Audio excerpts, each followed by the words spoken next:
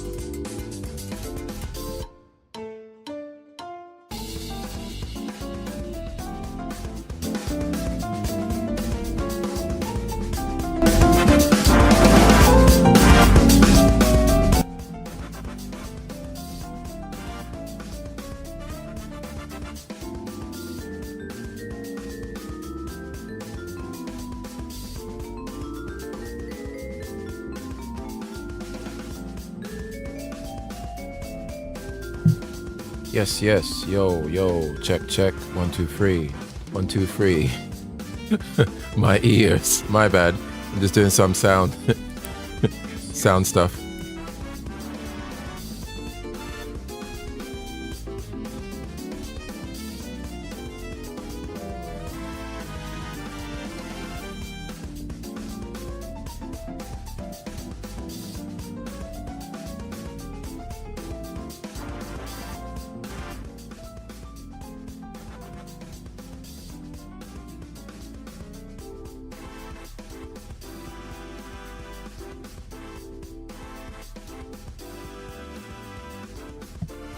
How's it going though? How's it going? How you be? How you be? What's on the agenda? What's on today's agenda?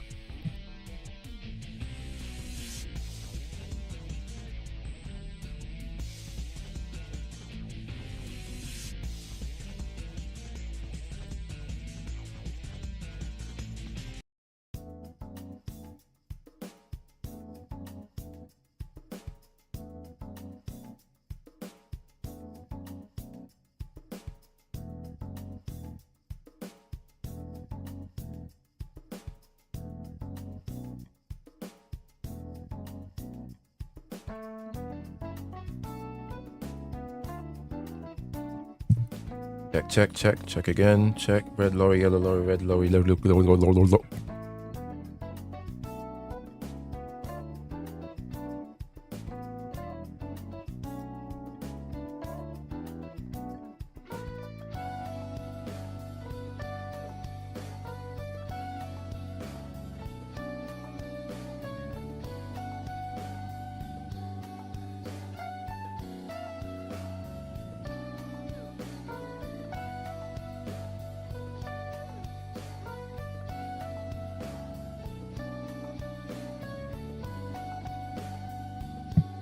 Have you been listening to the music from these new tag fighters? We might have some classics on our hands. I'm assuming you're talking about Invincible, because ain't no way you're talking about Tokon. But I'm guessing you're including Tokon in that. Man, with Red Lorry, I had to summon the power of the lorries. The lorry, the tribe of lorries were inducted into my summoning ritual. All 3 of them. What's the other one? To SKO. I haven't heard any of Invincible.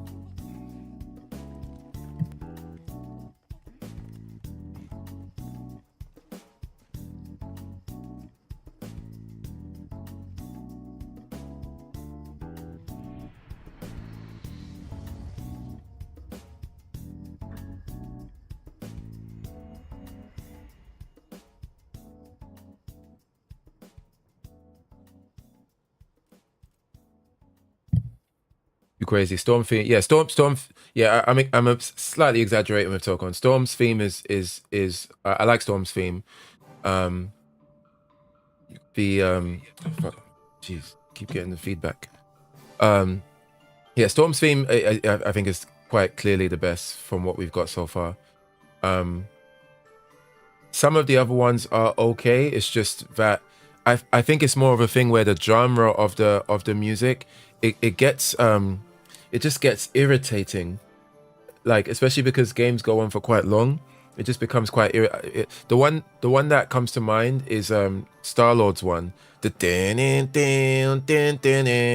that is just so I'd rather music be not really memorable, or like I'd rather it sound kind of boring or just nothing like to mention, rather than it sounding irritating.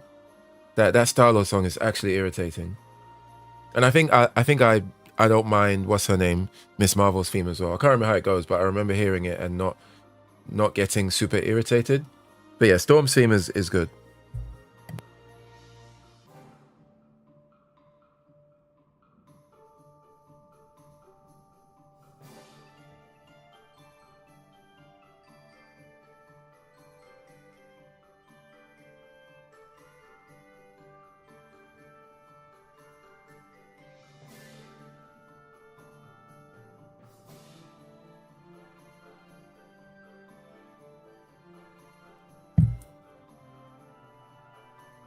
All right, last sound check. Check 1 2 3. Red lorry, yellow lorry. The lorries are being summoned. The lorries are being invoked.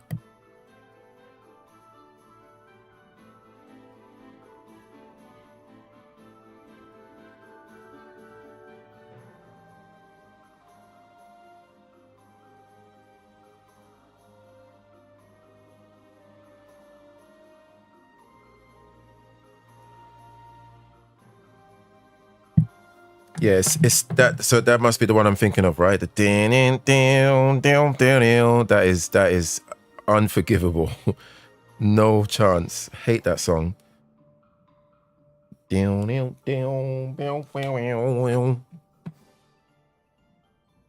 yeah. 2xKO character selector is not bad. Yeah, I can't. Well, I haven't played enough of it or watched enough of it. Actually, I've watched enough of it, but usually I can't really hear the music when I'm watching people play. But when I was playing, I couldn't really recall much of the music, or it didn't stick with me. But yeah, I haven't heard any of Invincible. Maybe I'll check out some a bit later. What are you saying though? Did you have when does Mike have his show? Is it twice a week or once a week?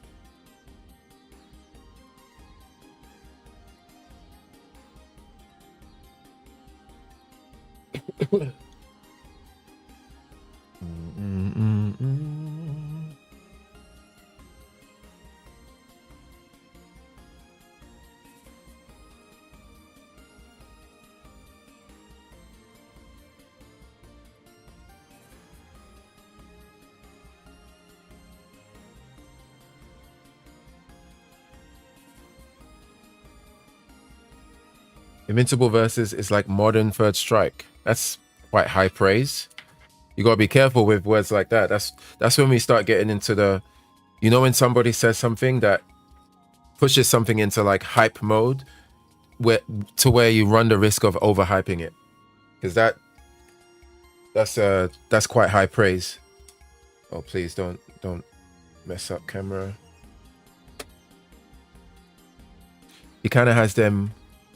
He kind of has them whenever the. Oh, so it's not like a consistent schedule. I could have sworn it was weekly. It felt like you guys were doing so many that it was happening every week.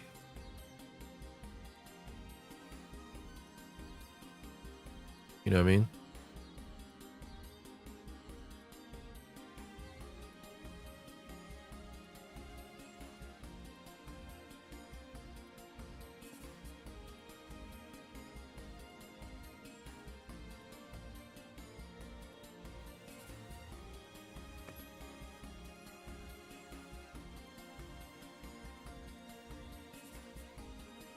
Oh my god, my mouse.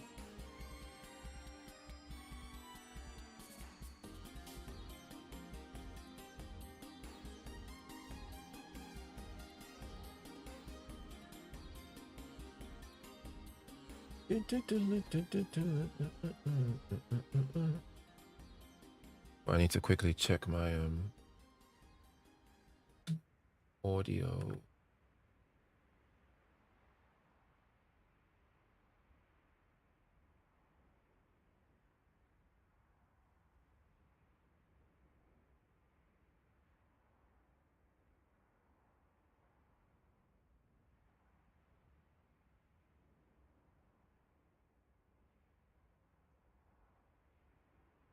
Is that so low?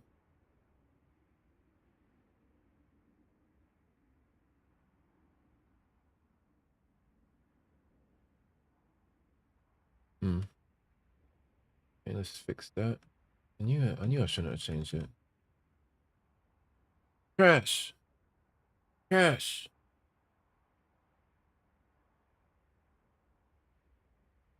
What was it at before? Minus, yeah, minus 18. And this one.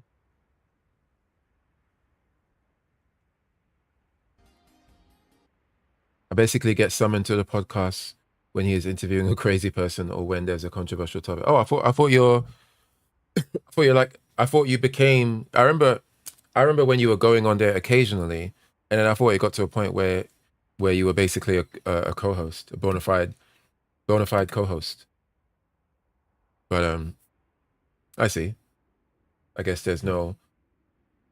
I thought they wanted to get Arturo one. Wait, did that time when Arturo? Yeah, did that happen? I thought that was being discussed.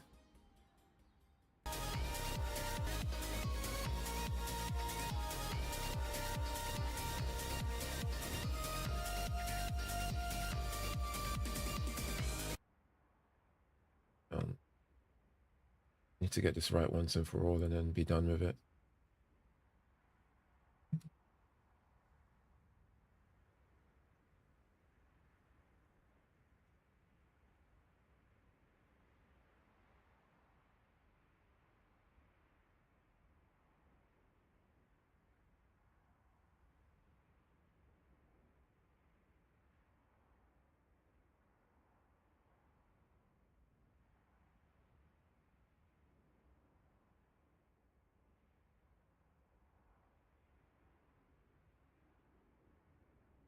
Believe that is where I should keep it.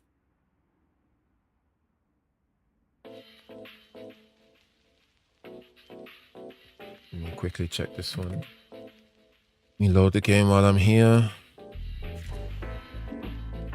Mic check 1 2 3. Red Lorry, dude. I totally messed up the game awards time zone.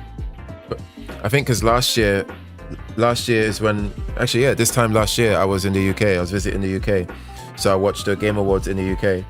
So I guess I forgot that I was there. So when the idea of Game Awards came up, I'm just like, oh yeah, like when I watched it last year, it was at a reasonable time, so let's do it again. And then when I checked the time zone, I'm like, oh shit, yeah, this is not this is not good.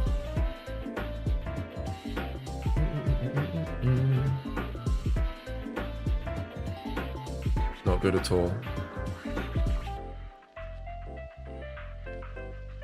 I'm in thumbnails a lot now. I get called up by the chat to get on the show. That's dope. But I normally Tekken and Mortal Kombat subjects only, or allow. Or you only talk about those topics. Arturo didn't turn up in the end. Why did he? Do you know why? Was it just like the organization got messed up, or he backed out? Dum dum dum dum dum dum dum dum.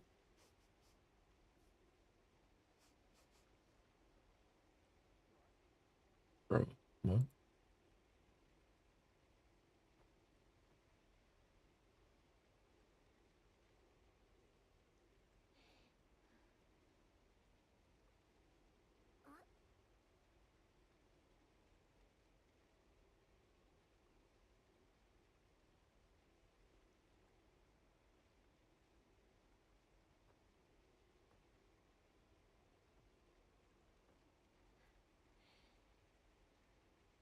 Okay, I think the sound level's fine now. He said Mike was trying to ambush him. Like Arturo thought that Mike was gonna bring on somebody that wasn't meant to be part of the show. Sounds quite paranoid. Well, now that he's turning over a new leaf, or has claimed that he's turning over a new leaf, maybe they can loop back around and make it happen now. And maybe he can talk about, maybe more in detail about what was on his mind and why he was crashing out the way he was.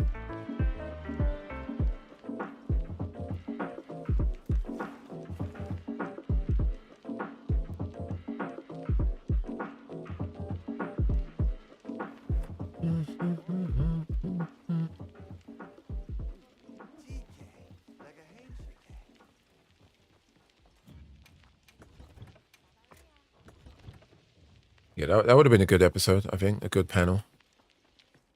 Bro, I've watched so much Arturo and just the whole Team Spooky like entity. They're some of the first streams I ever watched, like not even just fighting game related, but just streams in general. I remember one of my earliest stream memories, and I remember when I saw this, I felt so connected to them. I think it was a Team Spooky stream, but Arturo was on it. Like, I think they were in Spooky's house. I don't remember what fighting game they were playing, but it was a super long stream. I believe like maybe over 10 hours. And I just remember a part of that stream where they weren't even like really playing the game. They would just mash up. Like Arturo would just mash up on the sofa, like from playing games too much. Spooky was like playing the game on camera, but he's like falling in and out of sleep. And it made me feel so, it was so relatable because of like I've done, like we've all done that, right? We've all had crazy sleepless nights of just like playing video games for ungodly hours, for hours that like we should be in bed, right? This is actually unhealthy. And just seeing like, being reminded or seeing that there's other people in this world that are just as degenerate as I am when it comes to like games. Yeah, I was just like, yeah, this is like, this streaming shit is cool because you can have a window into the rest of the world and realize that you're not alone. Like there's people that not only play the games that you play, but go in on them in the same way that you go in on them, and even have the same like kind of mannerisms and nerdy quirks or whatever. Like I just have a very vivid memory of just Arturo just mash up on the sofa, just mash up from playing just way too many fighting games for way too long. And I was like, yeah, I'm gonna watch these guys like a lot. You know, this is like before NLBC. This is like before Guard Crush or Big Two, like all of that stuff. Yeah, that was crazy. I think the bridge is ash and dust right now. Oh, unluck. Unfortunate. What am I wearing? Let's change my gear.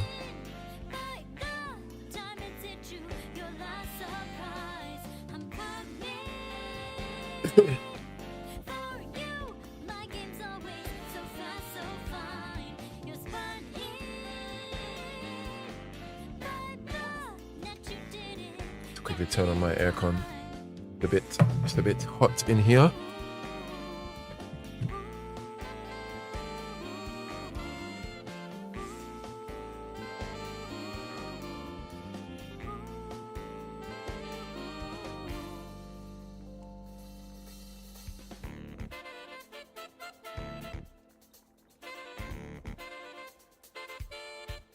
FGC was simple back in them days, yeah. Completely different time, like different universe almost. Yeah, I miss them times. Sometimes I think back and I'm like, yeah, I've been just FGC stuff, fighting game streams, like even different personalities that have came and gone. Like, I don't know, do you remember that guy Aqua Silk? I don't know if you watched Street Fighter 4 back then. I remember Aqua Silk, and he used to just play Zangief, and he always used to pick Ultra 2. And he had this thing like he would stream and he'll title the stream "Protecting Rushing Skies." You know what I mean? Because like that, I think like Zangief would say "Skies Protected" in his. If he set Zangief's voice to English at the end of his Ultra 2, he would say "Skies Protected" or something. And the whole stream was just Aqua Silk playing Geef and trying to land Ultra 2.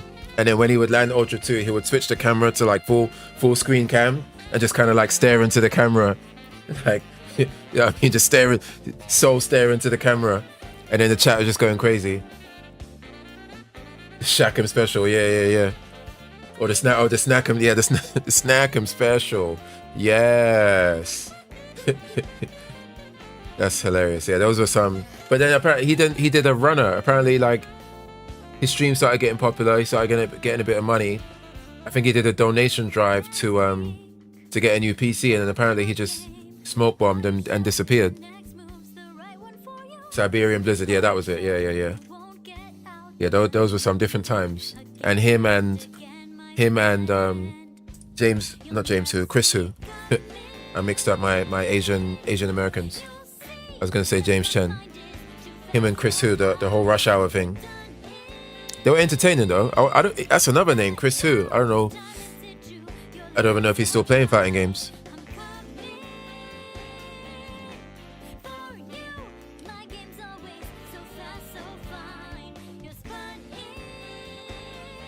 But yeah, man, those were some times. Those were some times.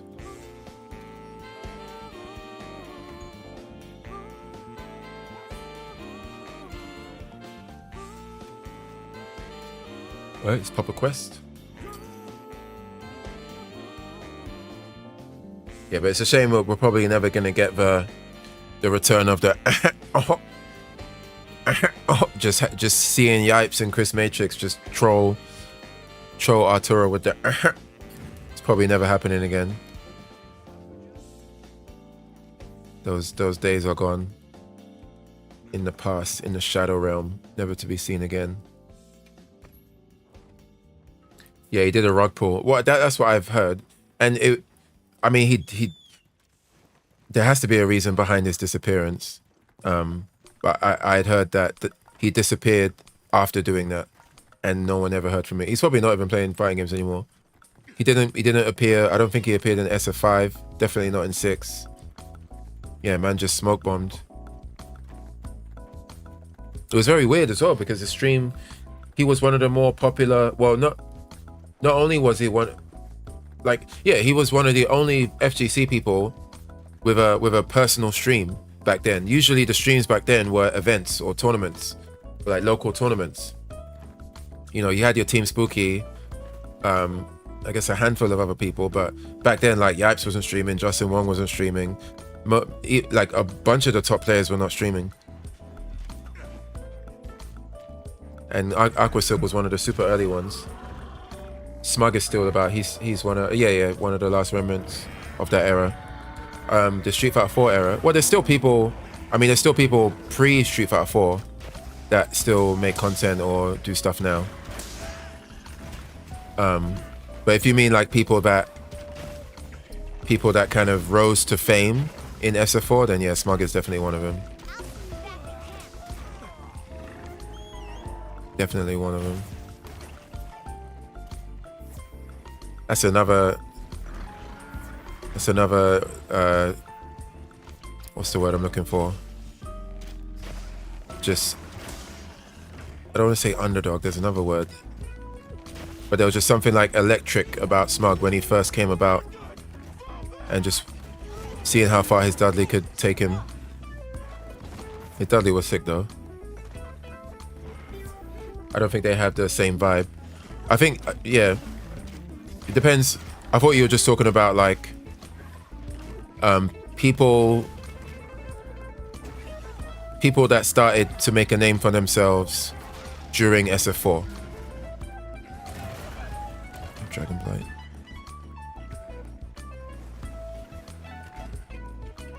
Smug just a memo with skill.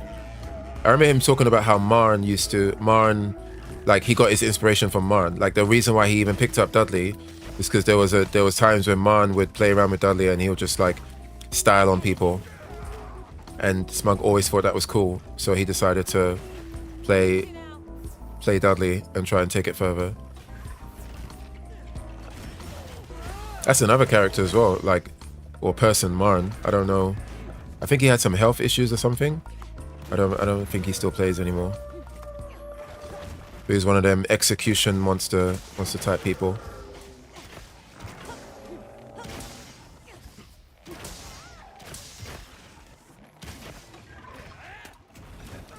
Bro. playing like trash today.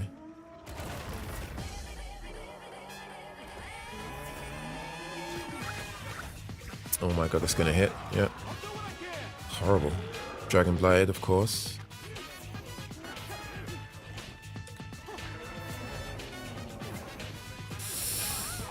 What? Bro.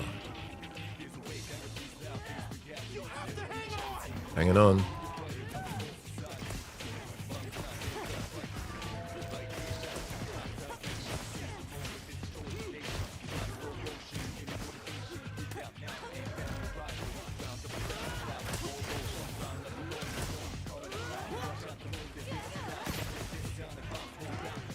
He has come back. He plays Fatal Fury now, but his health is pretty bad. Do you know what is his actual health issue?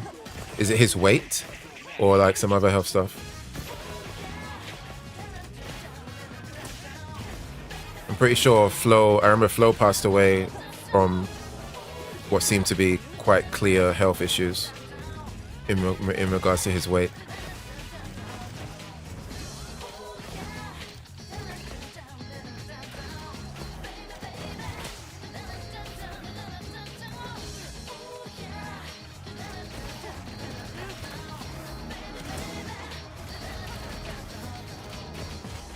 Should have focus struck there.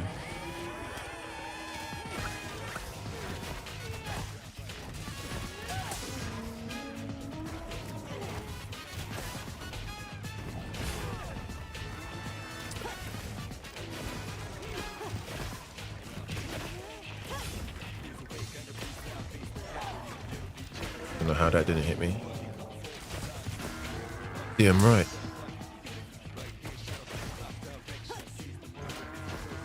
I ain't got no time to flash. Got him.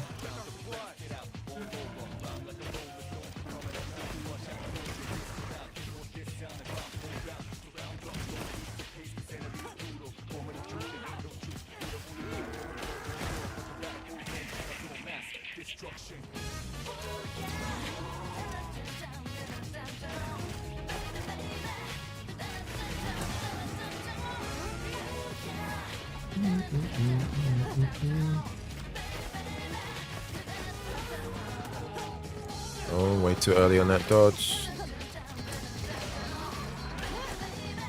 Boom, boom, boom, boom, boom, boom. Oh, tail whip.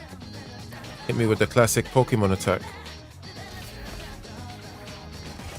Oh, it's gonna hit. I'll get hit by that one or I am dead. Absolutely destroyed. Okay, fly away. Yep. I know you, Arkveld. I know how you move. What? What do you... Move. Kick me in my neck.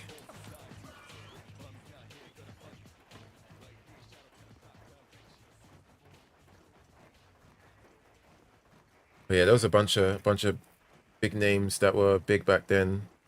And perhaps most of them are still playing. I remember that Jago guy. I don't think Jago plays anymore.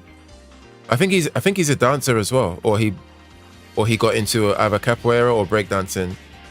And you know, like we know, with breakdancing, that's a whole lifestyle, man. It's very hard to want to be a serious b-boy, and while also having other hobbies, like because b-boying, breaking is such a lifestyle unto itself, you know. You really got to kind of live, breathe, sleep, eat, do all the other stuff if you really want to, you know, go far in the breakdancing world. That's another reason why a lot of b-boys or b-girls that are like really good, typically that's just their main style. Like you don't often see b-boys that are sick at hip-hop as well, or popping, or like locking or whacking or something like that. It's not very common. I think for good reason or understandable reason.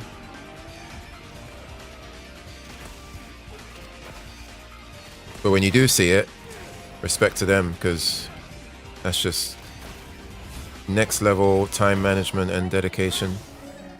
Shit.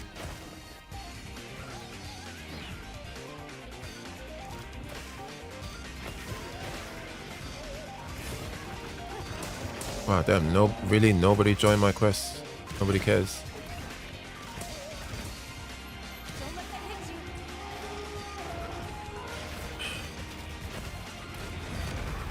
Oh, this is not the... Oh, it is.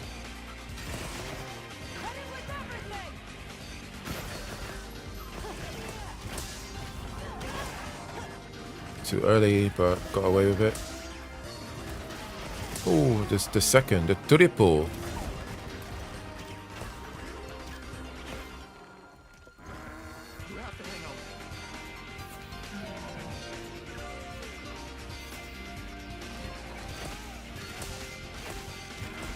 Am I wearing the right weapon? Oh, I am. Okay. Keep seeing the lightning sparks, and I'm like, wait, there is this.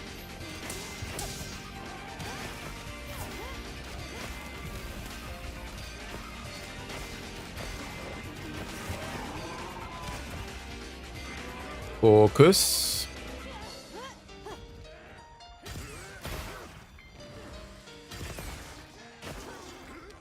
Dum dum dum dum dum.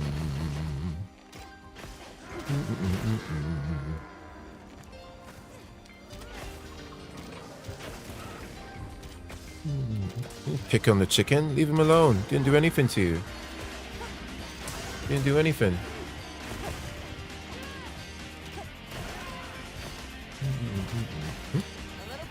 Where's my... Oh, okay. I think it's something else on top of that. At Combo Breaker, I spoke to him a bit and he was on crutches from an operation. Are you talking about Flo? I guess you're talking about Flo, right?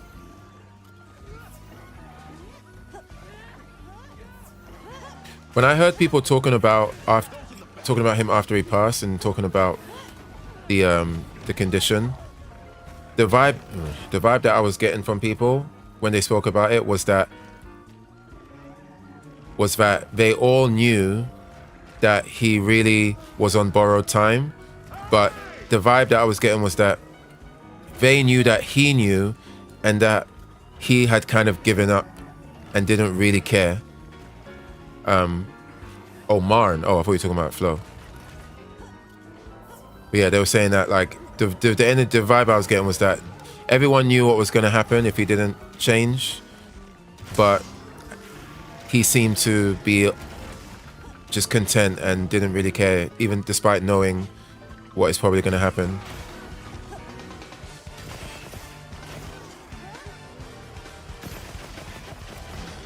But yeah, I didn't know that Marn had was on crutches and stuff.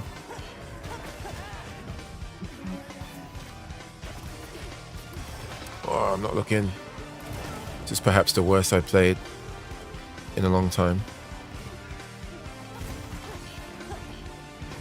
OMG. Using all my consumables.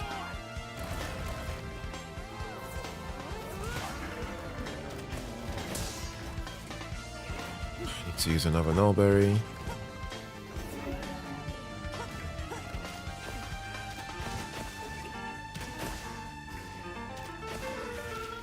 Okay, don't stand there.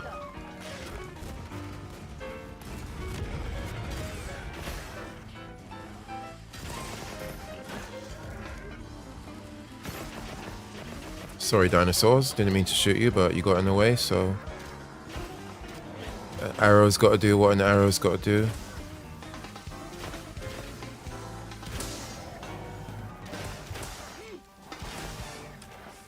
Move. Boom, boom, boom, boom, boom, boom. Boom, boom.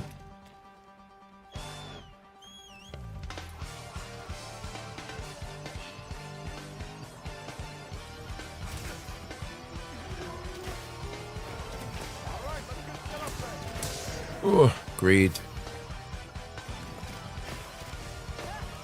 I need to be a lot more conservative with how desperate I get for certain shots. It's not out of range. Ooh, deserved. Deserved.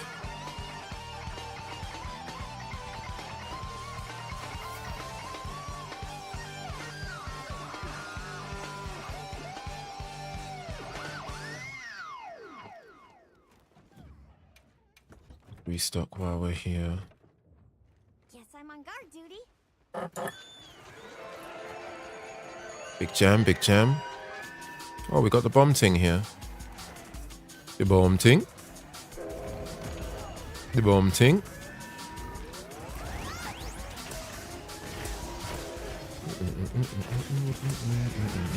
Okay, dodge through that. Oh, gonna get hit again. I'm so terrible at dodging that thing. Shake it off. Are you okay? Okay, let's giddy up. Giddy up.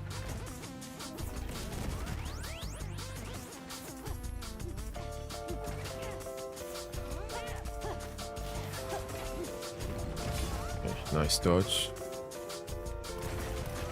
Force him out of range. Missed the opportunity as well. Okay. I might need to make room for evade extender. Or evade window, I mean. At least 1 point.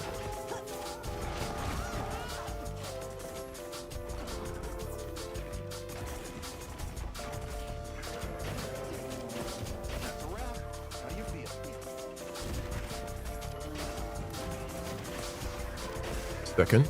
Nope, don't get hit by those. Power shots. Tracer right in your face. Or close to your face. Oh, that's your face, basically. Basically.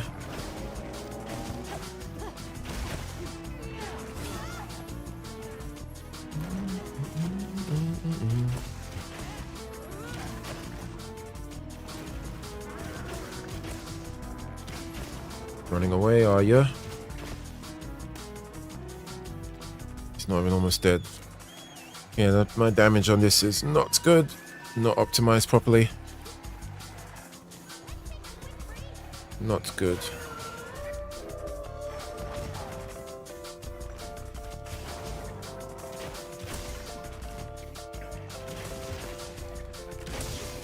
Headbutt.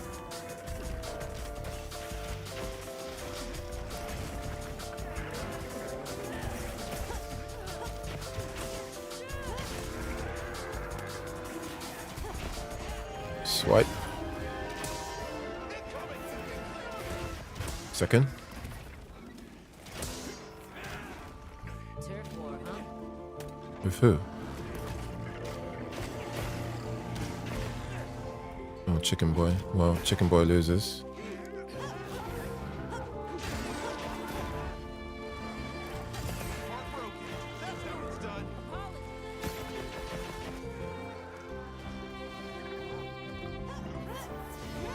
Can I not catch you now?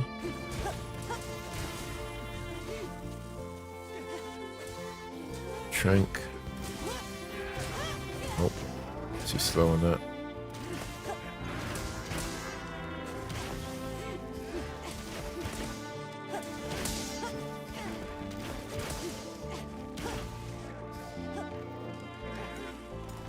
Get this balloon pop.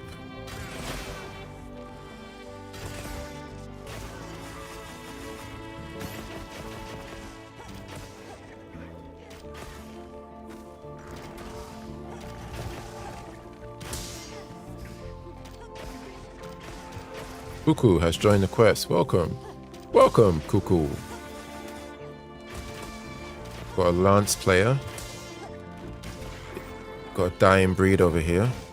Don't see a lot of you guys.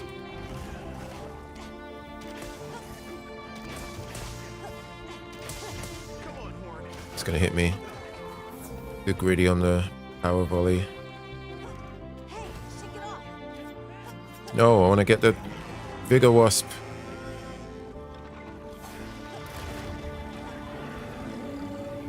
Jeez.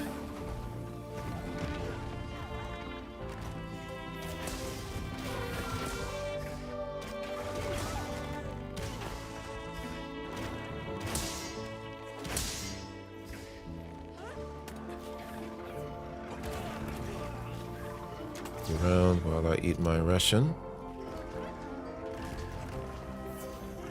Can we eat the ration, please?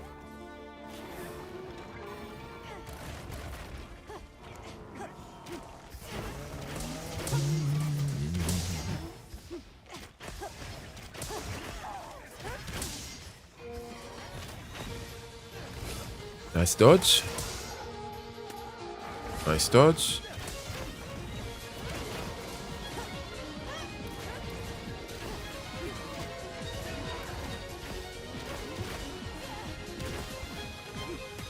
Opening and opening. Oh, do not want to stand there. Chance. Oh, someone else got it. Good job, Cuckoo.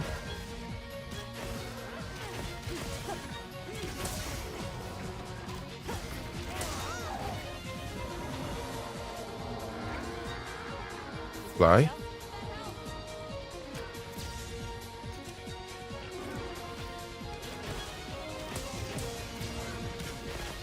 Yeah, too many flashes. Doesn't care about him anymore.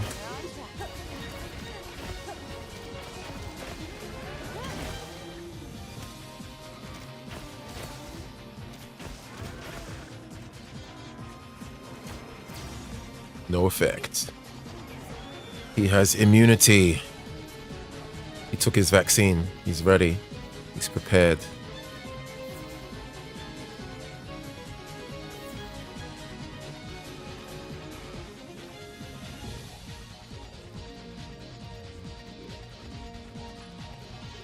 Whoa, hello.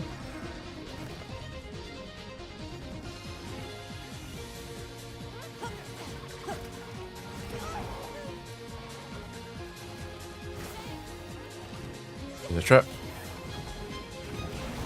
Nice. Oh, wow.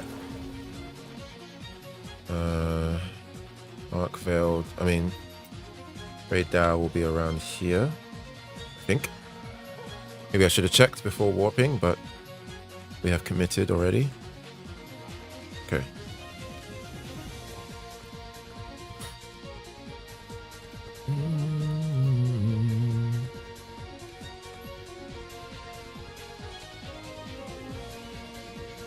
Oh, he changed to the longsword. Change his weapon.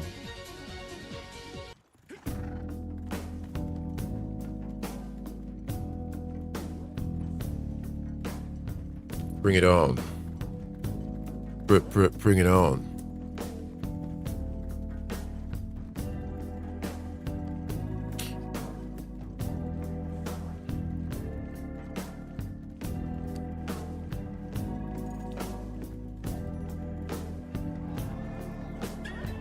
Nice backstab.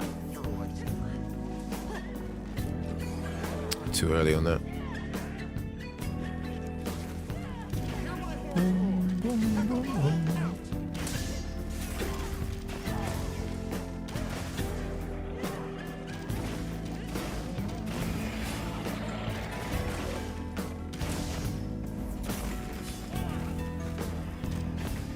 Did not mean to aim for the tail, but we'll take it.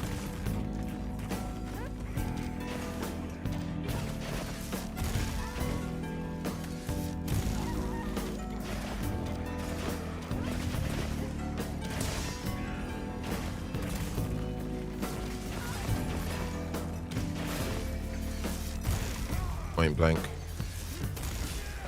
Not good. Nice. Focus strike.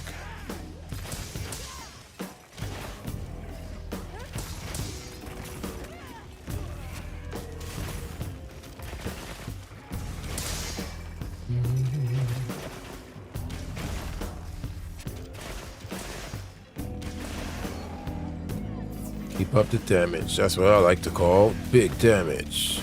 Except it's not that big. It's actually... It's like I'm just tickling him. Oh. Oh, is he under the thingy thing? I believe he is. Hey.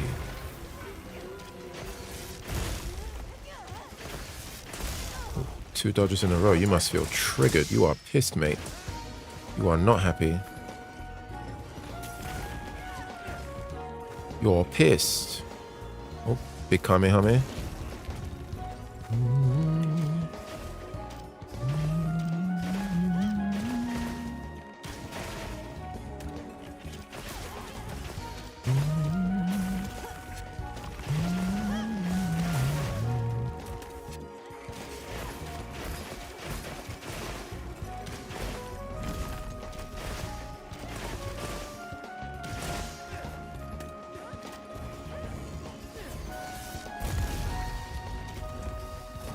always keep forgetting to take advantage of that. Nice stun. Good job, Kai. That's why we bring you here. You had one job and you successfully completed that job. Good job. Do your job. Do your job. Fam, I can't find the Invincible OST. I'm so mad. Well, it's probably... it's only in alpha, right? So probably not enough people are even... Like, maybe just nobody's ripped it yet. Because it's only alpha, so there's not that many people with access. You're probably gonna... There must be a video somewhere. There's a proper Screwface old grime instrumental. There must be a video somewhere, maybe just a recording of somebody like gameplay with just them standing in the stage so you can hear the music. But it's probably not going to be a full proper rip because the game is only in alpha. And there's no PC. I'm guessing the alpha is not available on PC, right? So it'll be even harder to get.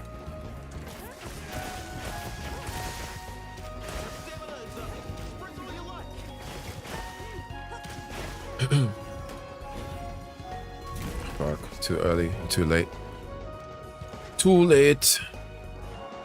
Too late. Damn, another stun. Oh, it's just a topple. You got one? Yeah, you can link it.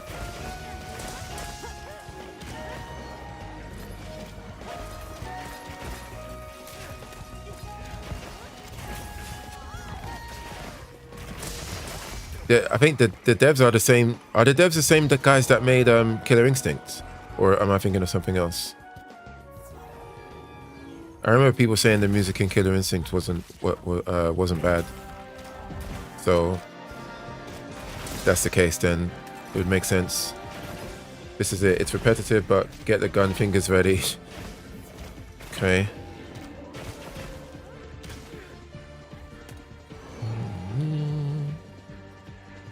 Oh, it's them? Okay. Fuck, don't have my weapon drawn.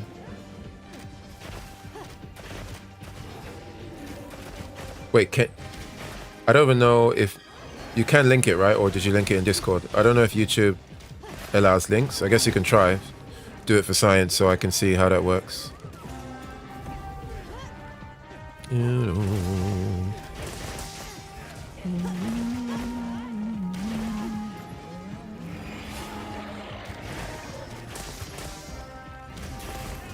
Fuck's sake. Hey, shake it off. I need to play this RPG again, man. Ooh, that's Point Blank. I haven't played it in so long.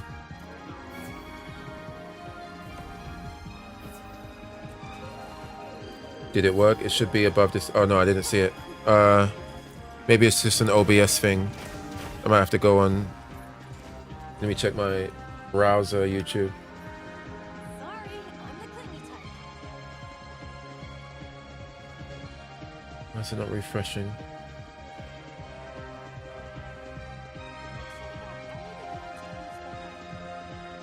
I don't see it, so you may have to send it on.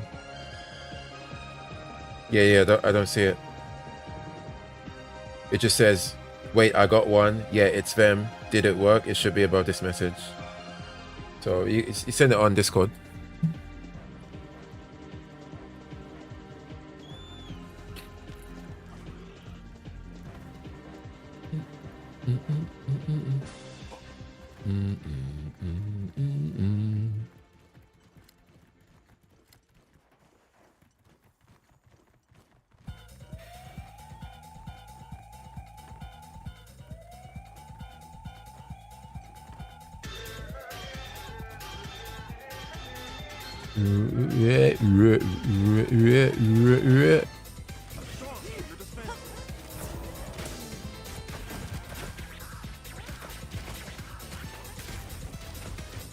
Let me know when you send it, because my Discord notifications might not go off. I think because I'm in streamer mode, I'm not sure.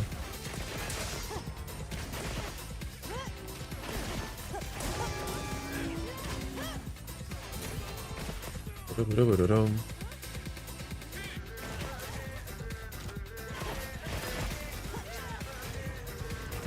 the sound this guy makes.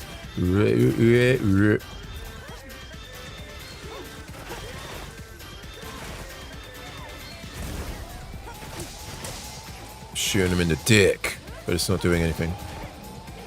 Got balls of steel.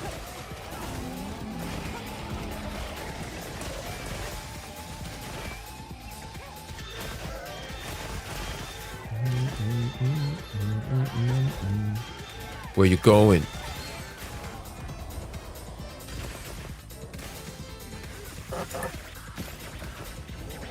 Bum, bum, bum, bum, ba-dum-dum. Right on the tip of the wing. Nice aim.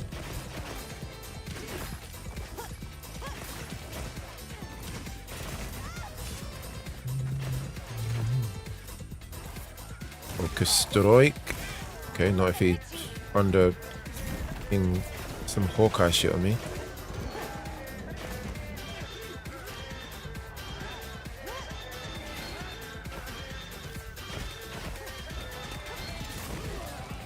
Oh, well, I was out of range. Whack, whack.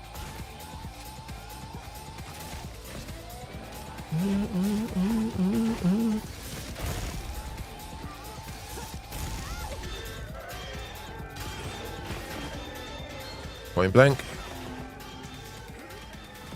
Dim, dim, dim, dim, dim, dim. Oh, someone's joining the quest now. These men are trying to snipe the quest. Trying to snipe the rewards at the end.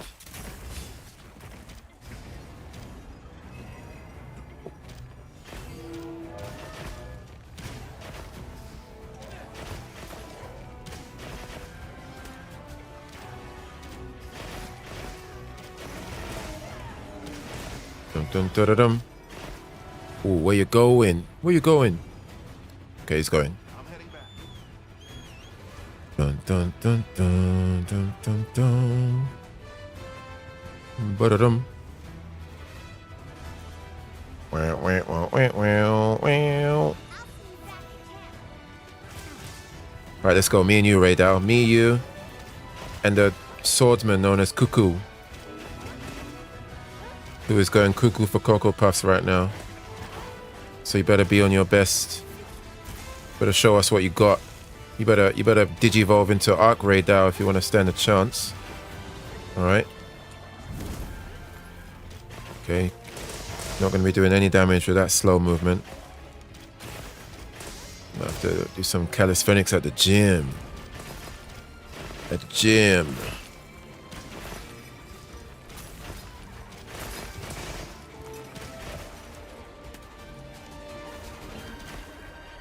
Nope. Oh, fuck. Shit, spoke too soon.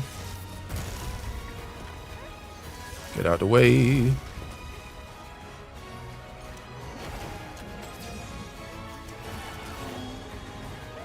Can we heal, please? Okay, thank you. Thank you.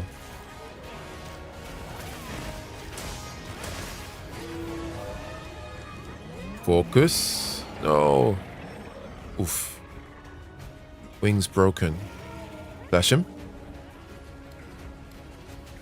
Wait for him to try and fly. Flash him. Hey. And let's dispose of him. Dispose of them. Dispose of them. Hey. Captured. Was that my Discord going off on my phone? On my watch? No, it wasn't.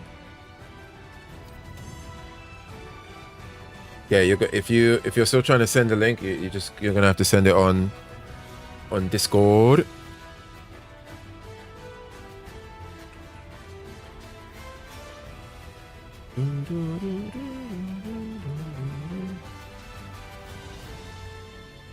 All right, fingers crossed. What we got? What we got there?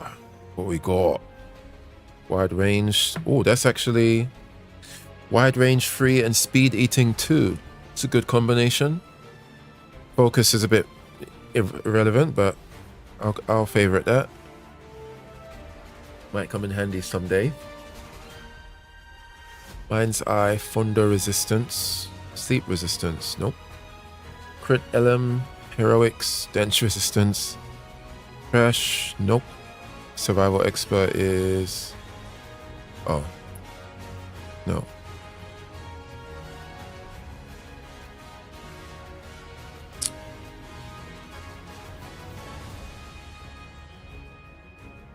Okay, not very good. You sent it already? Oh, you must have sent it to...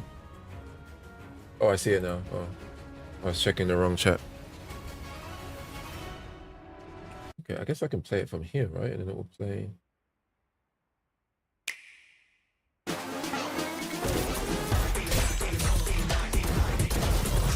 That's an ad.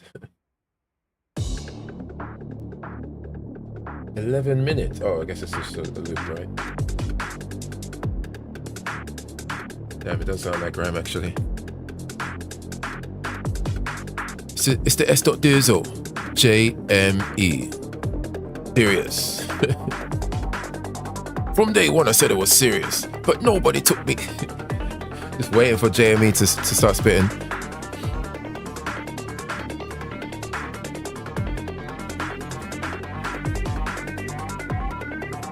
Yeah, it is good, actually.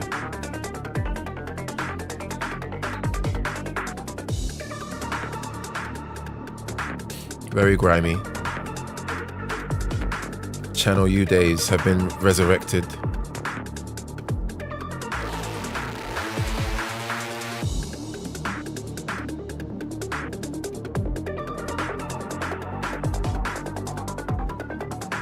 Yeah, it's pretty good. I actually wouldn't mind adding this to my playlist. I'll give it a download later.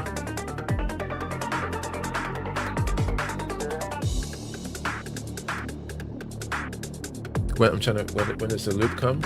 Is it looping now, or? I guess I can wait and listen.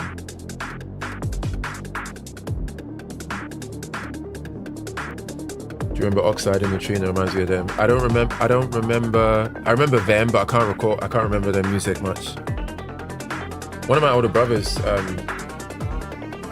either like used to produce with them or made some music with them. He used to make beats and stuff long time ago. This is like 90s, or maybe 2000s or something. But yeah, I remember the names. Okay, I think it's good now. Yeah, it's not bad. This is pretty decent. I mean, if the rest of the soundtrack is like on this tier, then yeah, I would consider that a win of a soundtrack. Yeah, but I don't know exactly what that entailed. But yeah, it's just a random trivia from many years ago.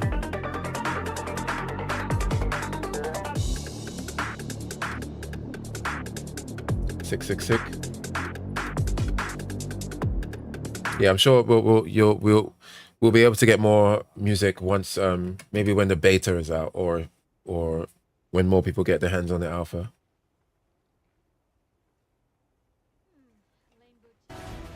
Pretty sick. The character select isn't gride, but it's good in my opinion. Yeah. I wouldn't expect. I mean, I think it's better if the whole game has a variety of genres. Not like the. Remember when we were listening to the Street Fighter 3? No, not 3. Street Fighter Alpha 3 soundtrack, comparing it to 2, and the Alpha 3 soundtrack just felt like the same genre throughout the entire, like the same producer throughout the entire thing, which works for some people, but for me it was way too samey. So I think it's better that if the rest of the soundtrack is has a bit more different flavors.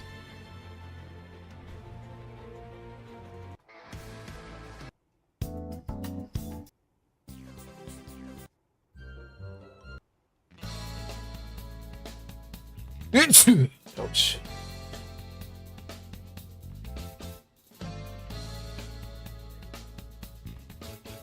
It was Timbaland, but in the back, yeah, Timbaland, just 15 tracks, all produced by Timbaland, and they all sound very samey. The same drum pattern and everything, just with slight variations. Oh, I can eat.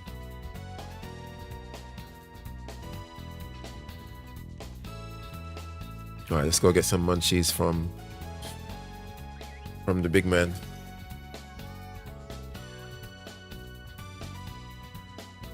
I saw more gameplay of the Avatar fighting game. I still think visually it needs to.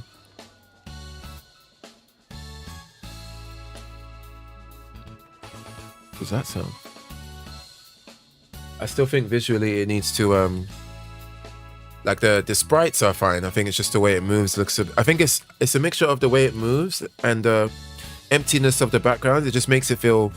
I mean, I'm about to say incomplete, but that it literally is incomplete, right? So I shouldn't be speaking too harshly on it. But mechanically, though, like I saw some of the stuff that Aang can do, and he was doing some. Basically, it looks like they're not holding back on like the game is called Avatar: The Fighting Game, and that subtitle, The Fighting Game, it's like they took that subtitle very seriously, and they were like, we're gonna allow the characters to do stuff that people do in fighting games. Like this isn't no Nickelodeon fighting game. This is actual crazy mix-ups and mechanics and shenanigans. You know, I was quite surprised by that. Oh yeah, it's over here. I'm super not interested in that game. Yeah, I think I'm interested in Avatar because it's one of my favorite shows, but yeah, upon seeing the game, I'm like, yeah, this is not. Like, I appreciate the hand-drawnness of it, but I can't help but feel that it looks a bit like a Flash game. So, I think if it just moved better, if it looked better in motion, I actually think it would be much more hype. But the way it moves is quite. It just feels like it's got a long way to go.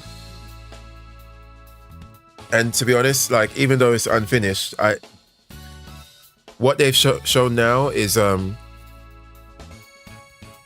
end product is not going to be that much different from this. I don't imagine.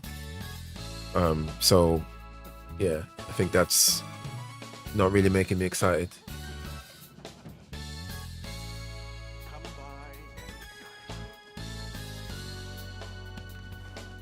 Wait, what skills did I even get from that?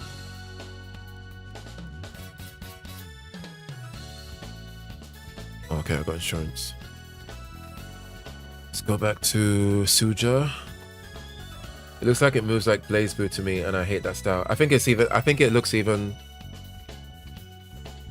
I know what you mean by the choppiness of BlazBlue, right? Like there's a. I don't think it's like BlazBlue. Like I get what you mean by the irritating motion of it, but I think the way it moves is irritating in a different way. That's like different from BlazBlue. I think BlazBlue looks better. Like it felt like they went very hardcore on trying to replicate this hand-drawn look, but that came at the expense of it moving in a way that is comfortable to the eyes, which is quite ironic because trying to make it look like the cartoon in that way, you're going to be thinking a lot about motion and movement, but somehow, despite that needing to have been the focus, they missed out on the actual movement and motion, on how it looks when characters move around. You know, the sprites look fine. It's just once they move, it's a bit awkward.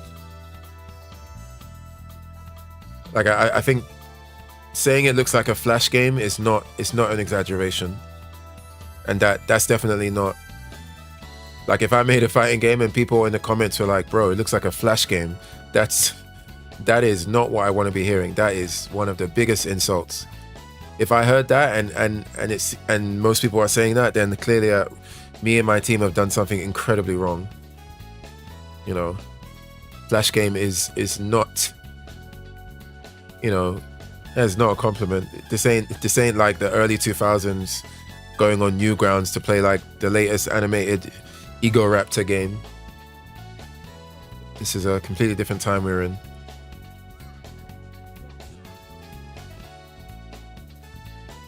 It's floaty, yeah, it's super floaty.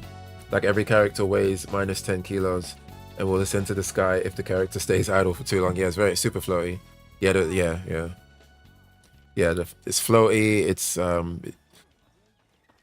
And yeah, it feeling floats, like feeling like the characters don't have weight is a big problem. You can get away with that for some characters like Aang because he's an airbender, but even then, there will be times where he needs to feel grounded because he's not like a permanent cloud. Like he's not just floating throughout the sky at every second, every minute. You know, he still does martial arts. He still uses the pole, the stick, to do like some actual kung fu stuff that's grounded. So yeah, I think they have to work on that a lot. But I imagine that what we're seeing is not that far off from the final vision.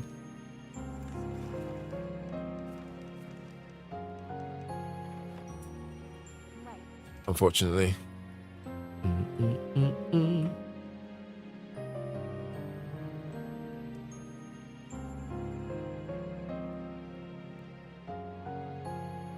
Yes.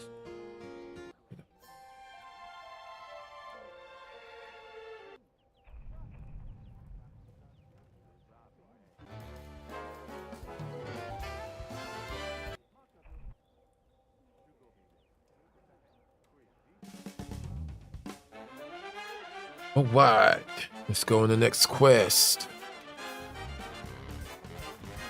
Change my gear.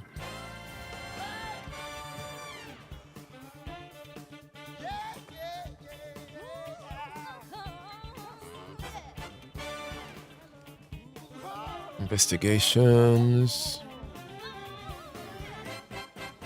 I've got a choice to make. It's easy as can be. I see a lot of faces, but only one for me. I want to impress you, baby, from across the screen. Put on my Sunday best, call me the war machine. It's your way I'm looking. Okay.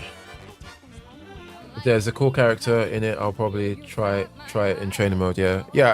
I imagine you'll definitely give it a spin. I don't know if there's any characters looks wise that you will be that interested in, but I think mechanically, given what they've shown that Aang can do, I think it's quite clear that other characters are going to be very interesting mechanically. So probably somebody will interest you in terms of what they can do.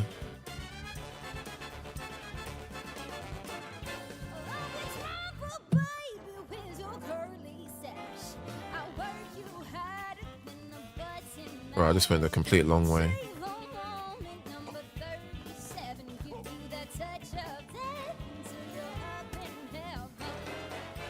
Doo-ba-doo-ba-doo-doo.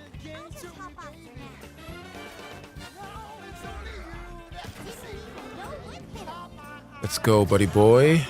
I did not mean to do that, but we'll take it. Take you for a while, eh?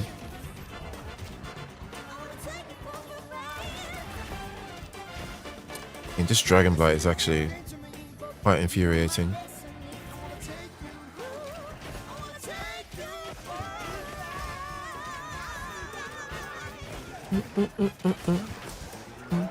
Oh, the same guy joined me. Glad you could drop in.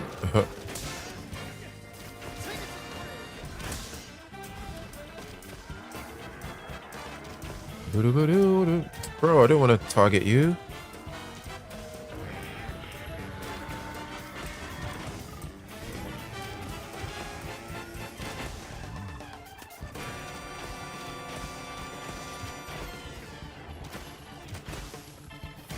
What you got? Fuck.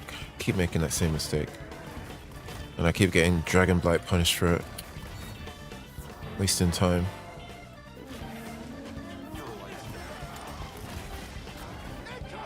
Ooh.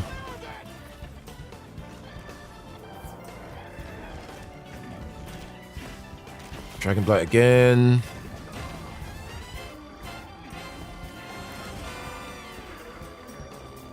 Jeez. Am I grounded? What is this? I don't even know what animation that was.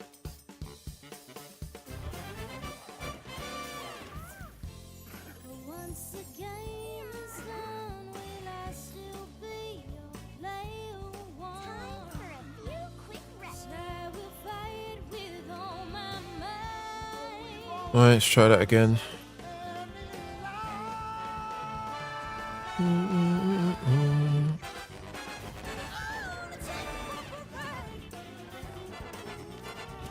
Alright, let's go, buddy. Revenge time.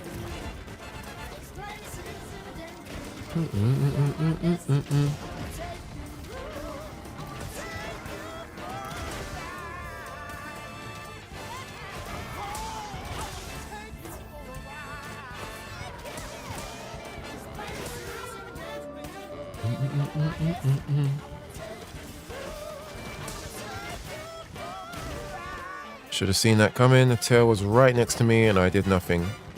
I stood there. Stood there like a snowman.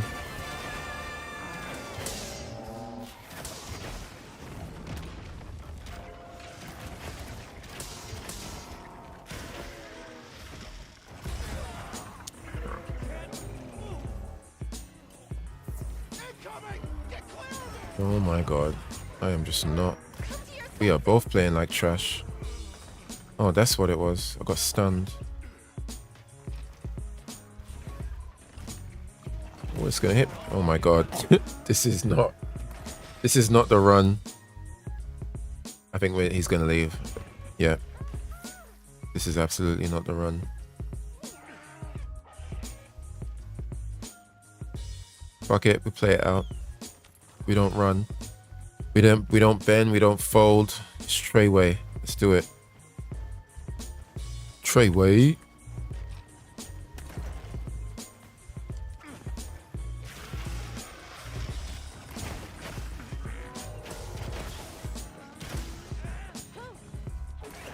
Bro. Tail whip.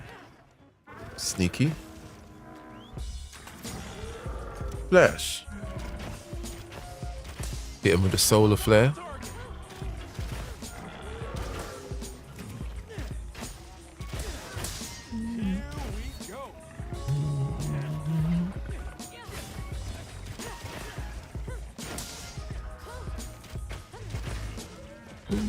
Boom, boom, boom.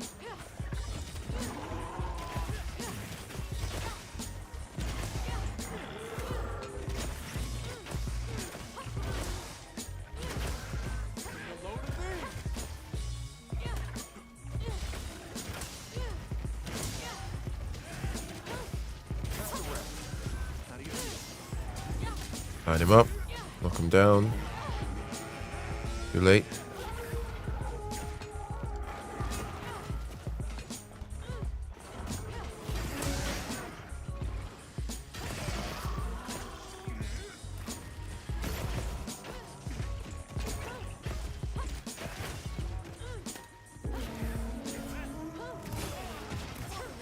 Double. Dragon Blight. Get rid of it. Flash him. Ignored. How rude.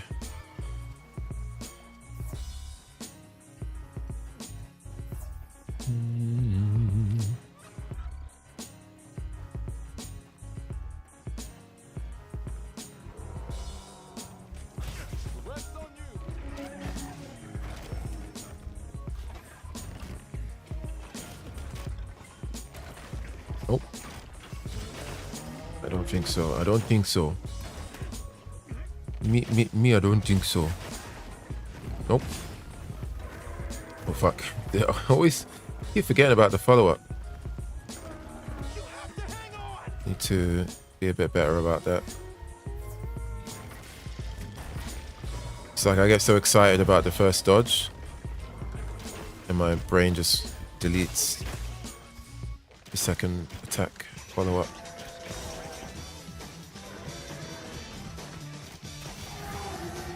We do not want to send there.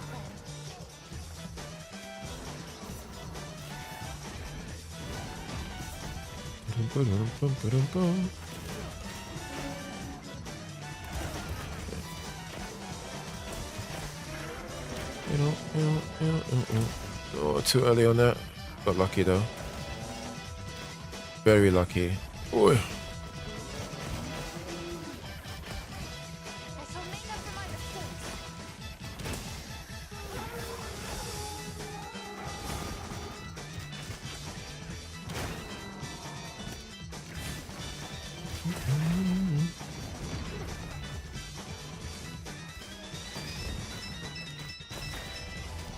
What?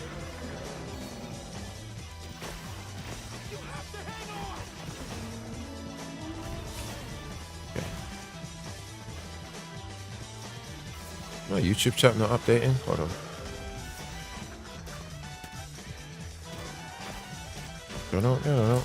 Well.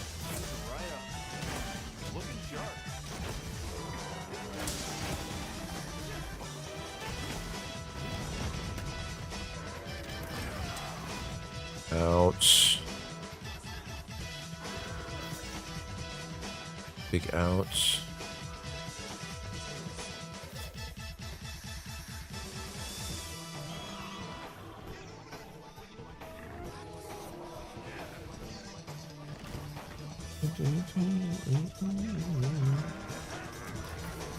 Okay, maybe it's just me.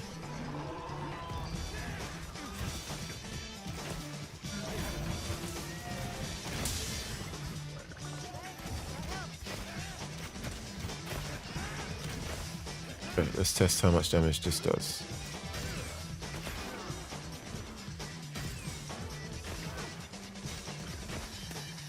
Weird.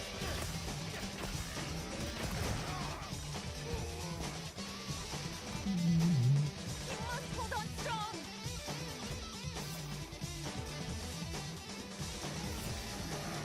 What? DC'd? Must have been the game because my stream is still up. Unlucky.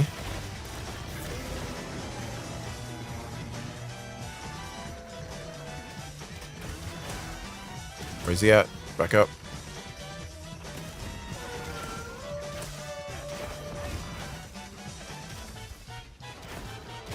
Bro, this Dune.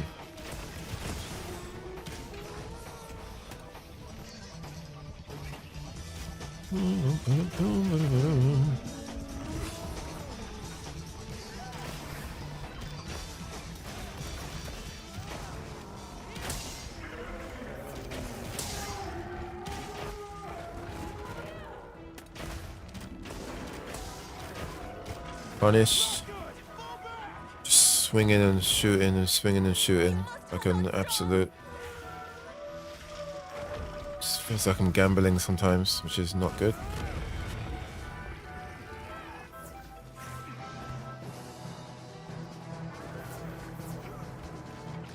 Alright, let's try that again.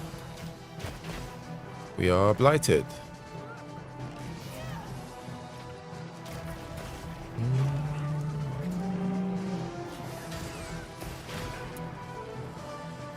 Way out of range.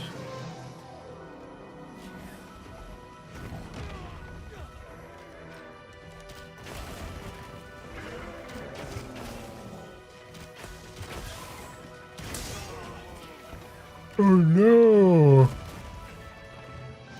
Hang on, Hunter.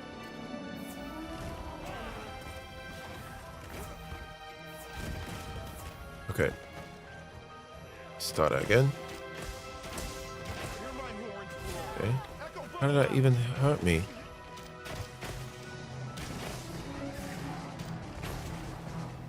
What is this connection stuff happening?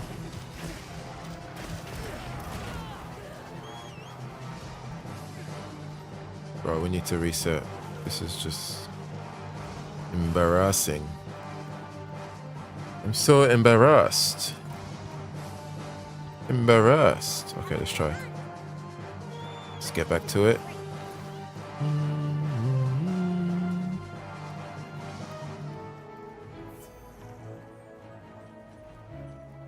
We must make haste. Follow the beast, the winged beast.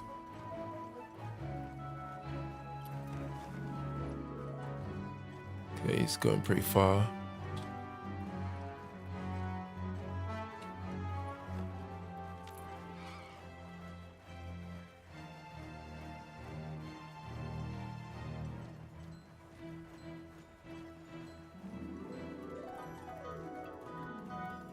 Alright, how convenient of you to just finish your flight path right above the vine trap. Yay. Doesn't feel very video gamey at all. Completely natural.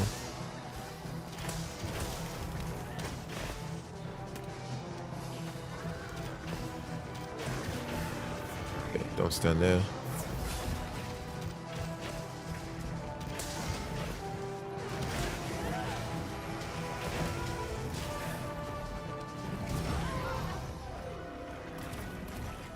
Must hold on strong. Discretion over valor. Okay.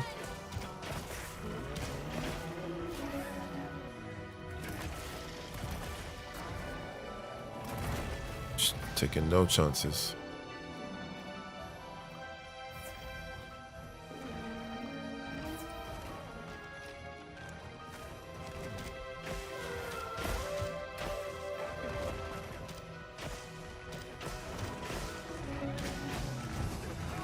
Come on.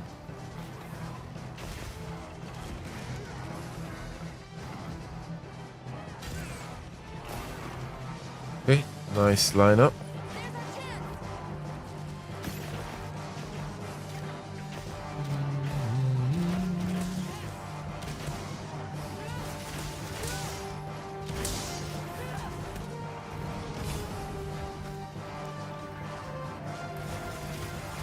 There's our chance. Hold on strong. Bro, I actually might consider gemming out Dragon Blight just for this fight. Potentially worth it. Why does my YouTube keep saying new chats, but there's... Oh, maybe because I didn't click inside. I keep disconnecting. Why are you even trying to connect again? I'm dead. I lied.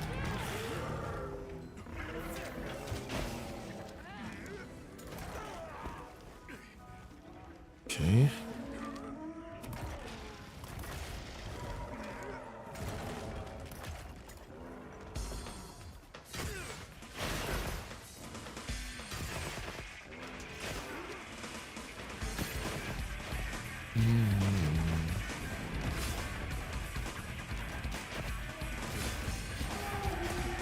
Nope. You don't want to have any parts of that. Get me out of here.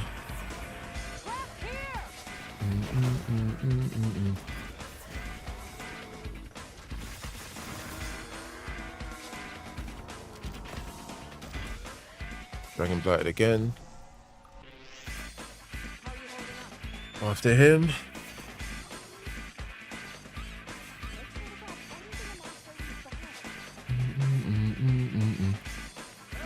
Mantle up.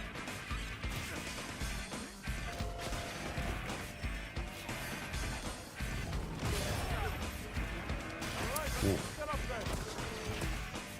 I like how he sometimes does the follow up.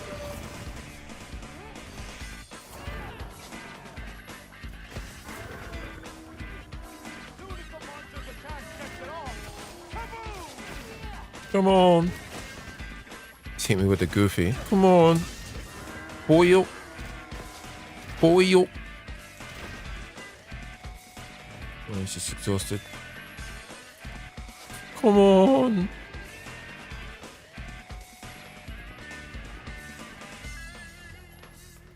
Off we go.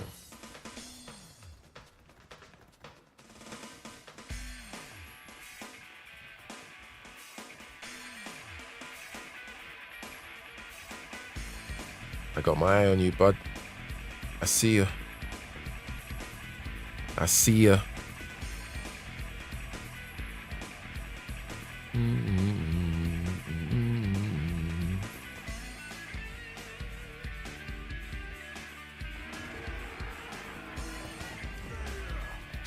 Boom.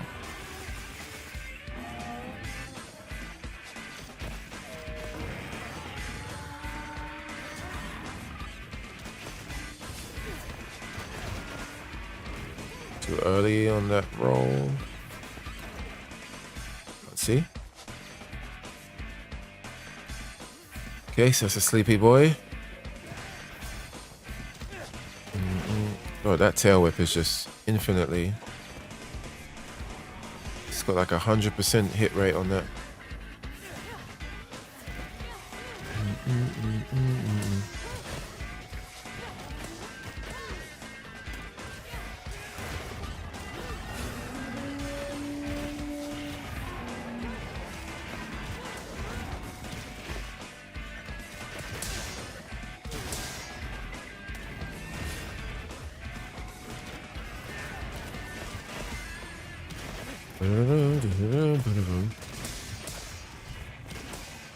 What you got, bud? Okay. You got loud volume, that's what you got. Terrible. Terrible. Les enfants terribles. That's what that was. Gonna have to flash him. Flash? Okay. Flash!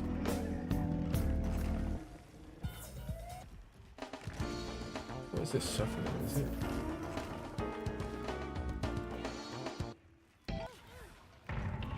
Opportunity strike. Big jam. Alright, let's go. Let's make it count. Of course we are Dragon Blighted. Like absolute morons. Oh. No. No.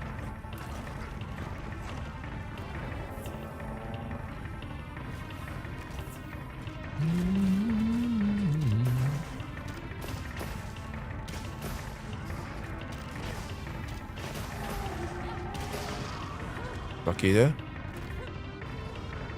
Make it count. Who's that under me? Oh, it's my sacred. That was weird. Too early, but forgiven.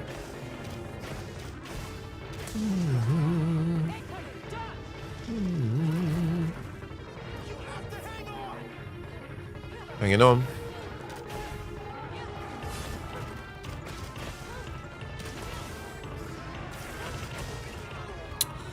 Bro.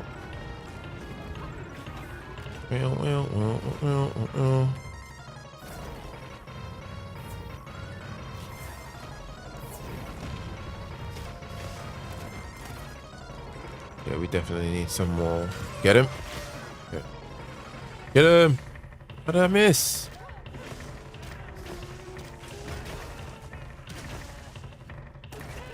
Bro, that tail is just 100%.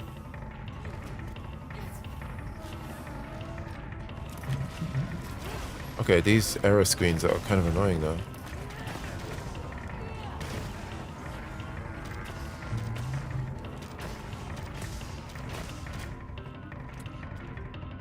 You know what? I have to restock. This is ridiculous.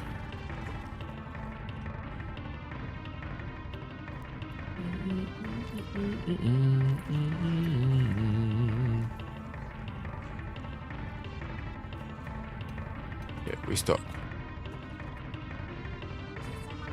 Breathe in, breathe out. Let's just try that again. Breathe in, breathe out. Alright, there he is. I have recovered my health, Arkveld, and I'm ready to do battle. I have come prepared. Bro,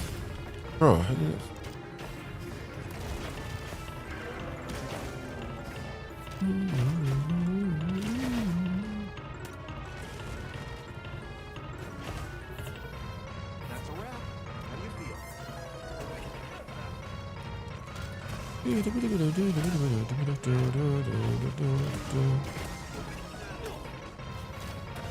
dodge.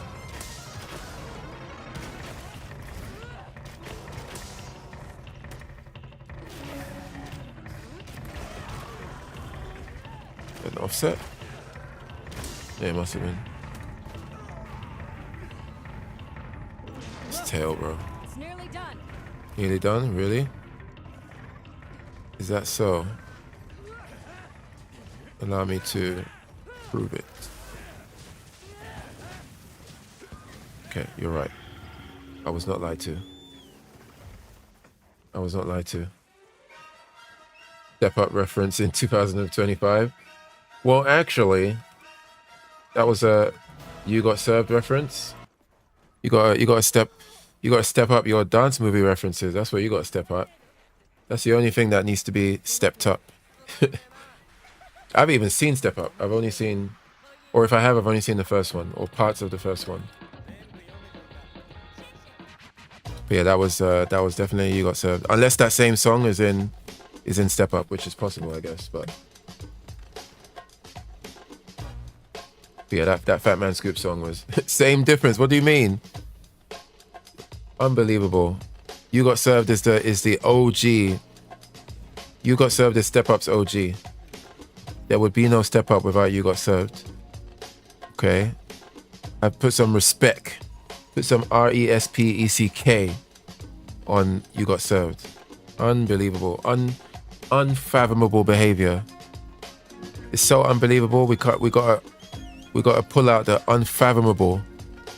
You know them words that don't even roll off the tongue properly. Unbelievable is like a clean word. It's clean. It's simple. It can be applied in many instances. There's no confusion about its application. It's just clean. It's you know what I mean? It's that gigs. Him with that. That's what unbelievable is. It's you know what I mean? Unfathomable. That requires a bit more finesse. You can't just pull out unfathomable. Half of the time you say unfathomable, it doesn't even like it's not even said right. Sometimes your mouth just doesn't function. It doesn't say the words correctly. That's how you know it's a serious thing. Unfathomable. See, I fucked it up. If you're talking the hardest. How did the beat on that go again? Fuck, what am I forgetting? Oh. Down, down, down. Down, down, down. Down, down. Bro, that was... Sometimes I wonder, like, if I knew Giggs personally, or if I was hanging out with him, or if I met him, I would ask him, do you know what is the status of half of the people who were in that video with you in Talking the Hardest? Like, how many of them are dead? How many of them are in jail? How many of them are got like a family and kids? How many of them are some CEO of some big company? And I think what would be funny is that he probably wouldn't even know the answer to that for like 60% of them. You know? Like in either way, it will be interesting if he knows and he says, oh yeah, this guy's dead, this guy's in jail, this guy's blah blah blah. That would be cool to know. And then it would also be cool or interesting to know that he doesn't know. Like this video ended up being the foundation of his success, and the people in it, he can't even speak to where they're at. I find that kind of fascinating. Like it's normal, but it's just interesting to me.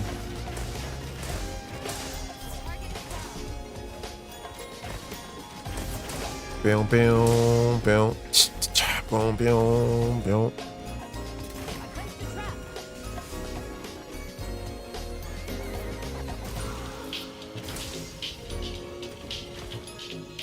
Get dodged.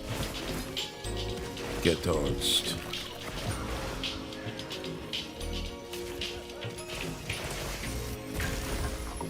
Bro, Capcom needed to hire some of these people that do these Street Fighter remixes or Street Fighter covers for no fee, doing it for free just for the love of the passion. You know what I mean? I don't know what they were playing at with Street Fighter 6's OST.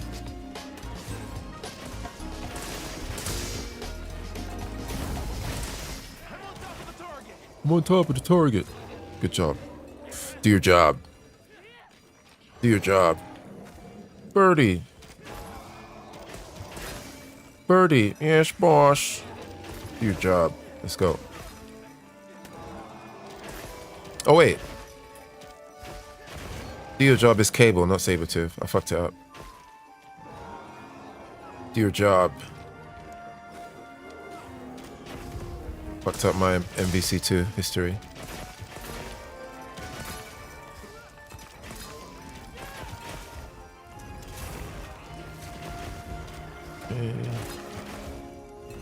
Oi. Okay, let's get some focus strikes. Omega strike. Get him.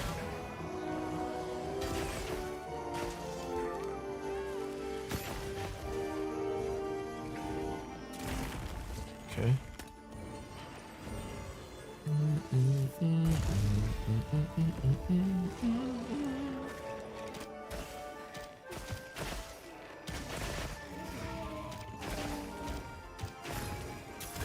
Ouch. That hurts. Got a trap here. Let's try it. What? I got no more potions? Okay.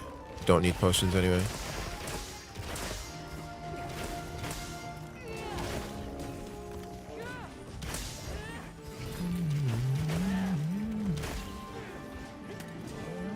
Roll through that.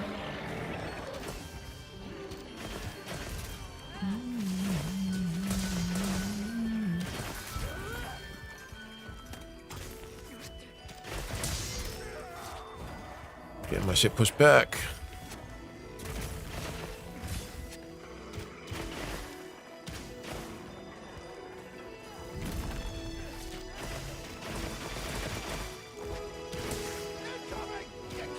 Do not want to get hit by that. Oh. Interrupted. You ain't going nowhere. Get back.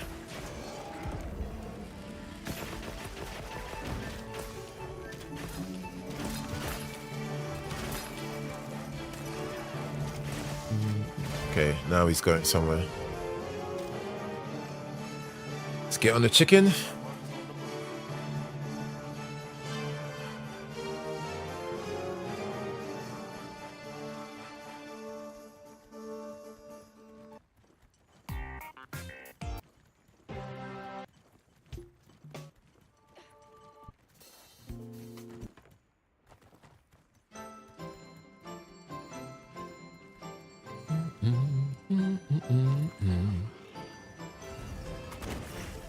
All right, let's go. Me and you and my AI and Padres.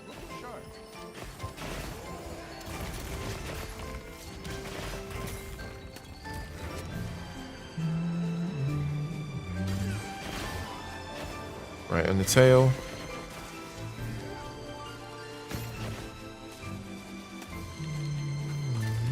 Oh, that was a nice 1 centimeter off, and that would have missed completely.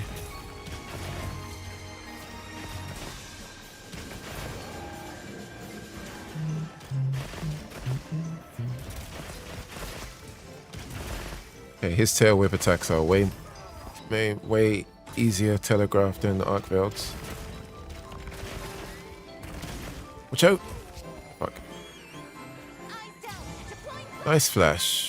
How tactical of you, using the game mechanics and stuff.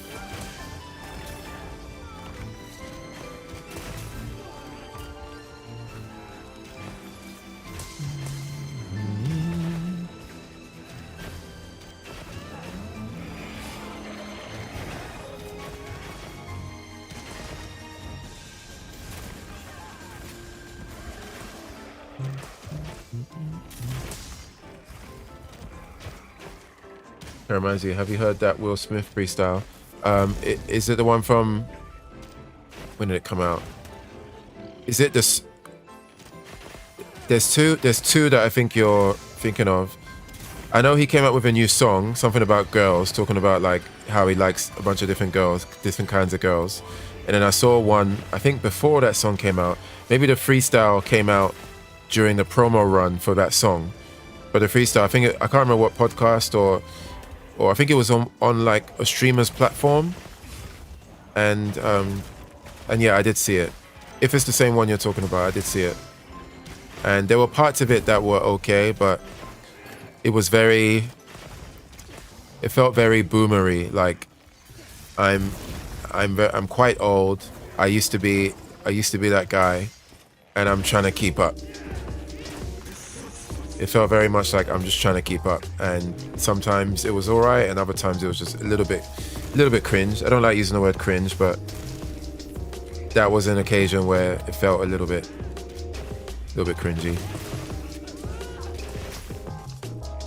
What did you think of it?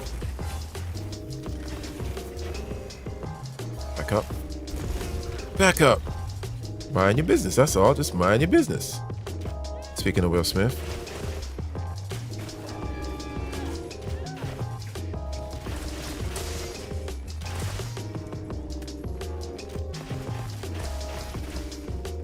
Yeah, the freestyle when he's at, yeah, I saw that one at the table.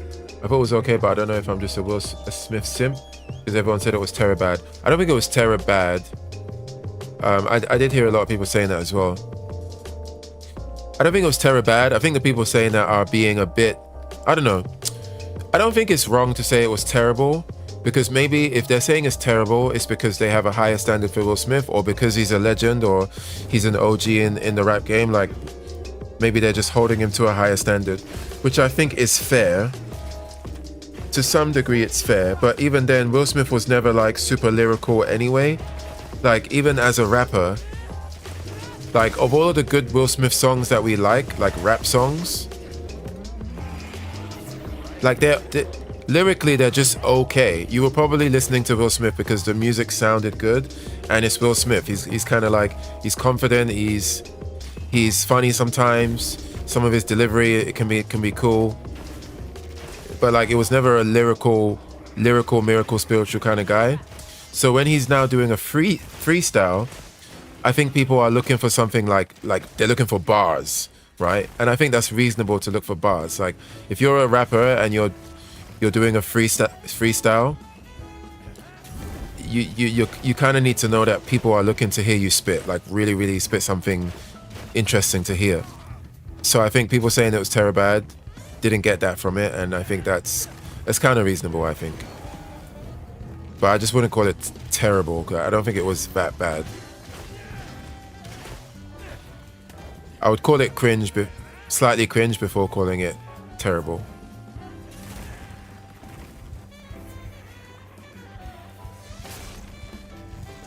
Do not stand. Oh my god. I thought I was out of range. What a waste of time. Quest failed. That was a 35-minute quest. I was fighting those monsters for literal 35 minutes with nothing to show for it. Welcome to Monster Hunter. This is the game. This is the game we play.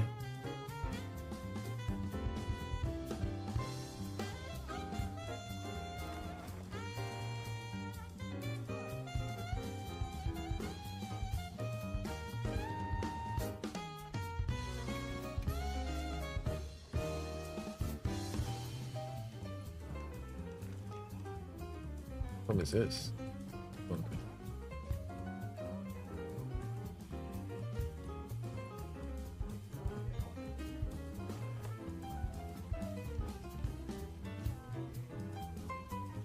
All right, let's restock. Let me do some rest spam, see if I can trigger a better quest.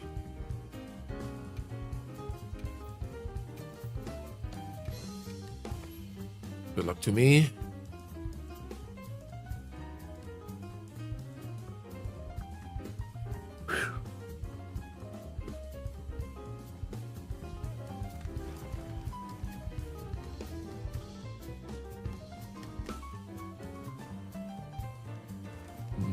Nope, nothing worth taking. Rest again. Nighttime. What's the sickest bar I've ever heard? I don't think that's possible. That's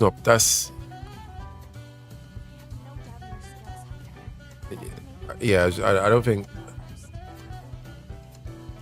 I would be surprised if anyone could answer that. Like, if any enjoyer of rap could answer that.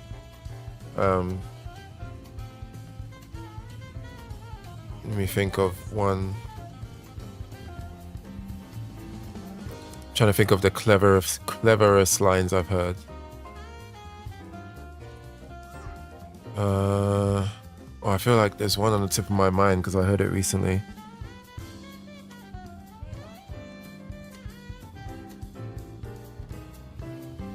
I can't think of bar. I definitely can't. Even with time to think, I would not be able to think of a bar. But I could think of like clever rhyme schemes. Like I'm sure you've heard. You know, Ludacris. She use a hoe, use a hoe, ho, use a hoe. That whole there's a whole rhyme scheme where, like, obviously the song he's talking about hoes, right? And there's a whole rhyme scheme where he's like, he's just using a bunch of like double entendres back to back.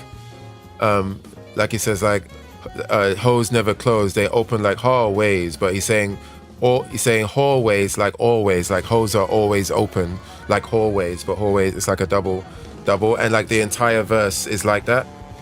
So it's not a bar, but it's like a very clever rhyme scheme that sticks in my mind. So if I could mention stuff like that, but even then I still need to think and recall like, you know, like songs that I can do that with. But I definitely can't pick a single bar. Like I don't think that's possible. It's just, yeah. Unless you can tell me yours, maybe that will spark something, but like whatever yours is, there's probably 10 others that you would put in the same tier or rate very highly. You know, that shit is hard.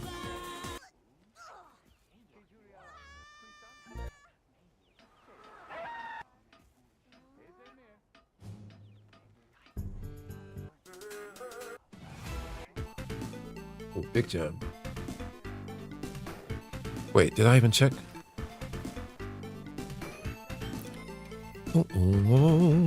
Trash. Good location, but not for those rewards. But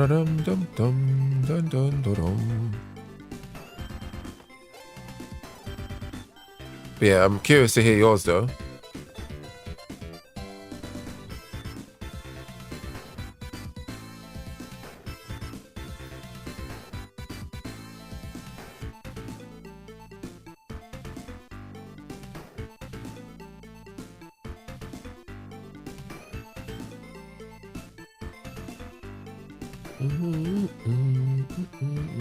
Wait, I should be resting. What am I doing?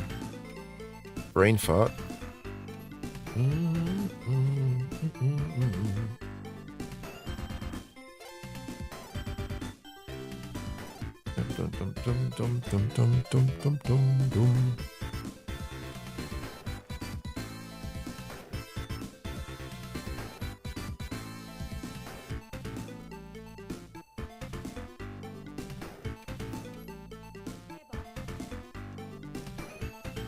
Why would anyone ever take that?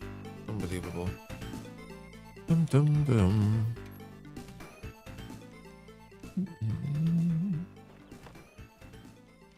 Try that again. I've never had any luck with this. Just zero luck.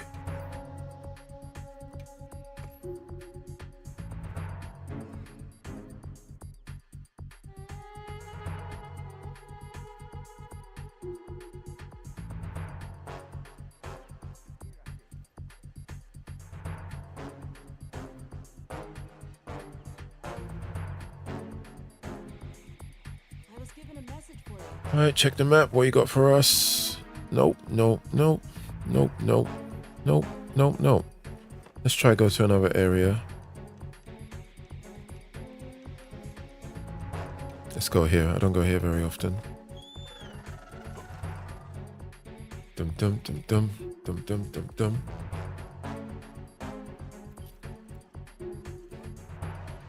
I'll get ready too. Oh, better talk to you. Okay,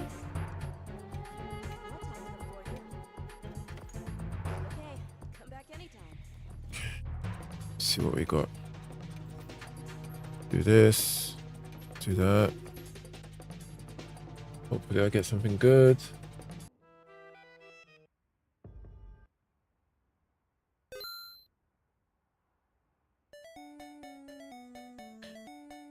Alright. Something good, please.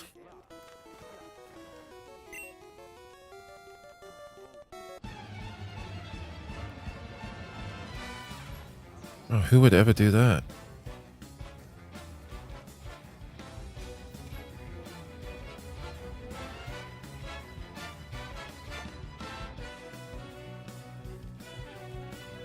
Bro. Oh, you DM'd it? Okay, hold on.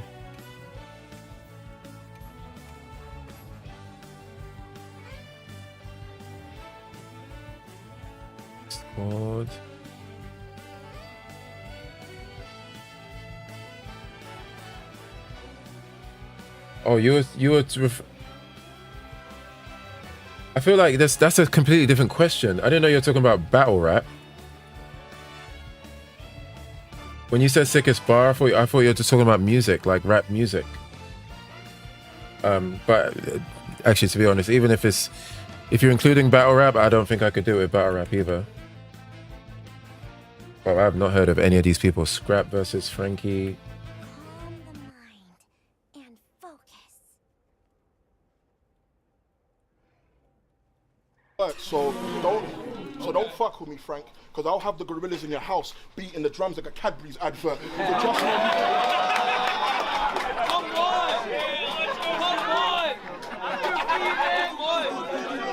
Beating drums like a. I can't remember the Cadbury's adverts.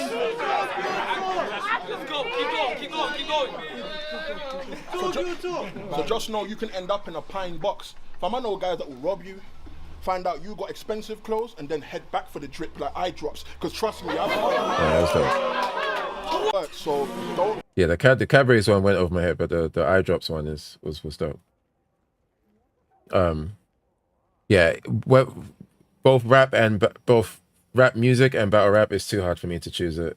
It's even harder in battle rap, even harder with battle rap. Yeah, there's no chance. With rap music, I at least have a fighting chance to choose one. Battle rap, it's not happening. Especially, yeah, it's not happening. But yeah, the eye drop line was sick.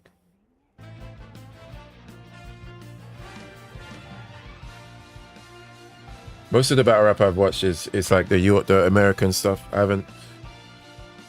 haven't followed. Like, I used to follow battle rap heavy, but it was all of the American stuff. I never followed any of the UK stuff. Not because I didn't like it. I was just too wrapped up in the American stuff. And I hadn't heard that much. Like, I know there's some heavy hitters in the UK, but I just never. I didn't hear enough about them for me to kind of transition and start watching that.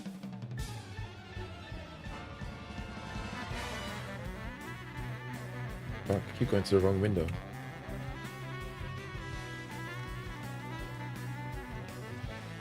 Yeah, now I don't follow. Sometimes I'll tune into some big battles, but I don't follow it nowhere even close to how I used to follow it.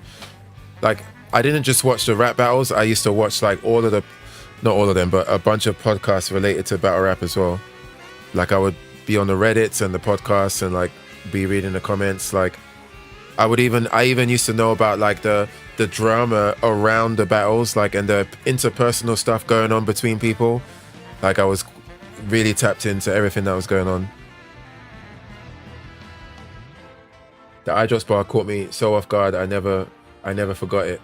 Yeah, it was a good line. If you want a laugh, you need to listen to Pen Game. Is that a rapper or like a battle rap league?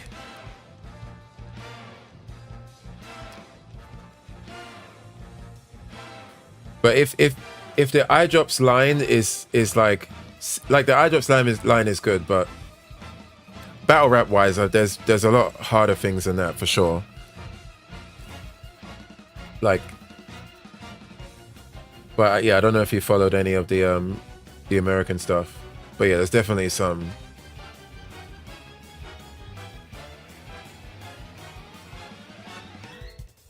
Like, if I had seen that, if you had asked me to put like my top 10 lines in battle rap, and I had seen that line along with all of the other stuff I've seen, that I wouldn't put that in my top 10. But it is a sick line. There's a bunch of sick lines that might not go into a person's top tier.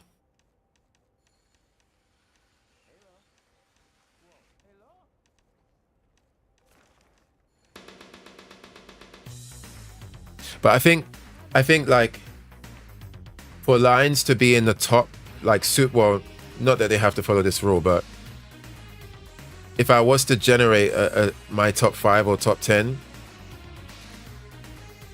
again, like, I think it wouldn't be a line. Like, even if it is a line, that line will be given life by the setup, because it's the setups that make the sickest lines.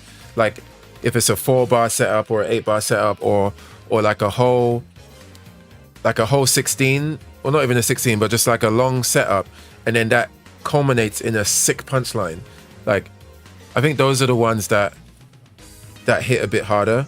But if you limit it to just, okay, you got to choose the sickest line, but it cannot be a setup. It cannot be like the end of a setup. The line has to exist on its own. It just has to be something, something, something, something, something, something, something, something, punchline, and that's the line. And you now have to choose the sickest of that. Yeah, then it gets super hard for me to choose, because so many lines in battle rap are more than just those two, like a 2-bar setup or a 1-bar line. It's usually a lot more trickery and mastery going into the setup and stuff.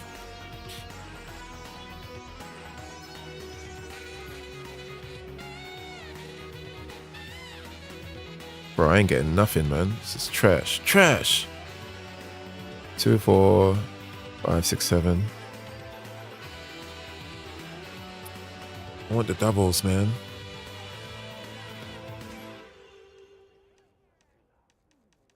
Are the doubles even? I don't know. Maybe the doubles are not worth it. Keep fishing. Keep fishing. Keep fishing.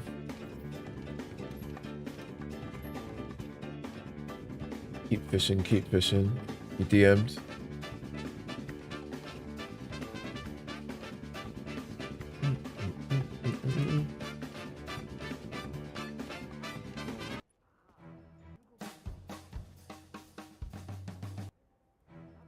Like it's looping the same. Why does it keep looping? Definitely looping the same stuff. Maybe this.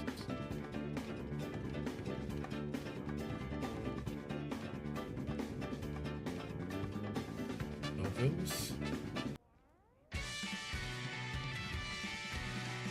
Weird. Okay, Candy versus Abu Sensei. Bro, this is like an educational thing going on. I've never heard of any of these people. My mum's normal. He's got a crippled bitch in a wheel. Okay. All right, we got beats. I'm definitely a preferer of no beat battle rap, but I'll give it a listen. Chair. Move like your mum's. My mum's normal, he's got a crippled bitch in a wheelchair. Move like your mum, so I best get a wheel there. Don't make me punch her, stop you dead like your mum with a puncher. Chat shit more, I'll go there. Stupid bitch said wheels up in 20, didn't fly nowhere. Your mum's 82% go-kart, how does it feel? I was doing deals on deals, she was doing meals on wheels. She was doing reels with reels. Watch this sound kill Cody. Your mum's the fast in the village, downhill only. Come get to know me, real talk bad man, come get to know me. Mum's the fast in the village, downhill only. Come get to know me. She was doing meals on wheels, she was doing reels with reels. Watch this sound kill Cody. Your mum's the fast in the village, downhill only. Come get to know me, real talk bad man, come get to know me. While you was eating Happy Meals, I was playing as your mum on Happy Wheels. Yes, good sir, I can see by your features, skin on your face that you know how Apple feels. How did your dad even bruck it up? She was in doggy, tricked, skin on the floor like a hockey puck. Starfish the bitch, she got enough. Aye, last point, I ain't joking. I feel sorry for the bitch, when you rap she can't move. She wishes it was her ears that were broken. When she wishes the hospital lost you. I never willed myself in a 1-bed house, but that bitch got to. That bitch picked you up like Simba, spat on the floor, then that bitch dropped you. I can say this flatly, your whole family used the same towel. That's why you all got acne, that's why you all got back teeth. That's why you all look trashy. Go home if my mum's normal, he's got a crippled bitch. Yeah, it's just it's not my flavor of battle rap. Not only is it not my flavor because of the beats in the background, but like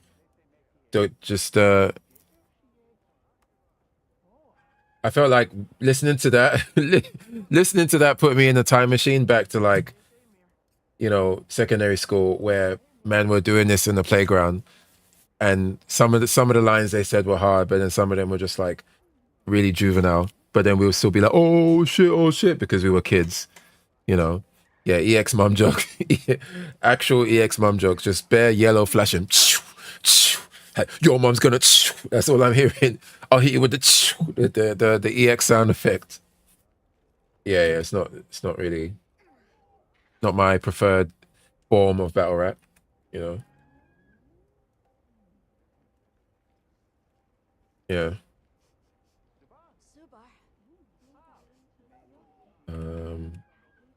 I didn't even know you listened to battle rap stuff though. in a wheelchair. Have you not listened to? Were you not a fan of like the American stuff, or it seems like you're were more familiar with the UK stuff? This is more grime battle rap. Okay. I see.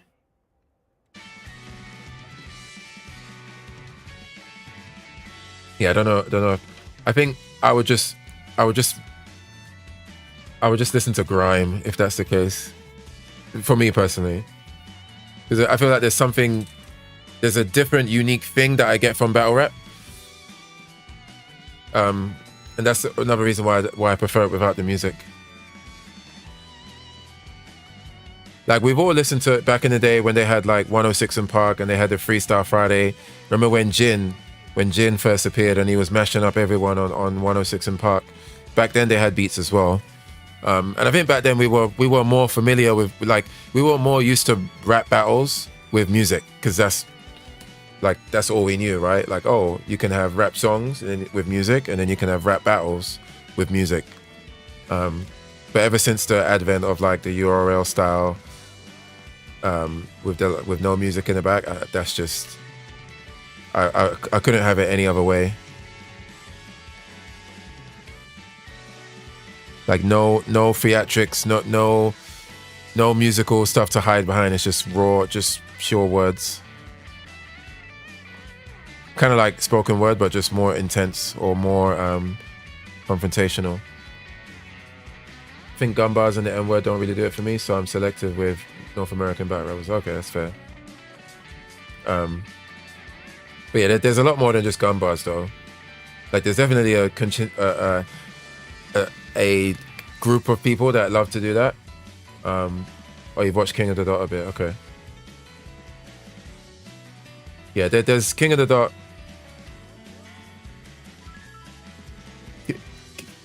King of the Dot is a lot more. King of the Dot is like, I can understand why I don't know if you like King of the Dot, but I can understand why, if you do like it, I can understand the appeal, because it's not that different from some of the UK stuff that I've seen.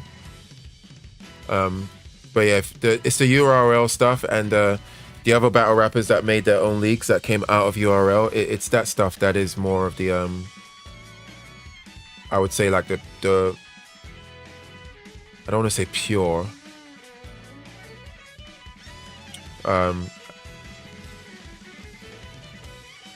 I hate the word real. Like, I'm thinking of a word to say, and I'm only going to use this word because people say it, and I know what they mean when they're saying it, especially in comparison to some of the other North American leagues. But URL is just, maybe not, let me not say real. I say like a mixture of real and raw.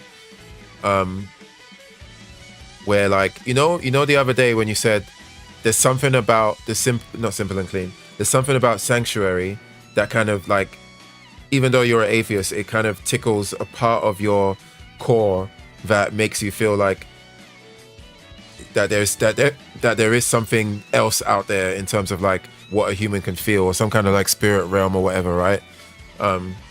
It's kind of hard to like tangibly point to it. I think the raw like URL stuff from the American battle rap stuff kind of touches on that, where when you hear some like, I don't know, I can't really describe it. I like KLTD due to the variety of rappers. They have a variety, but I think URL has that as well. URL definitely has that as well. And unless you mean like a variety, like different kinds of people, like not just black people, right? Then for sure. But if by variety you mean like content, like what people are saying and styles and stuff, yeah, both leagues have a lot of different styles. But yeah, it could just be a personal taste thing as well. Because yeah, I can't get behind the backing track stuff. People and styles, like, is there spoken word on URL? Do you mean like on KLTD sometimes they just actually do spoken word? Because if so, then the answer is no. But But if I'm gonna watch spoken word, I would just watch spoken word somewhere else, right? Like I wouldn't tune into URL to find spoken word. But like there's gonna be some rappers that have a style that's similar to spoken word, but and you have to remember as well, there's a bunch of URL rappers that have gone to KOTD and vice versa. So even like the rappers that go on KOTD, like it's not like they all kind of coexist in the same space. There was once upon a time where people would be like, oh, KOTD rappers could never hang with the URL rappers or whatever, right? But that was kind of proven to be false once KOTD rappers started going on URL and vice versa. Oh, what's up, Gary? Mook and Lux are still the best. Yeah, Mook. I don't know about Lux anymore. Lux is still top tier for sure. Just ability wise, like, and how unique he is. Yeah, he's probably always going to be one of the best. But I think Mook has been more consistent. Mook has been more consistent in like throughout his whole career, I think, especially lately. Like Mook has been having battles where it's like it's not even close. Like Mook absolutely destroyed Hitman Holler. Like just sent him flying and like just deleted him, you know. Whereas Lux will have a battle and the conversation around it will be like, well, I give Lux the second and maybe, you know, it could go either way. I feel like Mook's latest battle, like Mook absolutely packed in, what's his name? Tay-Rock as well. Absolute destruction. I mean, spoken word versus a normal rapper, that's interesting to me. Oh, okay. Yeah, I haven't seen URL do that, but I'll mostly tune into URL to just see a battle rapper versus a battle rapper, you know. Yeah, people were saying Hitman is a Mount Rushmore battler, but Mook made him look like nothing. Yeah, Mook showed the levels. Mook versus Hitman Holler reminded me of, remember when they did verses with the Lox and Dipset, and how Jadakiss just absolutely exploded their heads. Like Dipset was just, what's that character in The Boys that they just look at you and your head explodes? That's what they did. That's what the Lox did to Dipset. Just absolutely showed the levels, showcased the levels in ways unfounded, undiscovered throughout history. Have we seen an absolute head explosion like that? It was just, yeah, it was unheard of. That's what I think of when I think of Mook versus Hitman Holler. Like, to me, it was just so clear. And it didn't help that Hitman kind of like shot himself in the foot with his third round, trying to take out the paperwork and about what Mook did when he was in high school or whatever. Like he ruined it for himself as well, you know. Absolute ruined. It's 100 bullets from URL. I don't know if he came. I'm not sure of his. I don't think so. I don't think so. Maybe Gary can correct me if I'm wrong. Cause like it might be okay. KOTD. Okay. Yeah. Because a lot of these rappers have like stretched out histories as well. Some of them came from grind, like Conceited and DNA technically came from Grind Time, right? But then now when you think of Conceited, even though he's not really doing battle rap anymore, he's just like on Nick Cannon's show, right? But for a while, when Conceited was popping off, you would just consider him a URL rapper, but technically he started in Grind Time. And DNA is definitely not considered a Grind Time rapper anymore. So a lot of them kind of like go back and forth.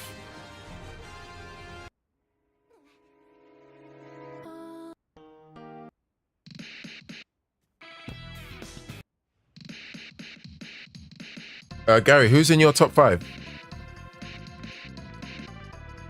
for battle rappers?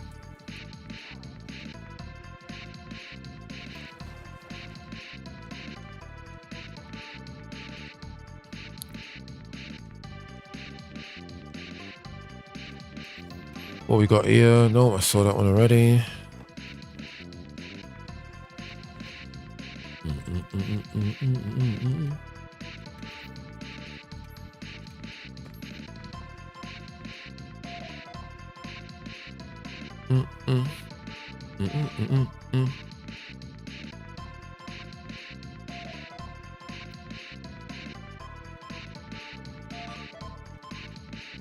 Fuck, I didn't even check.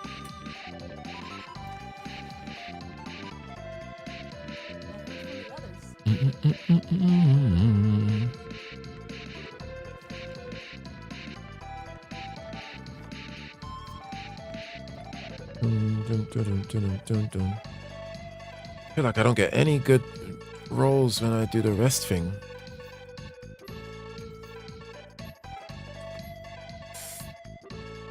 Alright, try again. Try again, kid.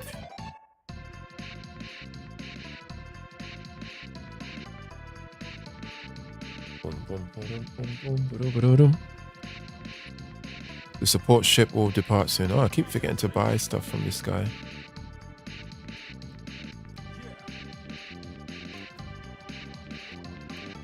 Is it this guy? No, not this guy. Not this guy. Where is it? You? No, I just spoke to you. Not you.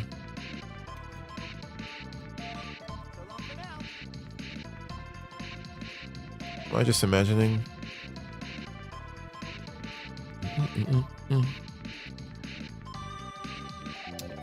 Tough question, but I'll go Murder Mook, Loaded Lux. T-Rex! T-Rex is in your top 5.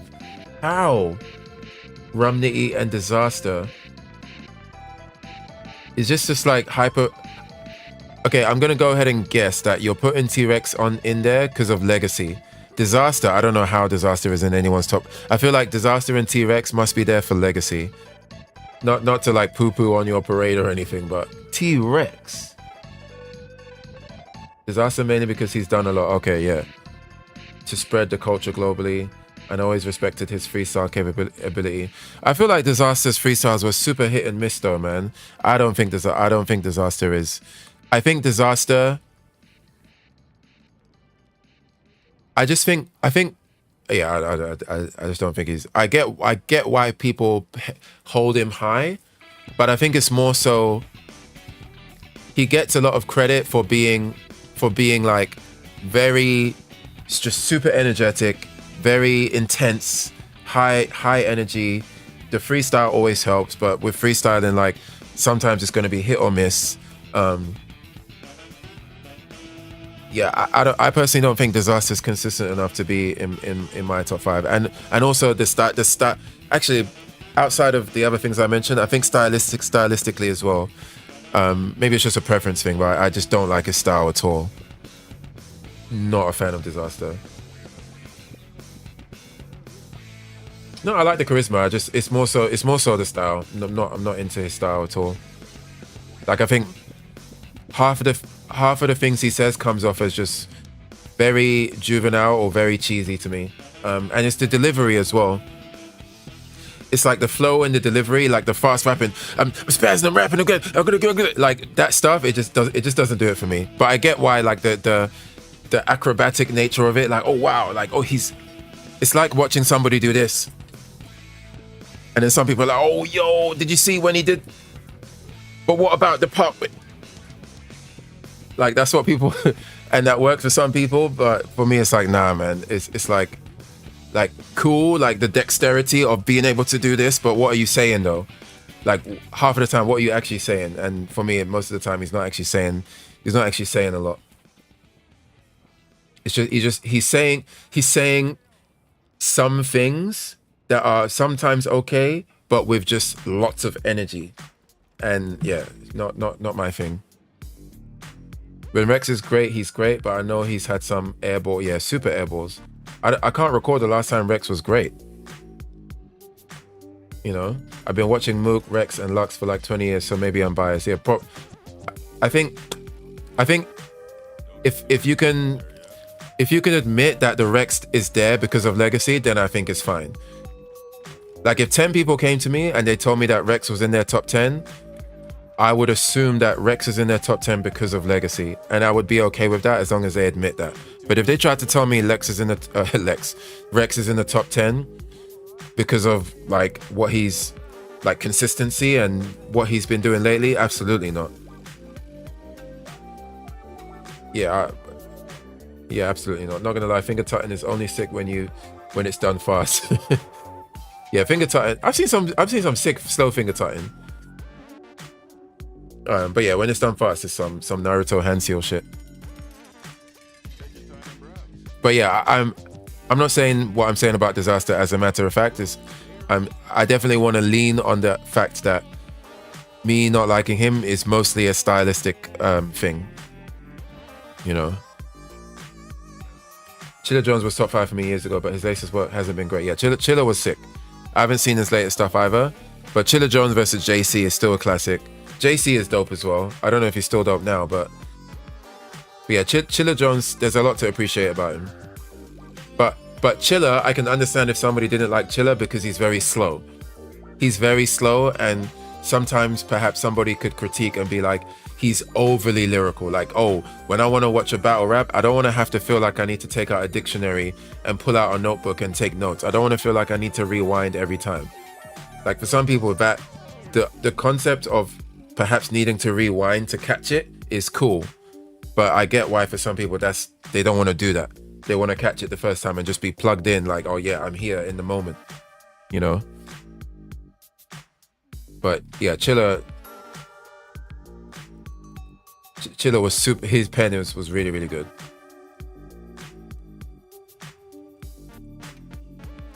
Bro, I ain't getting no good quests, bro. My top 5, Mook is there for sure. I'll probably put Charlie Clips there. But what I'm about to say is, given that I haven't been watching battle rap lately, like in the past 2 to 3 years, like consistently, I haven't watched it lately. I remember Chilla Jones as a commentator. I like wordplay. Yeah, Chilla Jones has got some of the sickest wordplay. What was I gonna say? Yeah, Charlie Clips, Mook. I think Arsenal is dope. I don't like the crazy personal, really outlandish things he says about people, you know, and their families and their kids and shit. But lyrically, he's still dope.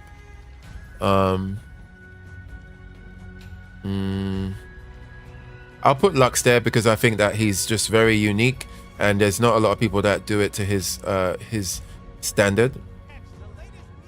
I haven't watched enough of Rum Nitty to make a claim about Rum Nitty. I actually think I want to put DNA there because I think DNA's freestyle ability is in the top. Like of all the battle rappers that will freestyle in the middle of a round, I think DNA does it the best, more consistently.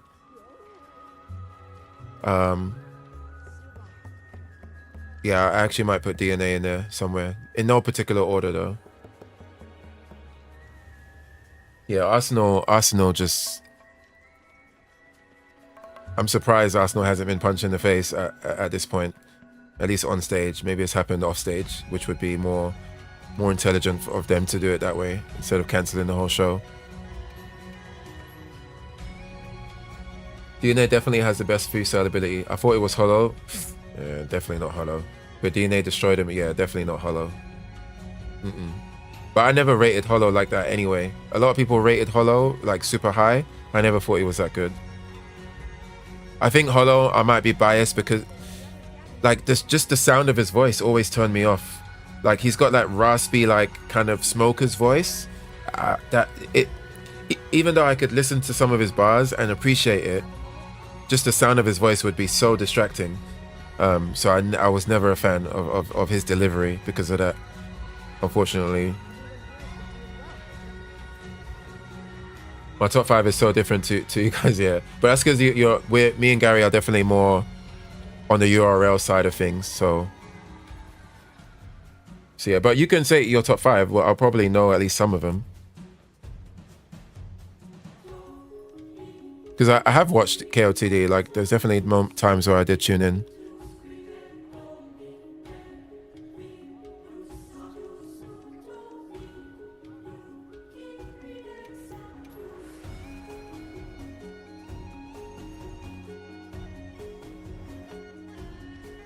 Garbage. Garbage.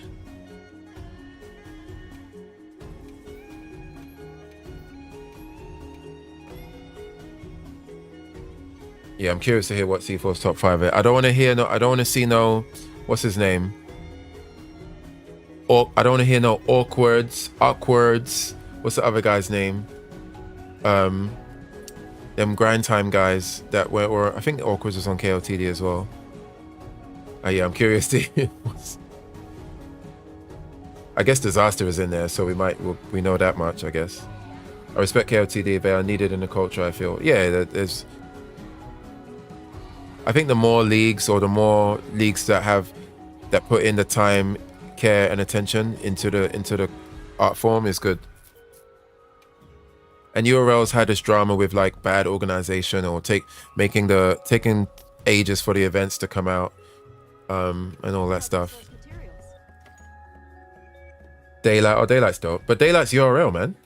Daylight's definitely like, he's been on KOTD a lot, but Daylight is, I would consider Daylight more of a, like, originally a URL rapper, I think, or maybe he's one of the few LA guys that was started on KOTD kind of. Daylight, Sharon is good. Quill, Scoops. I don't know the last three. Oh, okay, because they're from the UK. But yeah, Daylight and Sharon are dope. Like, Daylight is very hit or miss. It's like, sometimes he just decides to put on a good show and he's dope. And then other times he decides to just be super duper antics. But lyrically, no one can deny that Daylight is lyrically talented for sure. It's just about whether he decides to show it or not. And you spelled his name wrong. It's Daylyt. Daylight. It's meant to be daylight. Like daylight, like they're light work, but they're also like daylight, you know what I mean?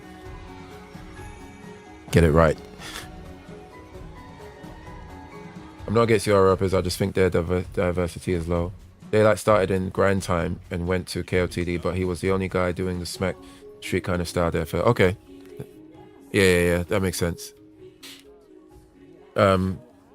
Yeah, I think there is a lot of diversity in URL, but it might just be a matter of maybe you just haven't seen as much of it,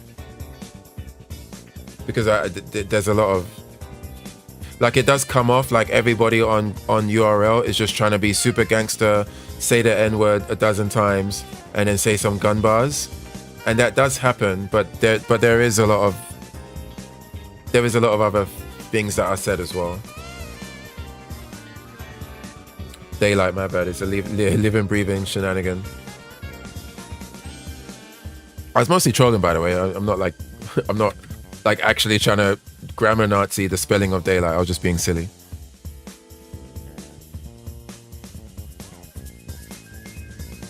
Daylight could really be one of the best if he didn't play around so much. He dropped the ball in his Rum League battle this year. Oh, I haven't seen it.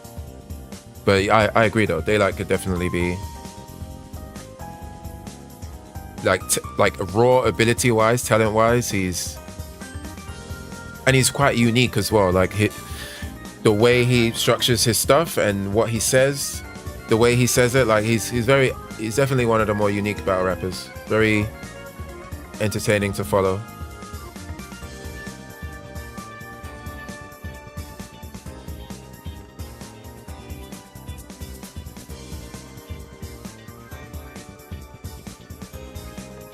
Okay, let me just do an online lobby.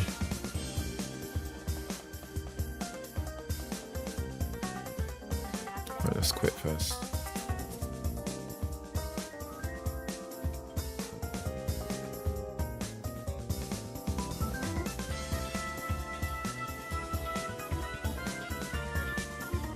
But I think people's interest in URL, I tried to allude to this earlier, it's not just the battle rappers, it's the overall energy. Like And again, like perhaps, you know, not everyone is gonna care for that, or maybe even that energy I'm speaking of will turn some people off, like this overly aggressive, very macho, not even macho, but just like kind of like danger zone kind of vibe. But if you're into that, then that is not really found anywhere else. And if you do find it elsewhere, it's from the rappers who have made their own league that kind of branch out of URL. Like just that street vibe of like the way that they face off against each other and their entourage behind them, this guy's crew over there, like the way that it can sometimes look like it gets really, really aggressive, which is annoying sometimes, but I don't know, there's just something that adds to that whole vibe and that whole just that mood. That mood is what adds to the it just adds to the overall piece of the puzzle for URL.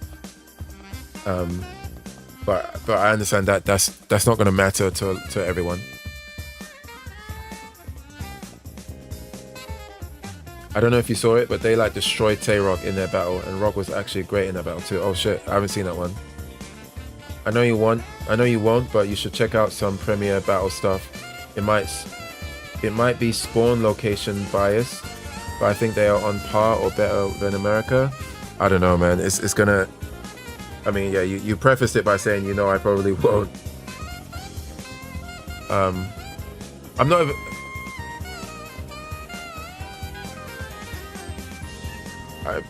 But me not wanting to or not being like excited to, it's not necessarily because I don't think they will be better.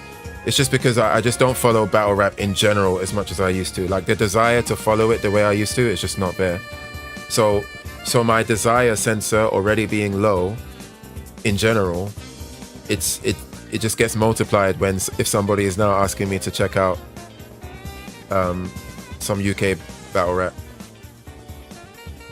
I'm assuming the one that you're talking about doesn't have a beat, because if it has a beat, then I'm a million percent like I'll watch the whole of Death Note before I do that. You know, like I'm 1,000,000% not gonna watch it if it's got a beat on it. There's nothing like a URL event in New York City. It feels authentic because it's yeah. There's an authenticity there that it just adds to the overall vibe. And it's kind of hard to replace that.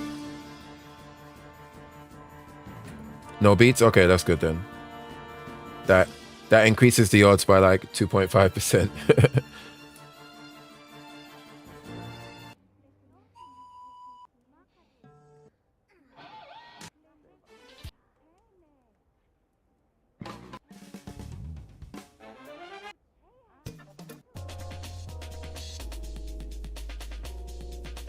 It's only Pen Game that does beats. Okay.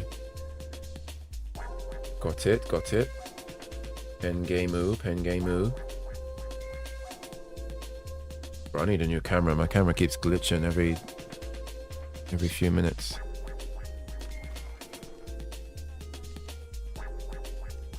But yeah, I promise you, it's not my lack of desire is not. It's not just because they're from the UK. It's mostly because I just don't follow battle rap as much. Like the only reason I watched the Murder Mook and Hitman Holler battle was because I just kept hearing about it. Even though I've kind of taken a step away from battle rap, the battle was still reaching my ears or reaching my algorithm. So I was like, okay, let me check it out.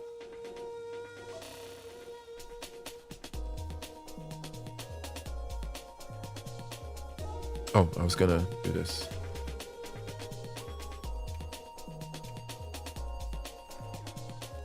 Can I get in? Nope.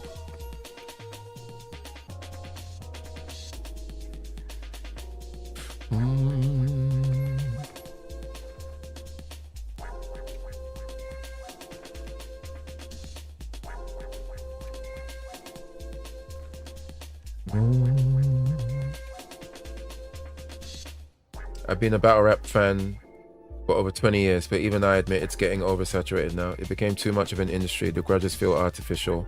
It feels forced now. Yeah, I that doesn't surprise me. I'm not going to say that's the reason why I kind of fell off. It wasn't even something that happened. it was just a natural, it was just a gradual stepping off. You know, sometimes when you go through a stretch of time where you're super following a thing or you're super interested in a thing, and for the time that you're interested in that thing, it feels like this interest is never going to go away. Like you're locked in, like you've been doing this thing or following this thing for 5 years. But then on the 6th year, just for whatever reason, you just kind of naturally step off the train, or you partially step off the train and you don't follow it as much. That's basically what happened with battle rap for me. Like I don't recall there being an actual situation or altercation or terrible event that made me say, oh, you know what, I'm not really watching it anymore. It just slowly happened. And I think maybe it slowly happened because there were just, you know, sometimes there's like a content, there's like a tug of war when it comes to content and what grabs your attention. And maybe just other things grab my attention to the point where my like mental real estate wasn't able to contain battle rap in the same capacity as it once had or as it once did. So maybe that's what happened as well. Whether that was a video game or me dancing more, or you know, the card game stuff, or like even just like working full time, like teaching and stuff, right? Like, yeah, I think all of these things combined kind of just made my interest wane in battle rap.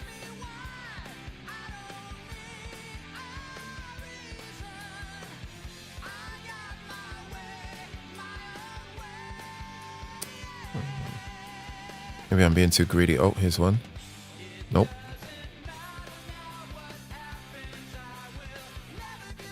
Oh, perhaps. 0 minutes ago. Hey, there we go.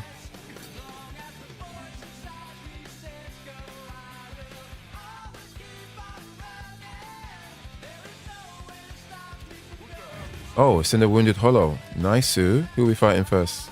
Laggy? What have I got? Shit, I need to change weapon. Oh,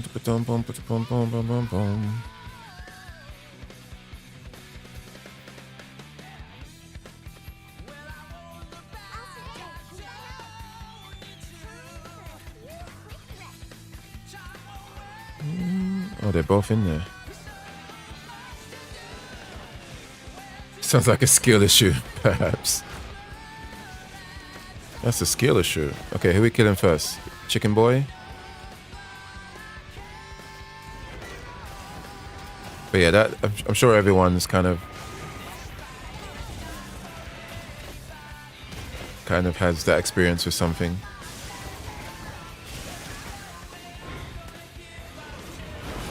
Ooh, perfect dodge from off camera. He was not ready for that. The guy, Chris, was like, what? Excuse me, you dodged me when you wasn't even, when your camera wasn't even facing my part of the screen? What Nexus mods are you using? How is this possible? Wouldn't you like to know, Lagaya Chris? Fuck. Okay, you got your revenge. Never mind. He was like, shut up. Shut your mouth. Off-screened.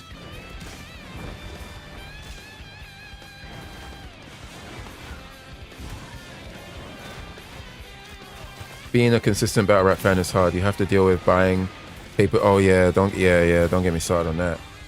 Pay-per-views and battles, events being cancelled, fights happening. Yeah. No worries. And that stuff is definitely more prevalent with the URL side of things. I'm sure there's been a fight at KOTD at some point, but definitely not as much as, you know, URL and all of that stuff.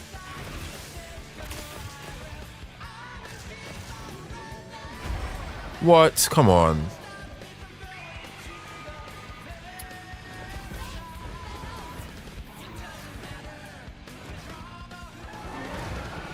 Can you remove this, please? Come on.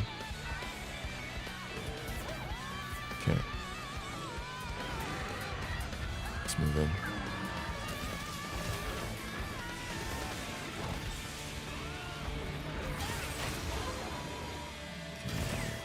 Terrible shot. For fuck's sake. Okay. try that again. Ooh, airborne. Yeah,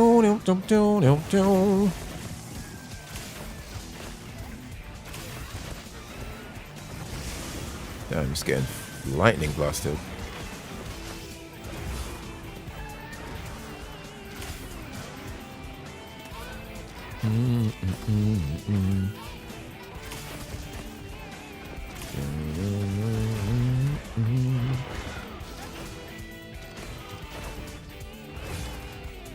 Perfect dodge. Aha. You know, bro, chill. I was just about to say you're not ready for my execution and you just ruined it. Unbelievable.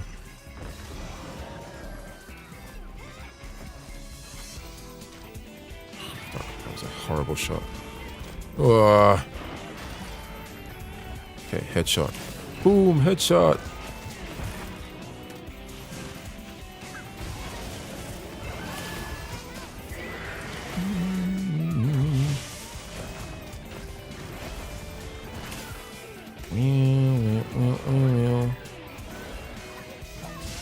Wait.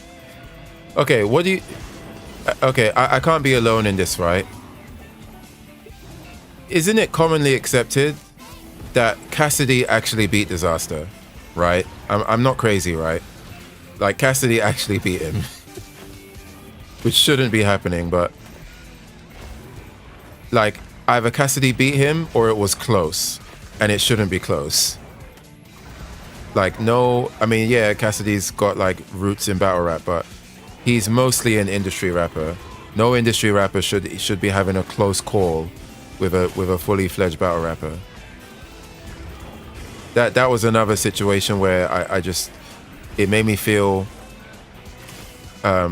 cemented in my, like, me not rating Disaster felt solidified when he had when he either lost to Cassidy or had a close call with him. Bro, can you relax?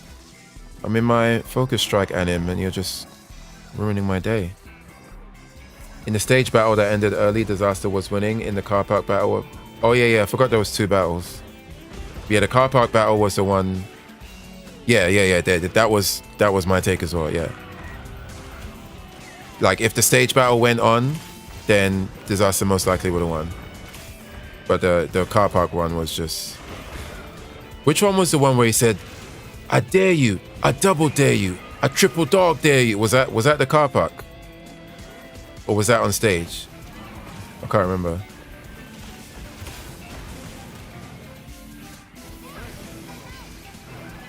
But yeah, I guess in the car park, maybe, I think Disaster was just out of his element. Like, it just wasn't...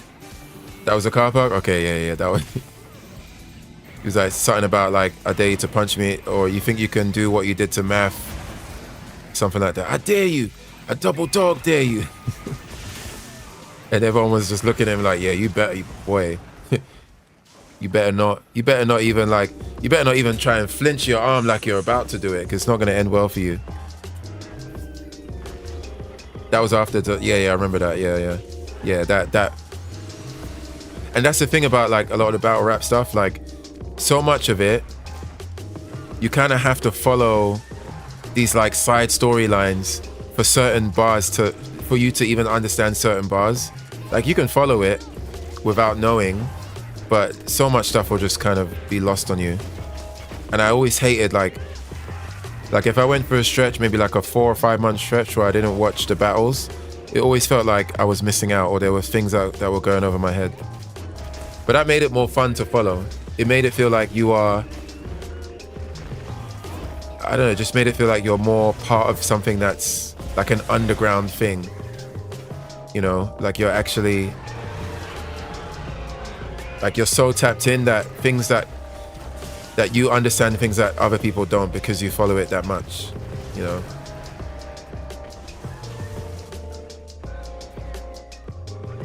Yeah, it's so hard for new people to keep up. There's too much lore behind the scenes, stories that get, yeah, that happens a lot. Oh, focus.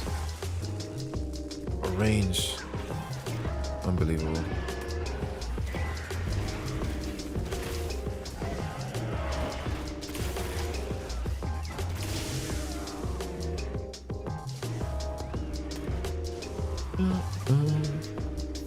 Bro, someone needs to use the gate, man. Okay, I'll do it. Do it myself. Okay, let me not use it now.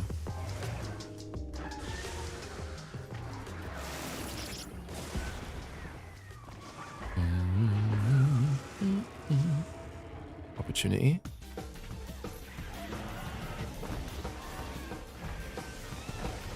Oh, chance. Sorry, bud.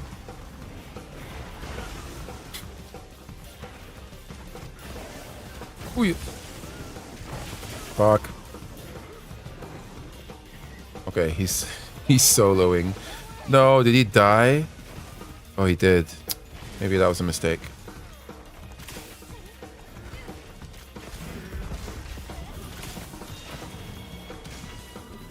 Well, that's fine actually. He can come to our side now.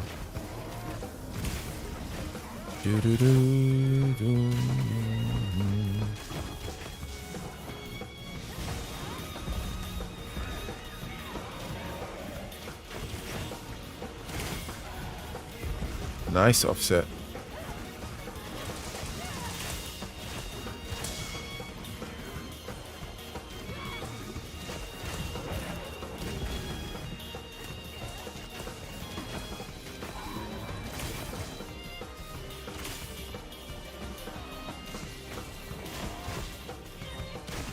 Okay, it's limping, sleepy.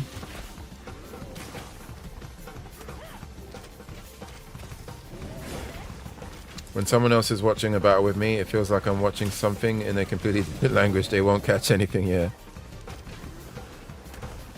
Yeah, that doesn't surprise me.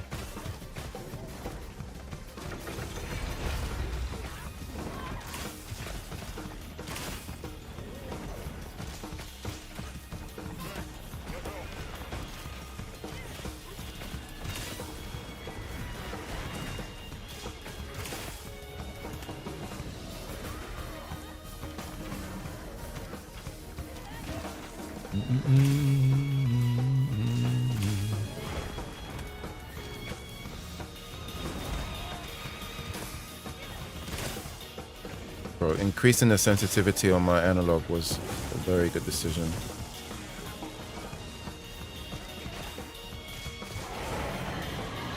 Should have rolled through that.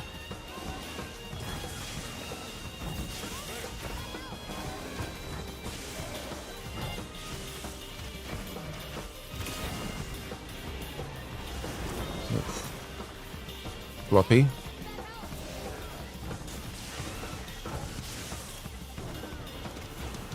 Oh, that was way too early on that roll.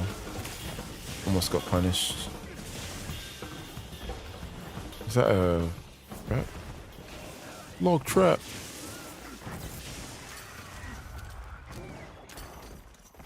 Log trap.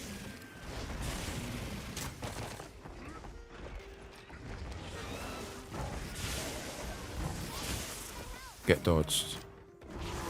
And that one too. Double.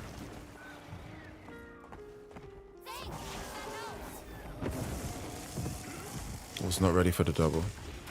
Are you familiar with Easy the Block Captain? Yeah. Oh, is it this weekend? I didn't know it was this weekend. I've seen a few of his battles, but I'm mostly familiar with the because of the whole Remy Ma stuff, drama. Okay. I'll probably check it out. But is it another... Are we going to have to like buy the pay-per-view or find like a pirate stream or something? Wait, what league? Is it URL or is it a different league? Who's organizing it? I think, what's his name? What's the other guy that does battles? He has a YouTube channel too where he just talks to the camera, kind of like vlog style. Can't remember. You'll definitely know him. He wears glasses. Can't remember the name of the league. It's on pay-per-view. The battle will probably hit YouTube on Christmas Day. No, not Angry Fan. Angry Fan, I mean, there's a guy who... He has his own battle league, which he posts on his YouTube channel. but he also does blogs, and he'll do like long form like blogs and talks about stuff. Can't remember his name. He wears glasses, and he's quite intelligent, I would say. Not John. Yeah, ARP. Not John. Yeah, I can't remember why I brought that up, but yeah, just remembered that I think I've seen some good battles on ARP as well.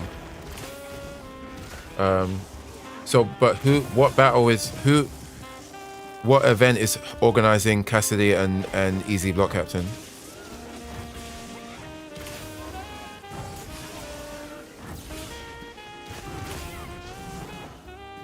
Fuck, mistimed it.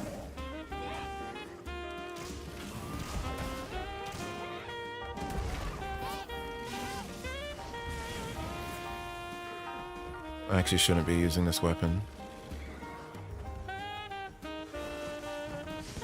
It's on TBL Battle League. That's a new league that Chilla Jones is one of the founders of. Okay, you never heard of that one. TBL. Okay.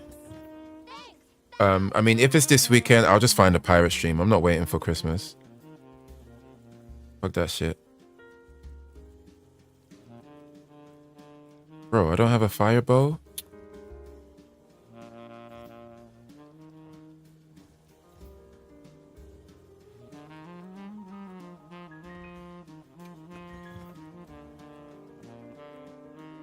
Okay, I'll just use this one.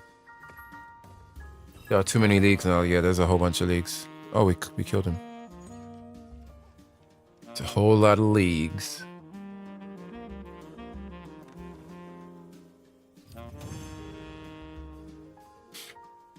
I wonder which league is like actually making the most money. Got an achievement. I don't know. I'm guessing it's between KOTD and URL. I have no idea. They might release Easy vs Cassidy early if they think it will go viral. Yeah, I still won't wait. Like, I can't. I'm one of those people. If there's a thing that's out that people are talking about, I'm not trying to wait to see it. I don't want to be left behind. I'll just find a stream. It's quite easy to find, usually.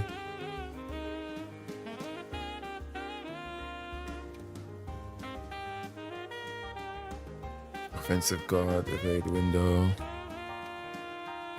Con free, evade 1. Tetrad shot. That's actually not bad.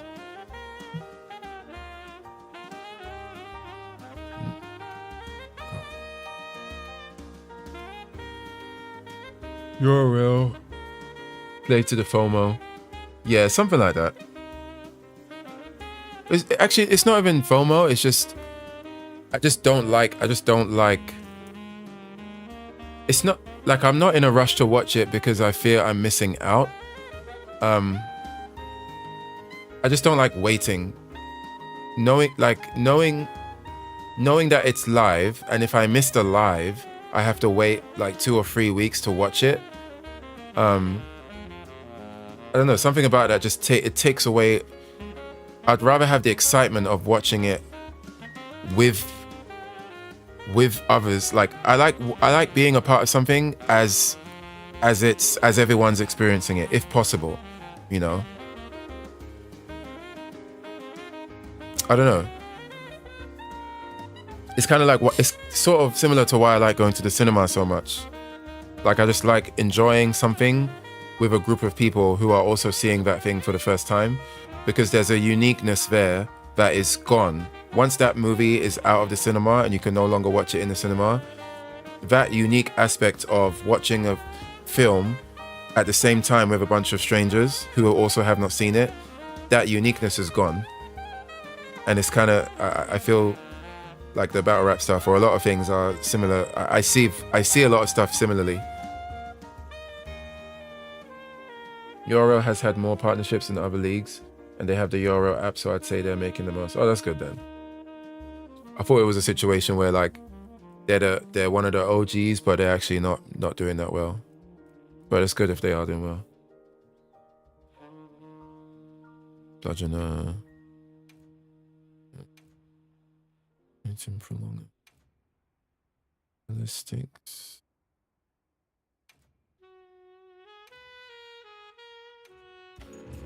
Not good.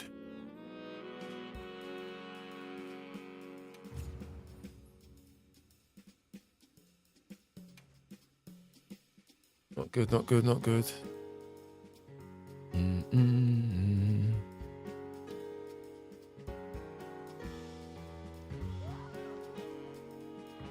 They have a deal with Twitch right now. Oh shit, I didn't know that.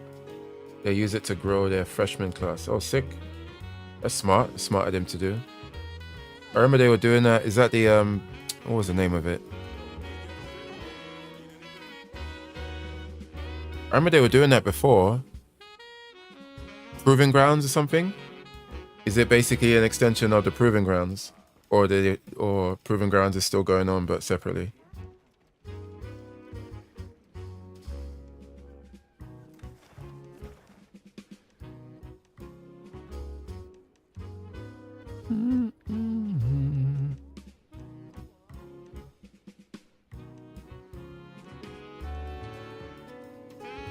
We had the Proving Grounds, then the Crucible. Oh yeah, I remember hearing about the Crucible.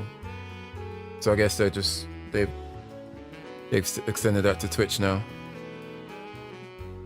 It's good though. It's good to hear that they're still, because yeah, they can't just rely on their heavy hitter, their headliner, big name people, because they often go off to do other things as well.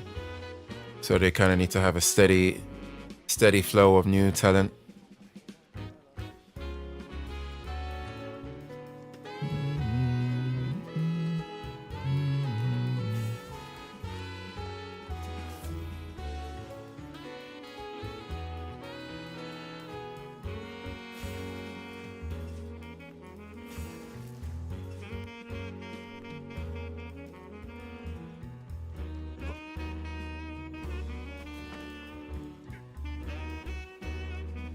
Proving Grounds got scrapped when oh yeah, I remember the Norbs thing.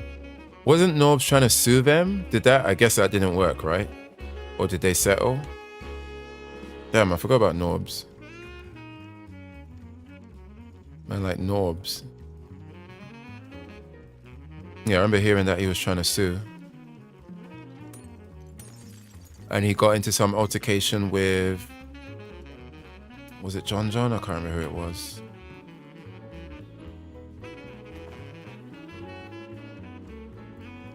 Let me just cause some chaos. Hey Blango, can you hold this rock for me? Okay, ruined. Let's try that again. Hold this rock. Hey, thanks. See ya.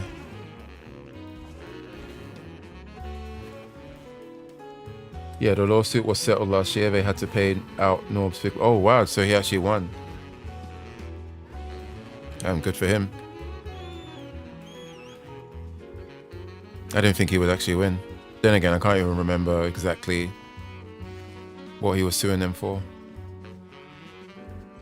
Oh, wait, it was because of the proving, because, yeah, they were trying to not pay him for his contribution to the Proving Grounds or something like that.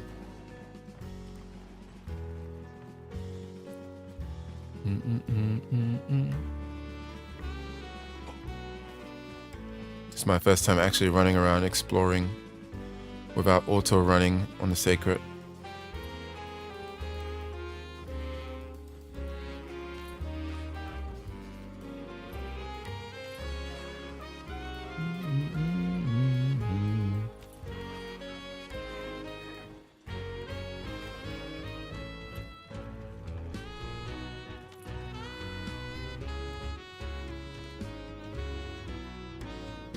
Yeah, I'm literally just going in circles. Eat bug. I'll eat that. Bewitched by the past, bound by the fires. A fool I was to think myself. Hey, buddy. This is for you. Shut up. Looking like a old school Final Fantasy Black Mage over here. Where you going?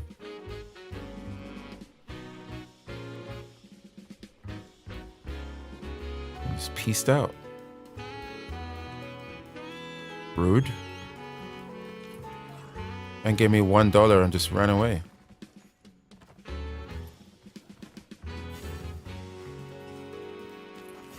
Boom, boom, boom. On my way there.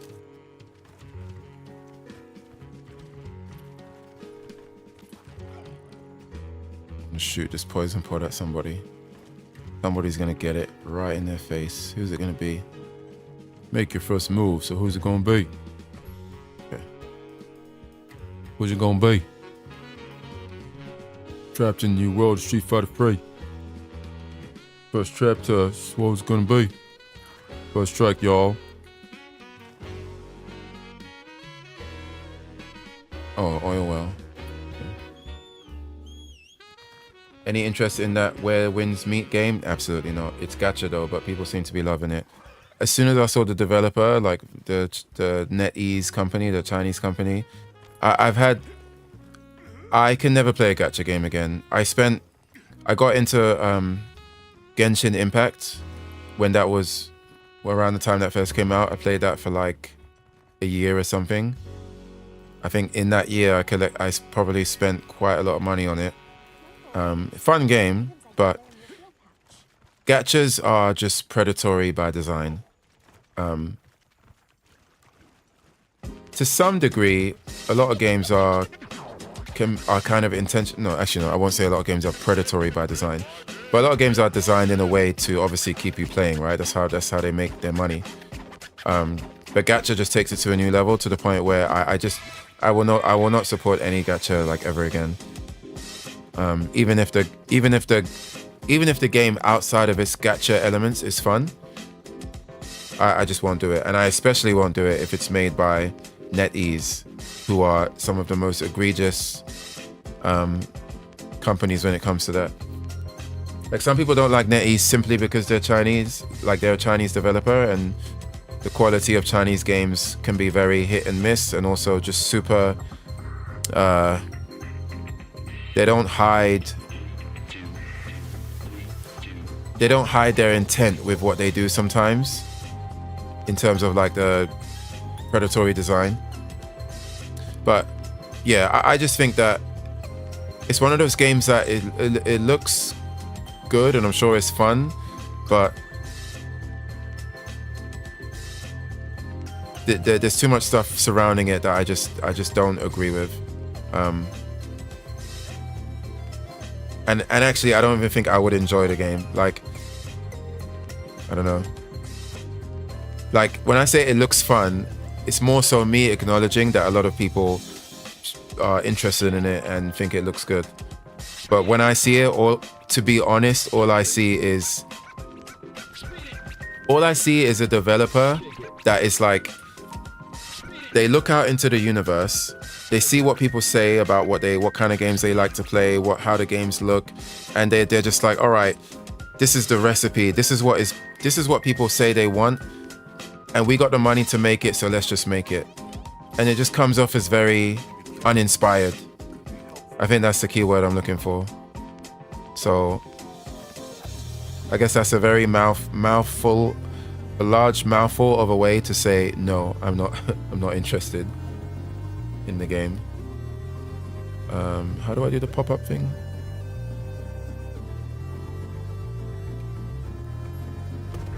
Whoa, that's rude.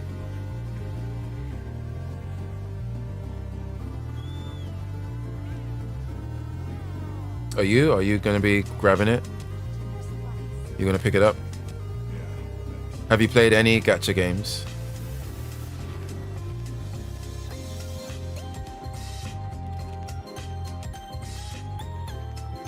Even I think I saw a clip of Asmongold playing it. Even they're so shameless with even the design of the gacha elements. It's like so many gacha games follow this. Like, when you do your rolls, and then there's this animation that plays, and all these colors fly towards you, and then they show you all the rewards that you get, and then they separate it by colors, like, you know, blue, purple, yellow for legendary. You're not even trying to make it like unique in the way that it delivers it, even like with the UI and just the presentation. It's like they're basically saying, yes, this is a gacha game. We all know it. Everybody knows it. So rather than us try to at least deliver it to you in a more unique way, we know what you're here for. So just pay up, pay the money, pray to the gambling gods that you get your big weapon or your character or whatever. Yeah, I'm just not. It's just essentially gambling in a video game.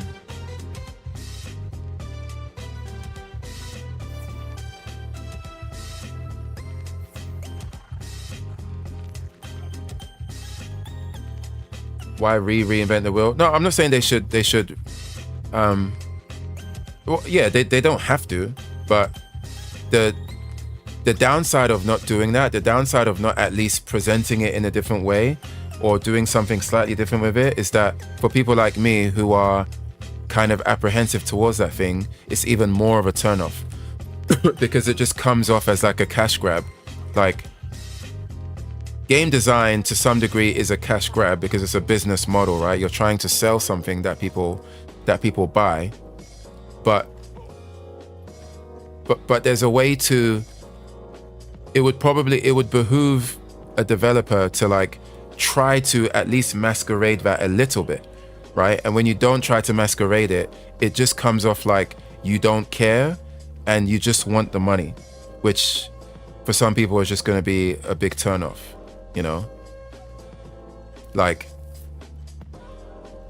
yeah, it's just, they don't have to reinvent the wheel, but there definitely would be some people that would be more interested if the developers at least seem like they're trying to be creative with it or to be a bit more video gamey with it.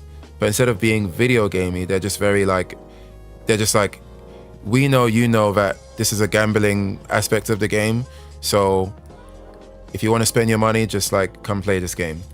You know, I don't know if that makes sense, but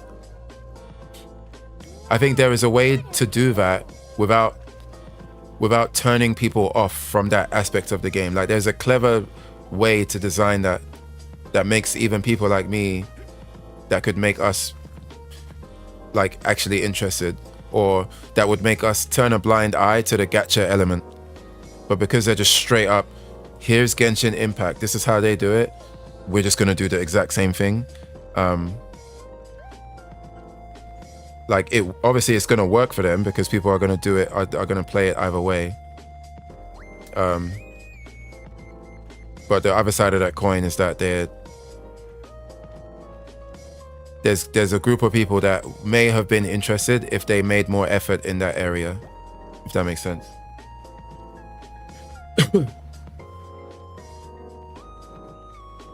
What up, buddy? You look very crystallized and rocky today. You're not gonna fight me? Oh, this guy's chill. Just looking around, trying to find the toilet. I think it's maybe over there, north.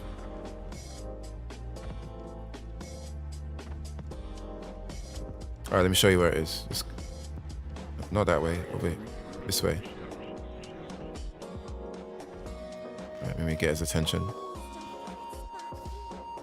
Right in the forehead.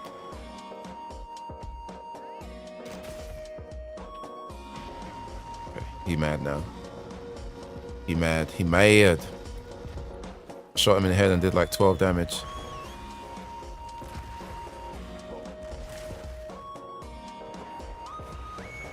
I think they did pretty good with the Gravios design though. Literal tank dragon.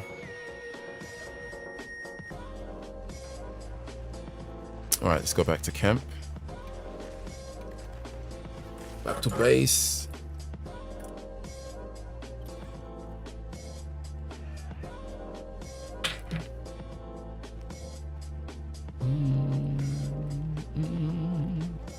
Any more appearances?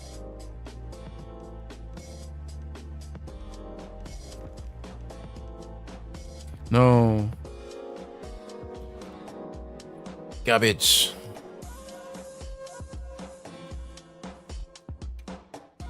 Alright, let's try rest. Let's try this 5 times, see if I get any good rolls on the quests.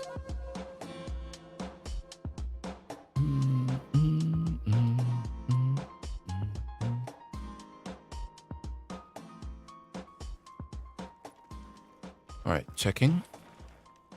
Nope. Nope. Okay. 4.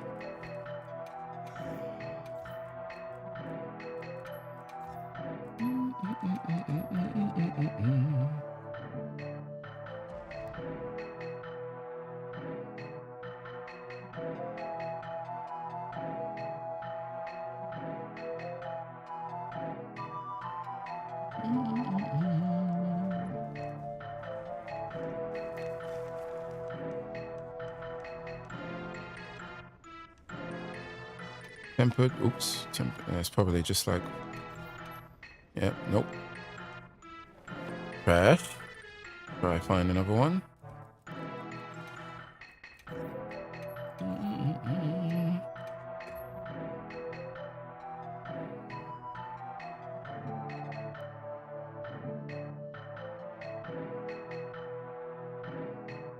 I think another reason I'm not that interested in where winds meet is because just in and this is not exclusive to where winds meet.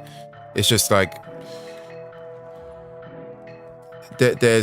I've just become more picky with what games I choose to spend, like, to sink my teeth into, because I know, you know, everyone's time is limited in ways that it didn't used to be when we were younger, right?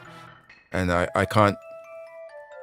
just don't have the flexibility to be like, oh, let me play the next cool game that everybody is talking about. There's another cool game on everyone's radar. Let me try that one out. Like I think a lot of us these days have to kind of pick and choose what we play. And that's another reason why I have no problem with skipping it.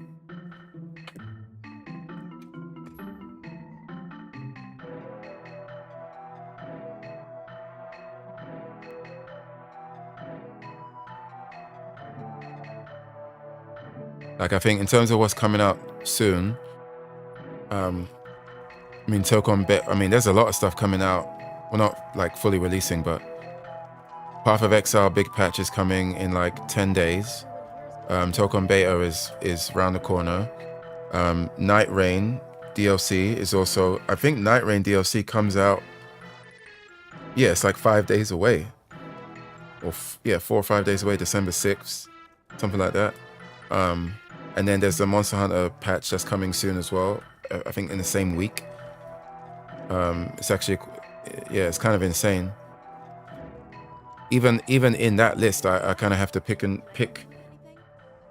what to play, or kind of rotate. I can't play all of them at the same time.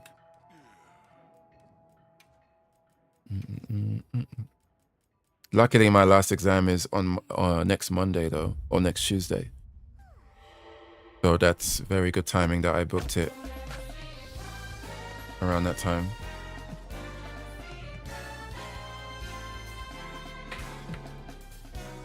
Bro, I ain't getting no quests, man.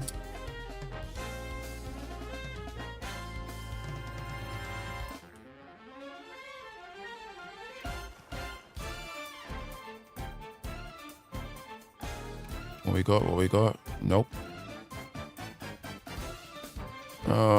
Okay, last one. Come on, give me something. Give me something. Milk. Give me something. Come on. Come on. Yeah, I'm on. Come on, mate. What we got?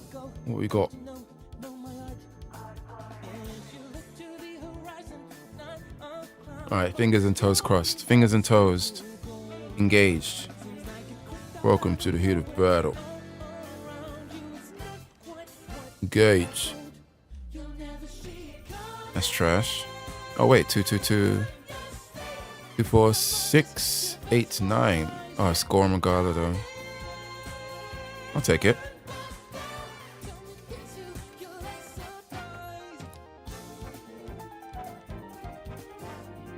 Only 3 slots? Absolutely not.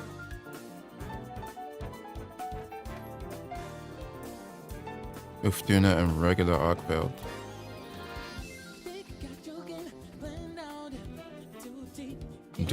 Boom.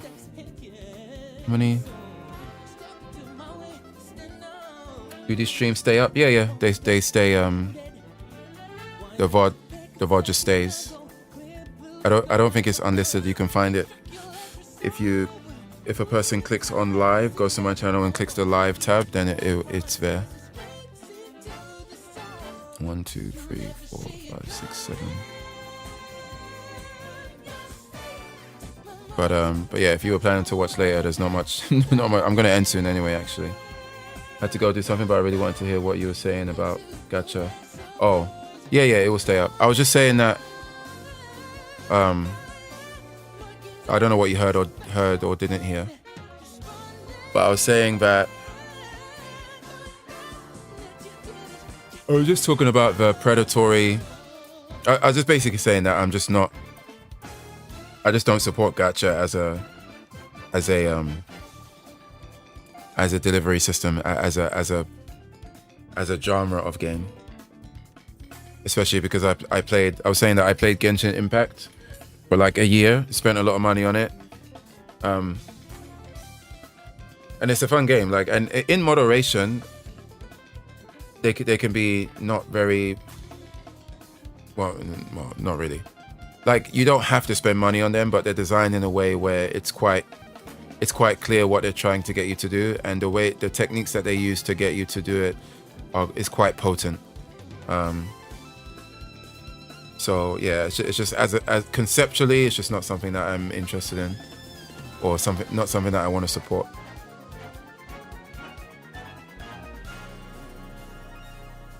You think the fact that the base game is free justifies the well, yeah, I mean, they have, like, that's just a business model, right? Like, if you make a free game, you either do a bunch of microtransactions like costumes and optional things that don't affect gameplay that you can buy, similar to what 2XKO does, right? Or League of Legends, right? Like, because they have to make their money somehow. It's either they do that or they do the gacha model. I don't think the gacha model is inherently bad.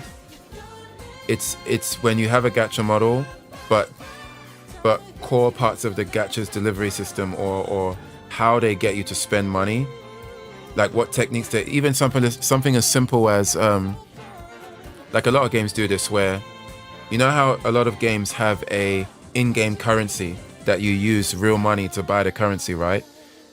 In a lot of gacha games, let's say a character, or to roll for weapons or content in the game, let's say it costs 10 in-game currency. Let's say it costs 10 rupees. Let's just use Zelda currency. It costs 10 rupees, right? To do one base roll. What they'll do is they'll make the cost of 10 rupees in real money, they'll make 10 rupees cost, like, I don't know, they'll make it cost, like, there'll be a package where you can buy, maybe you can buy 8 rupees and then like 15 rupees and then 20 rupees, but you can't just buy 10 rupees. You can't use your real money to just buy 10 rupees and then use the 10 rupees to roll for the content. They'll instead make you buy the 5 rupee package so you can buy it twice. Or they'll be like, okay, you buy the 7 rupees, but 7 is not enough for the 10, so you have to buy it again. So now you're buying 14 rupees to roll for one set of characters or whatever. And they're doing that intentionally because they know that's like a surefire way to keep people coming back to try and re-roll and buy it again, right? There's a clearer example of this happening. Like, my maths is probably not like super duper correctly illustrating what I'm talking about, but this happens a lot across a lot of gacha games, which is just another reason why I don't like to support it. You know. Yeah, it happens a lot. Because even when you have rupees left over, it's not enough. Yeah, it's not enough to buy something else. So you have to keep yeah. And that's clearly intentional, right? That's how they get you. You know, and it worked on me for Genshin Impact.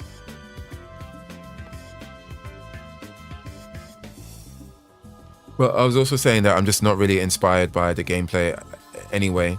Like, I do acknowledge that it looks flashy and it looks cool and stuff, but to me it just comes off as shallow, very style, not really much substance. I don't know. I have a bit of a different standard for action games and stuff. Could you free to play Genshin? You can. There's people that do it. Like, some people make content out of that. Like, when Genshin was big, people would do like content out of, you know, free to play Genshin. Here's my free to play run. Here's my free to play team of characters. Look how strong I've become. And their point is to show that you can do it. But even those free to play content creators, even they acknowledge that, like, the time it takes, man. The time it takes and like the time it takes to get to any kind of super duper strong level is just time that most people don't have. Like, most people with a regular life and a 9-to-5 job and maybe like a family or a kid to look after, you're just not doing it. So even they acknowledge that, like, they're not making the content to prove that anybody can do it. They're just kind of doing it because it's fun content. Because every other Genshin streamer or content creator are like whales. Like, they're just rolling, spending big money. Oh, look at my 5-star gold legendary character. Like, oh, this is what you can do. And you're basically watching them knowing that you're never going to spend that kind of money on a game. So it's kind of like you're watching somebody gamble and win big and do crazy things with the money that they've won. And that's the content. So then some Genshin streamers were like, let me not do the whale content. Let me do the free to play content because it's a bit more wholesome. And it's just like a different lane that people can tune into. But yes, on paper, you can play it free to play. It's just very clearly designed to have you spend money on it. Some games make you grind like a slave if you're free to play. New Game Plus version of a gacha. Literally, you're not that far off. So,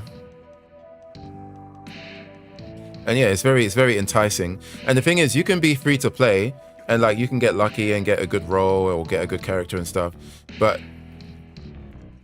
paying money to roll is always there. It's always like a temptation. And when you're free to play, you can get something cool and then you're like, oh man, like I got super lucky on this character. Maybe I should just spend like $10 because I might get that character's weapon because I got this rare character that not every free to play is gonna get, but I'm probably not gonna get their weapon though. So let me try and roll for the weapon because then I'm gonna be really strong. And then that's how it begins, you know. Or they'll do like time-gated stuff, like where you can only do a dungeon every so often. I think they call it in gacha, they call it an energy system, where like a lot of content is tied to this timed resource that builds up over time, like over days. And when you run out of that resource, you can either wait the 24 hours or whatever it is, or you can just pay for it. And then you can get another chance at the resource, or you can buy that resource to enter the dungeon, play the content to level up your characters and stuff. It's very clever what they've done. It's very clever and very like there's an artistic science to how they have crafted these games for max CPM, for just max money. And when you mix this clever design with actual gameplay that is quite good, because Genshin is fun. Like the gameplay is quite good. So when you mix that good gameplay with the other stuff, it's like, yeah, you got a recipe for. There's a reason why that company made money hand over fist. I see free-to-play grind like speed running a single-player game. It's just an overly hard way to play a game that has an easy mode if you just want to get to the end. Yeah, essentially that.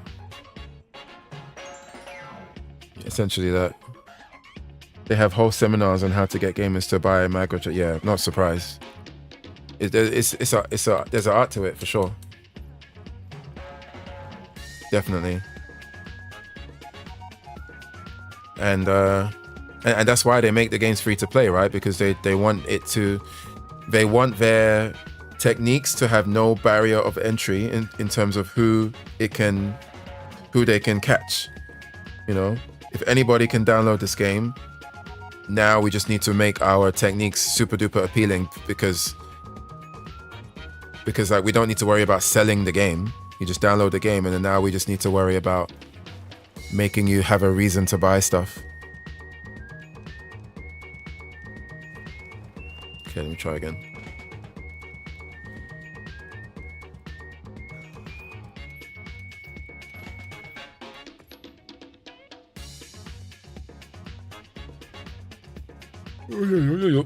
What's the difference between a trading card game and a gacha? There is a gacha.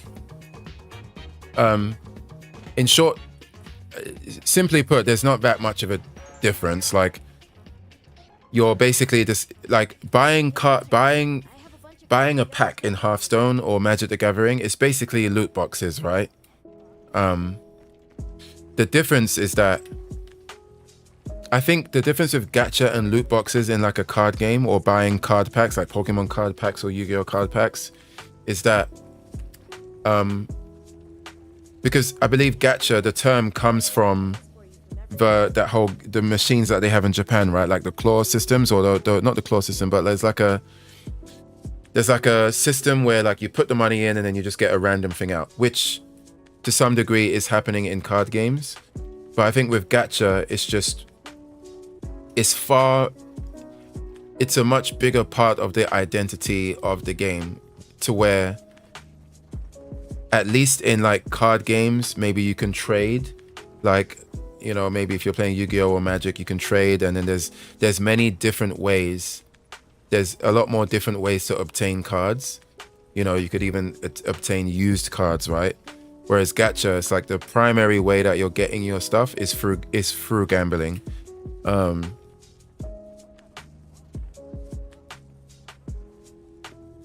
Yeah, there's probably a more intelligent breakdown, but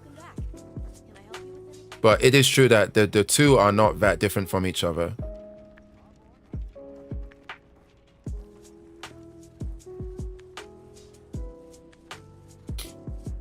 Or is any pack opening game that costs money a gacha? They're not a gacha, but I think some people do class them as gacha, but typically when we talk about gacha games, we're not talking about card games. Although card games have a gacha element, although I wouldn't call it a gacha element, I would like. To me, it's more akin to loot boxes, but then again, gacha is loot boxes, so maybe it's not that off to say it's a gacha element. But card games are not gacha games. I think that's the difference. Like, there are gacha games, but Magic the Gathering is not a gacha game. Yu-Gi-Oh is not a gacha game. Pokemon trading card like TCG is not a gacha game. Maybe I need to do more reading or research as to why it's not classed as one. But at least colloquially, we don't consider those to be gacha games. But I always thought Marvel Snap was a gacha, but people said it isn't. Yeah, if Marvel Snap is, then Hearthstone is too, and Hearthstone is not. It's not a gacha game, although it's become very kind of like, not predatory, but they found new ways for people to spend money on Hearthstone.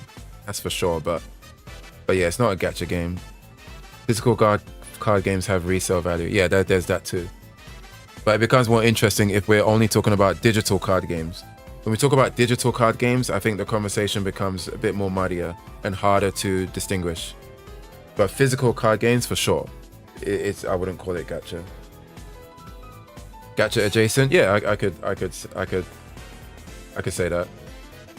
But for digital card games, though, I wouldn't say it for physical card games. But when we're discussing the genre of a game, like gacha is a genre, right? I think maybe that's the thing as well.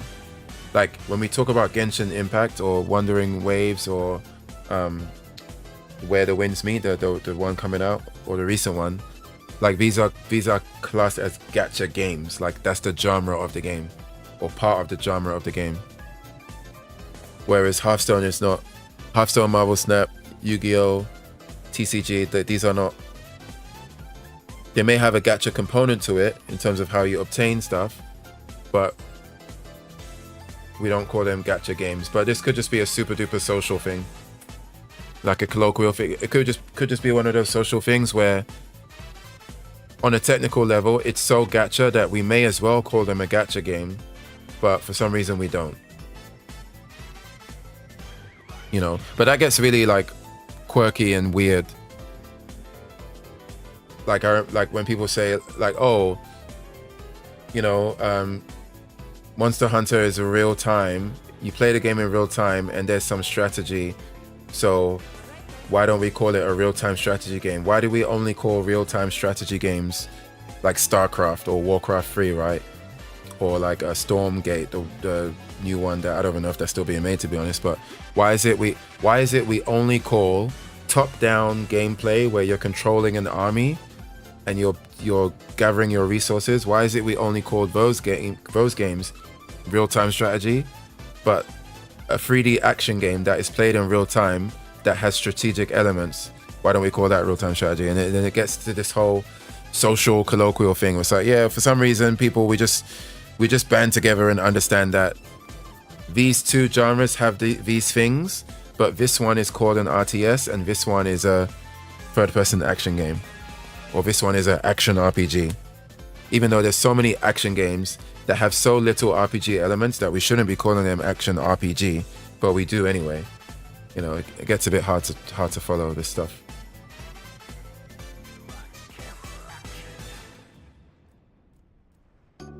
It's always been odd that gacha is a genre, because saying gacha doesn't describe the game. I agree, people use it like that though. Yeah, they do, yeah. And you're right, it doesn't describe the moment-to-moment gameplay of the game, but I think when people use it, they're using it to illustrate how much of the main component of the game is built around the gacha.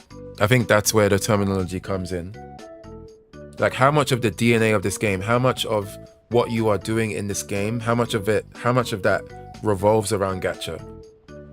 And if you look at every game that's called a gacha game, the majority of what you're doing, or the majority of the design of the overall design of the game, somehow, some way revolves around its gachaness.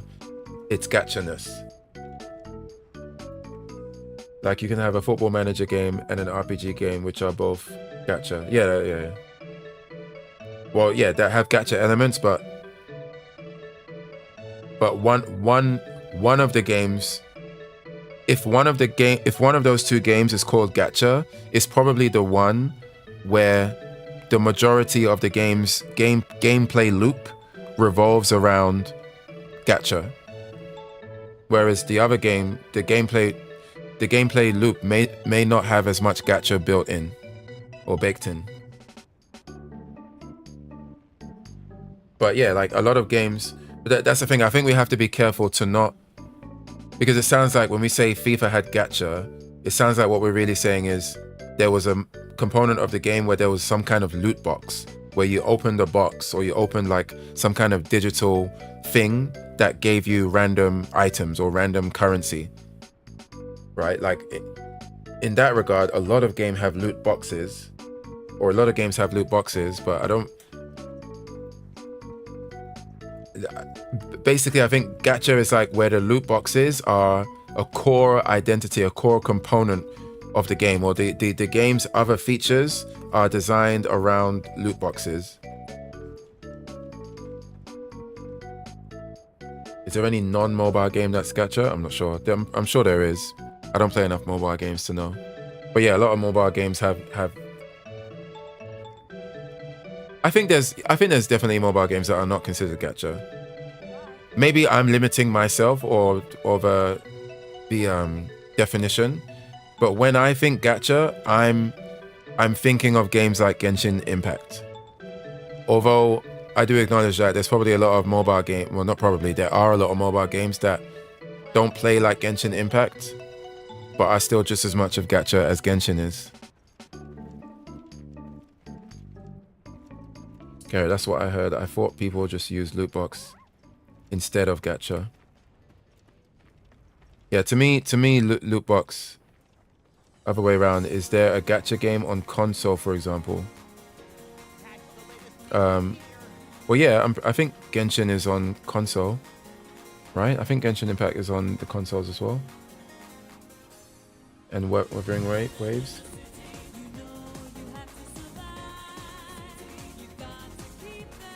Yeah, Genshin is on PS5, PS4, and Xbox, I guess.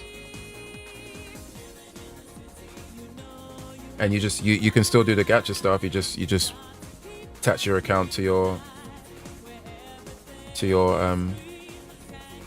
what do you call it? Your PSN. Yeah, it's on console, it's on mobile as well, it's on PC. I played it on PC.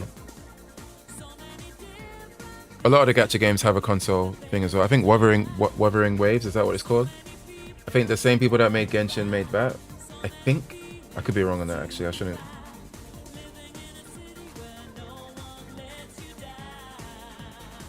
Oh no, it's not this. It's not the same people. But I think there's also, yeah, Wuthering Waves is also on PS5.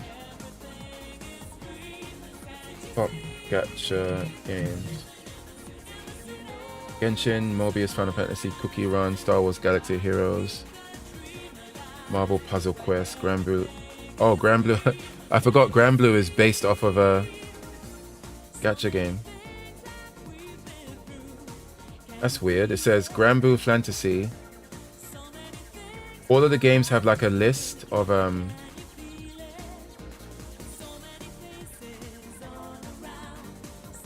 on. All of the games have like a list, like a title under it. Genshin Impact, immersive open world. Mobius Final Fantasy Experience. Cookie Run, fun cookie battles. And then Granblue Fantasy says fair gacha structure. like it's gacha, but it's trying to be fair. What the hell? What the? Oh, you got Honkai Star Rail as well. Fire Emblem Heroes. Yeah, there's a bunch. They got a King of Fighters gacha game, I guess. Gacha games. Diverse gacha games offering unique gameplay mechanics. Oh, wait. It says diverse gacha games, so it's already... I thought this was trying to describe what gacha is. But it's just saying that these are unique gacha games, apparently.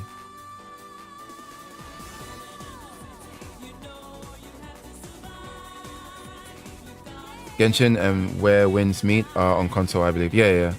Genshin, a lot of them are.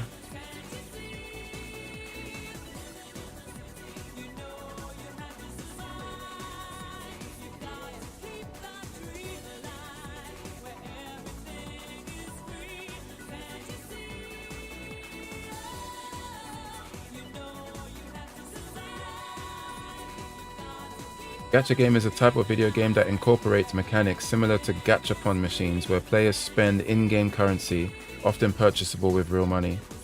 Oh, yeah, sorry. I'm stupid. A big component, like what they just said. A lot of games with loot boxes, you're often not able to buy it with real money. Like there's some kind of in-game currency that you can build towards, or you build it up and then you spend it and then you get like a roll, right? Maybe that's not the case so much anymore. Maybe most games you can just buy it with real money, but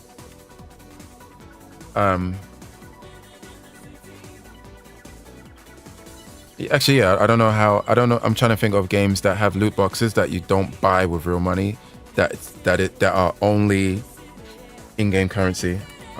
I can't really actually think of one.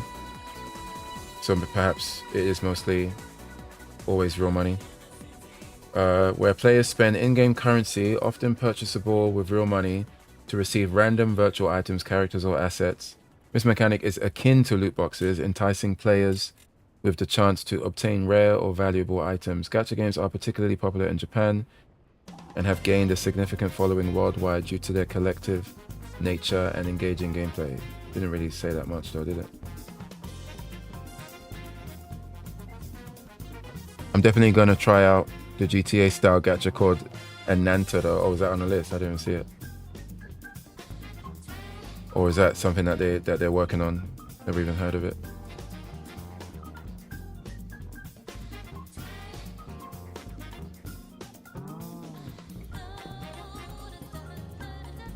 The gacha game model has been around since the early 90s with strategy trading card games such as Magic the Gathering, but began to be widely used in 2010s in mobile gaming by Japan.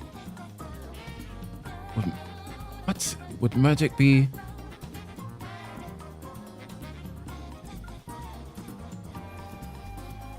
But the term...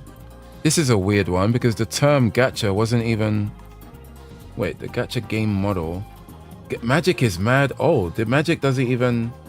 Magic predates this term, no? 1993. Unless they mean like they've retroactively gone back and people consider Magic to also be gacha. But then you have to extend that to any card game, any physical card game. Gacha mechanics have become an integral part of Japanese mobile game culture as well as pop culture in general. The game mechanism is also increasingly used in Chinese and Korean games, as well as European and American. Digital gacha games have been criticized for being designed to be addictive in order to attract whales. True. Microtransactions far beyond the usual price of a game. The typical gacha game format that encourages spending real-world money on chance-based loot tables with in-game rewards of differing value instead of individual specific purchases have been compared to gambling.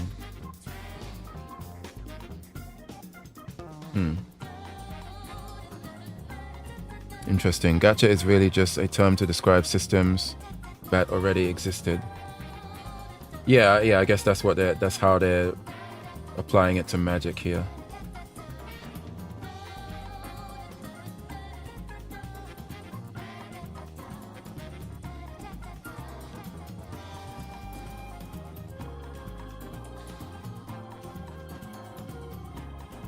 I mean, yeah, like it just wouldn't make sense to call Magic a gacha game, considering so much of it. Like, there's ways to play. There's formats in Magic that you don't even have to spend money. Like, you can just play. In Hearthstone, it's called Arena. I think it's called Arena with Magic as well. But you can go to like card game stores and then just like craft a deck with like they give you a deck and then you kind of like you kind of randomly pick, and then you have to make your deck out of what you've been given and then see how far you can get and play against other players who have randomized decks. But you're not buying anything, you're kind of like testing your Magic the Gathering deck building knowledge. Like, there's so many ways to interact with the game Magic or card games in general that don't involve spending money. So I think it's a bit weird to... Unless they're just only speaking about the way in which you buy cards, and that you buying a pack, like, you don't know what you're gonna get, so that's gacha, then fine. Yeah, draft format, there you go. I think Magic was so innovative they shouldn't associate it with gacha. Magic is its own industry now. Yeah, it's pretty big and it's not going anywhere. But yeah, the draft format is what I was referring to.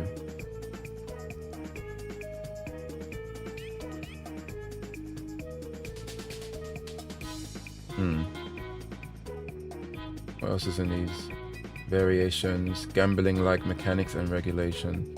Gacha games have faced...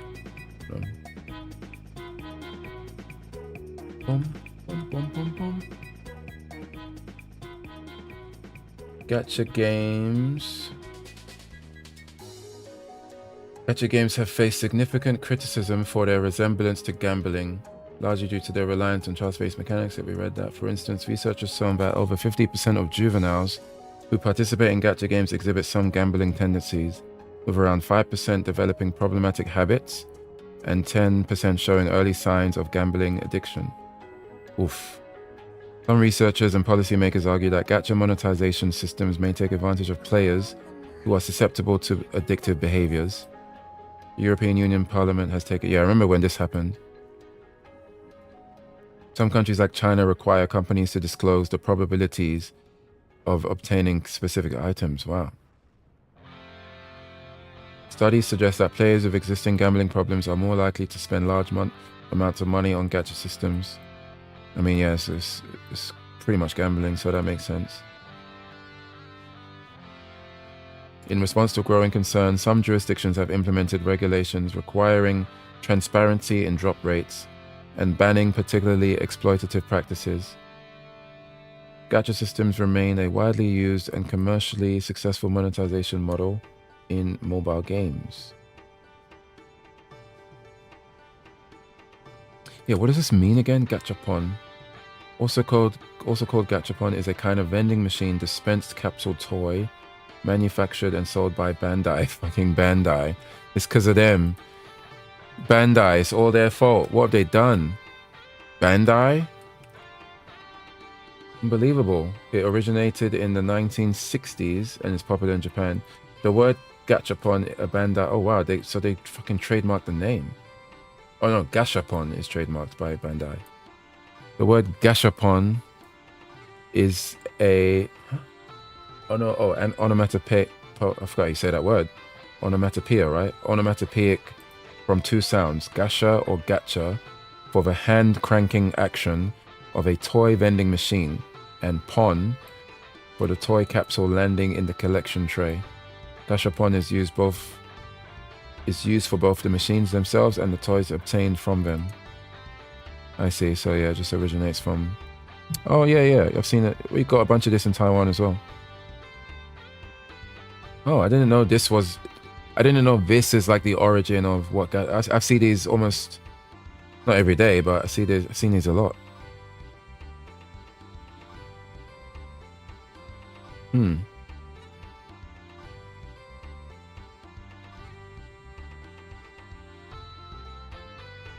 Quite interesting. I only like to spend money. Oh, if gacha just means gambling with real money, that's very broad. Yeah, it's quite broad. But it can apply to a lot of stuff. Yeah, I think it has to. It has to be more colloquially. It has to be more related to the design practices that make people, like the series of design practices that make people want to spend money on the game to increase what they can do in the game, whether it's having stronger characters, having a different team composition, getting better weapons and stuff like that. To me, that's more of what gacha has become, in at least with video games. I only like to spend money in a game if I know for sure that I'm getting the item I want. Yeah, like a costume or something like that.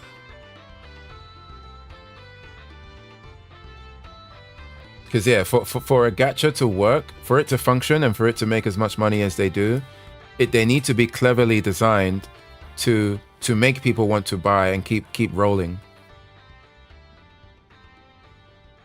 Like, bro, Genshin Impact is so... Man. Genshin was so addictive, man. Can I find Genshin Impact? Oh, what was it called? Constellation. A lot of them have this system. Bro, when I show you this, Constellation, I just want to see it. Images. Okay. This is a good example. I had this character, Jean. Is this a... Fuck, I want to see the full... Okay, let me see. Genshin Impact.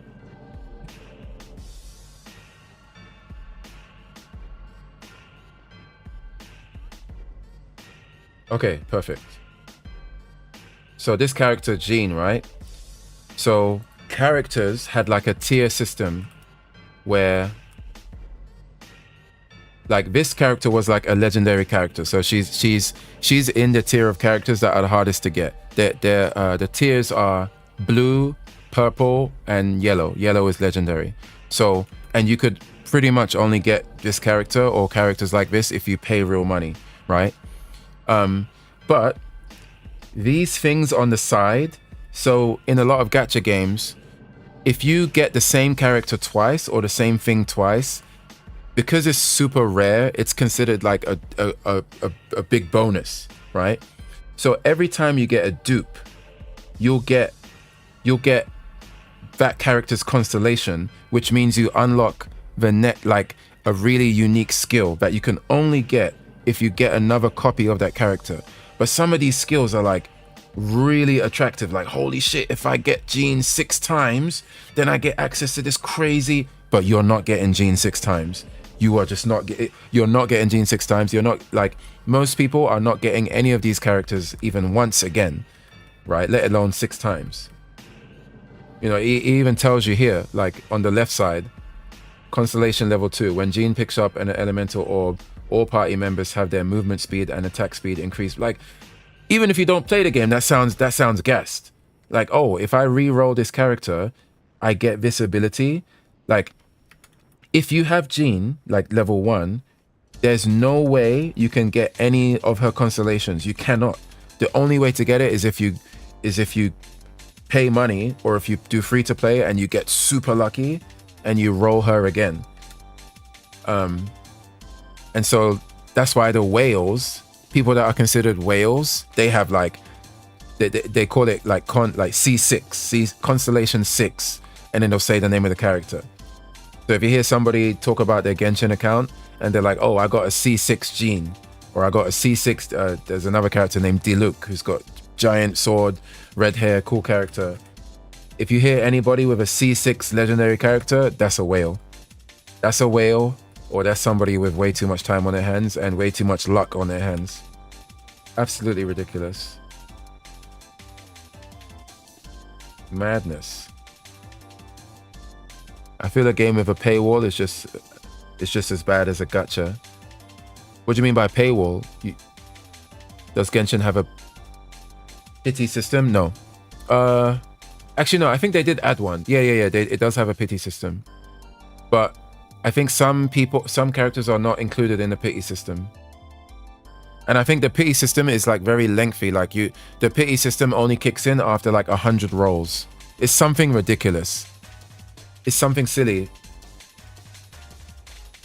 But if I recall, I don't think they always had a pity system.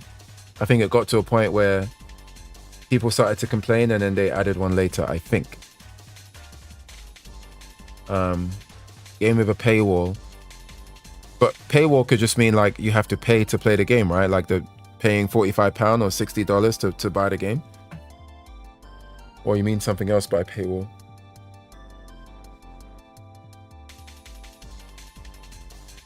But yeah, although saying that, I remember I had a I had a Con 2 Jean. I did get super lucky and I got Con 2. And I had one other yellow legendary character at Con 2 as well. But yeah, Con 6, good luck. My whiskers are tingling. Weather's changing. Paywall, as in, paywall is like in some Pokemon where the DLC is basically paramount in you finishing or completing the game. Oh, yeah, that's trash. I don't remember the last game I played that even tried to do that. I think if you try to do that now, you're getting, that game is gonna get incinerated by the critics.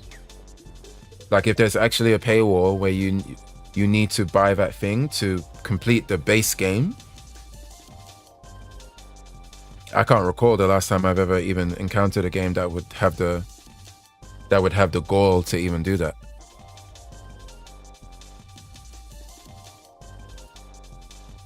But it wouldn't surprise me if Pokemon's doing that though, because fuck Nintendo. Fucking holding Pokemon prisoner under their dictatorish rule. That's it. Okay, let me get Jean off the screen.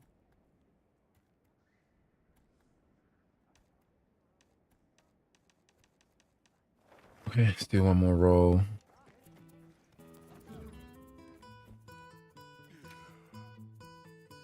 Pokemon's way around it is you just need a friend to trade you Pokemon from the DLC. He's Gummy, yeah, fuck. I dream of a day where Nintendo starts losing money and they're like, "Fuck, we need to revitalize Pokemon. We need to hit the reset button. We need to do something to just refresh." I just want them to give it. Just let somebody else develop it. Just one time. It's trash. Trash.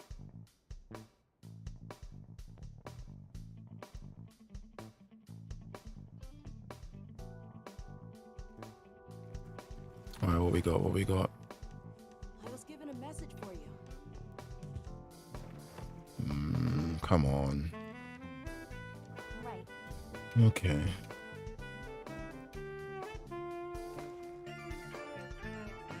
Oh, that's a big one.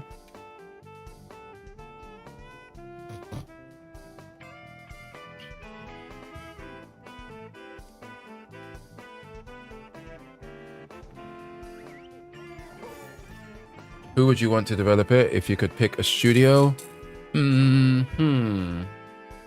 Depends on the kind. It would.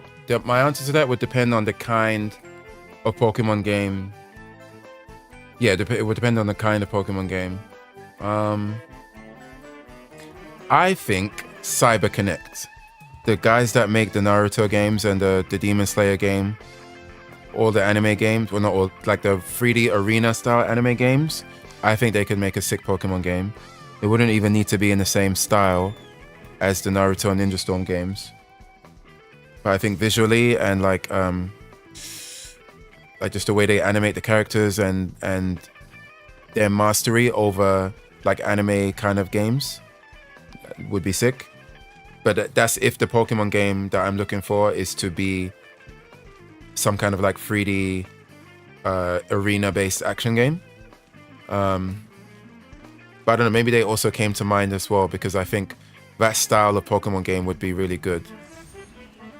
Obviously, there would need to be some kind of open world aspect where you're catching the Pokemon.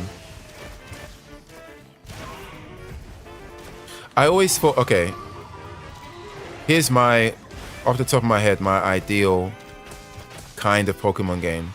I always thought it was strange that in Pokemon, you as the trainer don't really need to worry, like you're not in danger. Like when you use your Pokemon is in danger of being defeated.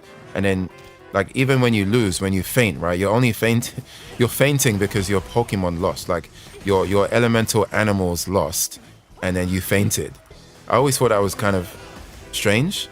So I think it would be cool if there was a Pokemon game where you, the trainer, are also in danger. So when you're hunting for Pokemon and you're using your Pokemon in the wild, you also, as the trainer, have to avoid, dodge around and stuff. So I think it would be cool if the Pokemon is pure AI in terms of like how you can, you can say your commands, but whether your Pokemon follows you or not is based on how well you've taken care of it, your gym badge level or whatever, right? You could just have a really robust, well-designed, like AI NPC system where your Pokemon is listening to you based on those features or based on that functionality, but you as the trainer, you're running around, trying to make sure you don't get hit by the flamethrower, or all the while commanding your Pokemon to do what to fight the battle. I think if that approach was taken, you could have a really unique Pokemon game in the style of like the CyberConnect games. I think.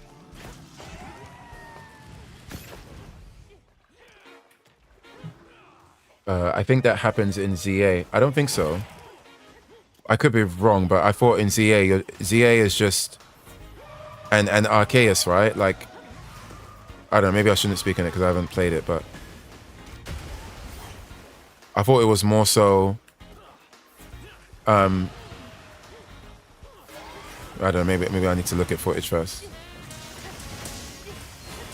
Yeah, I think that would be sick. And if it does happen in ZA, because in ZA you still control the Pokemon, right? You still you still actually issue the Pokemon commands. I understand that won't be attractive to everyone. Like, there's going to be people who want to control their Pokemon. But I actually think the sickest one would be, because I think doing it that way would allow you to focus on like the Pokemon raising aspects of Pokemon outside of just make Pokemon stronger by increasing Pokemon level. I think there should be an aspect of you're a good Pokemon trainer because you actually train your Pokemon, or you're affectionate towards them. You feed them correctly. Like, it, ironically, this approach would lean into the whole Tamagotchi Pokemon, like the original vision of what Pokemon was kind of based on, or like a derivative of, you know, like the Tamagotchis and stuff, right? Like the digital pet thing. Like, going back to that would be like a return to, not a return to form, but it would just be a callback to the origin of what it was designed to be. Not that it has to do that, but I just think that would be cool. Like, if the enemy Charizard is burning down the environment around you and you have to try and survive while having your Pokemon, yeah, I think that would be sick. Also, because there's not that many games like that. Like, imagine what we're playing now, right? We're playing Monster Hunter, but imagine, like, as I'm like evading and dodging and keeping myself alive, I have a Pokemon that I don't control, but I'm trusting that Pokemon because I've raised that Pokemon well. I've fed it the right food. Like, we've fought many battles together, so I'm trusting that Pokemon to listen to my commands as I'm playing. So maybe as I'm dodging around, I can use like a radial wheel, and then like one button could be like flamethrower, right? But whether the Pokemon does flamethrower depends on its relationship to you, depends on how confident it feels compared to the monster or the Pokemon that it's fighting. You know, how fast it triggers the flamethrower could be based on its speed stat. There's so many ways, so many interesting things that can be done. So it's like you're doing two things at once. You're keeping yourself alive by making sure you avoid all the enemy Pokemon's attacks, while also commanding your own Pokemon. Now, where this would be tricky is trainer against trainer battles. Because maybe what I described could only work in the wild battles, right? Because in trainer battles, the enemy trainer's Pokemon is not going to be attacking you. Because that's like against the rules, right? So, but I think that could still work. It would just be a matter of wild battles have this element of you need to avoid and keep yourself safe while giving your Pokemon commands. And then trainer battles could just be more like, maybe it changes to more, you actually don't control your character. You're just standing like in the cartoon or in the video game. And sorry, not cartoon, in the anime. And you're just issuing the commands. But it's still based off of like whether the Pokemon does it or how it does it, how quickly it does it, is still based on its relationship and its stats. So the trainer can get knocked out in ZA. Oh fuck. Just like I got knocked out. So the trainer can get knocked out in ZA, but CPU controlled Pokemon is a terrible idea. Nobody wants unnecessary RNG. I don't think it's terrible. I think there's games have done. There are some games that have done that. It's just it would just be a different kind of game. And it wouldn't be. You would minimize the RNG by how well you've trained your Pokemon. Like, the RNG nature of it is only it's like, it would only be bad if it's purely RNG or if it's too RNG centric. But I'm also talking about you can do lots of things to hyper minimize the RNG, right? Or even like if it's something like you open the radial wheel and then you tell your Pokemon to do flamethrower, the way in which it does flamethrower could be dependent. It doesn't have to be RNG. It could be dependent on, okay, if the Pokemon speed stat is this, then the flamethrower comes out this quickly, right? Or if your Pokemon has low loyalty stat, like maybe there's a stat where if that stat is low, then the performance of the move maybe does have RNG because they have low loyalty or they have low confidence, right? There's all kinds of stats that you could introduce that could make this interesting. And then you could have stats where it completely removes the RNG factor. It just comes down to, okay, how strong the attack is or how fast it comes out, things like that. Also, that's also a fast way to cripple competition in a game. Players will not have the ability to be flexible due to the time sink in raising 6 Pokemon. But I think you're thinking of it in the current framework. Remember, I'm thinking of a completely different approach, like a completely different genre or completely different way of making a Pokemon game. Like, there is a way to do this. Like, sure, it's not going to have the same kind of, it won't have the same kind of competition as like the Pokemon games we have now, but it doesn't need to have that same kind of competition for it to have competition. In trainer battles, maybe their Pokemon only hurts you if they're disobeying their trainer, perhaps.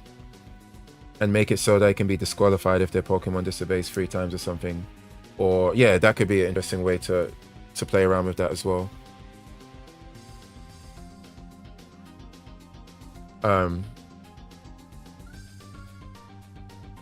But yeah, like, it would, I'm not denying it would be very different to what we currently have, but like, ironically, that's what I'm trying to call for. Like, I think there needs to be, and I'm not saying the game that I'm imagining needs to replace the Pokemon games that they have now.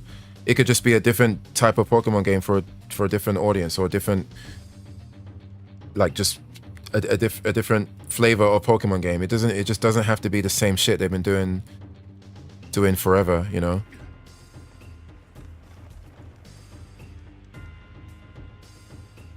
Because yeah, they just become hyper stagnant, and then they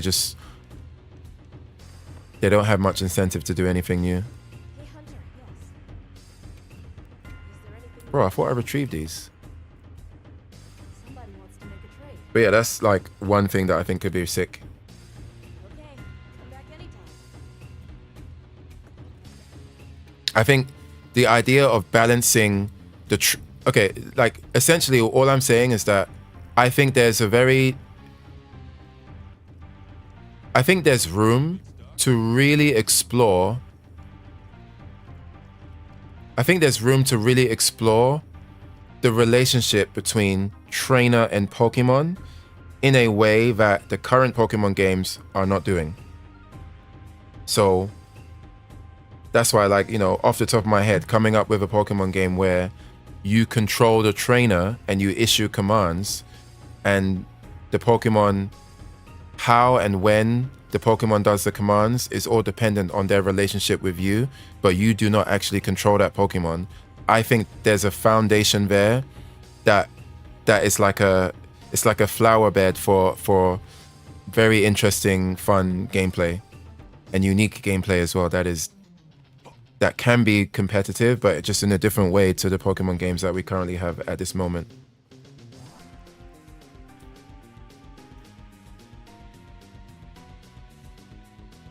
There's a reason Power took off. It was a different take on the Pokemon. Yeah, they definitely need to try new things. I'm not basing it off of current Pokemon. I get the idea isn't flushed. I'm saying time sinking for less RNG isn't good competitively. Sure, that might be a critique, but like, it depends what you mean by good competitively. Like, is it perfect competitively? Perhaps not, but it could still be fun competitively. It could still be engaging, and people can still want to play it against others to see if their Pokemon wins. I think when you say it wouldn't be good competitively, your good is the standard that you have for it to be worth engaging in. But I think there's going to be a lot of different standards of, like, okay, this is not as good competitively as like a Street Fighter game or a fighting game, or maybe even current Pokemon, but that doesn't mean that it cannot be good competitively to the point where people will want to engage with it, right? Like, there's levels to it, is what I'm saying. If you're talking single player, it doesn't really matter, so it could work. Yeah, I mean, it can be both, right? Just like current Pokemon game, there's a single player story, and then there's the There's a multiplayer aspect. Good as in fair and reasonable time to adapt to a meta. But that you just designed that. You would. I think there's no like. Everything I'm saying is like you would just design. You would design it to make it make sense within the meta of this game, right? Like, the world is the designer's oyster when it comes to that. Whether it works or not is going to come down to execution, but like, there's definitely a way to have a game, a competitive game, where you do not physically control the thing, but you can do a lot to influence how the thing listens to you.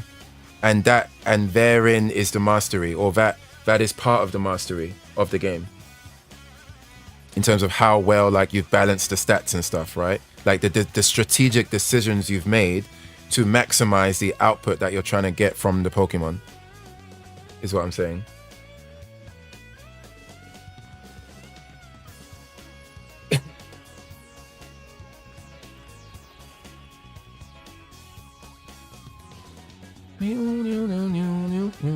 I think there's some things.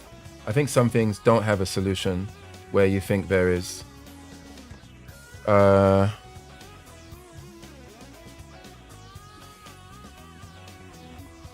I'm not thinking of it in. I think even thinking of it in the term of solution is. I don't even think that's the right way to think of it. Like, I'm not saying you've brought up a problem, so here is the solution. I'm saying that, like, you've brought up a problem, and I'm saying these are the things the developer could explore to try and to alleviate that potential problem, or to try and account for that thing. Right? I'm not thinking of it as like problems and solutions, if that makes sense.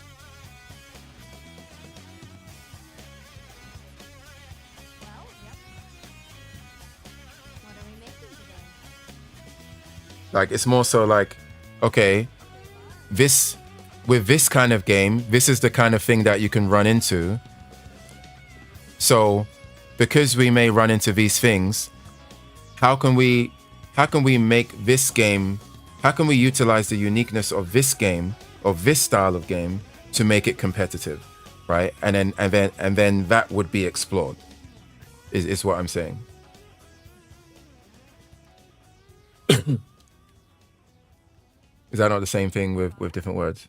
No, I'm mostly saying that the last thing I said. Okay, let's rest again.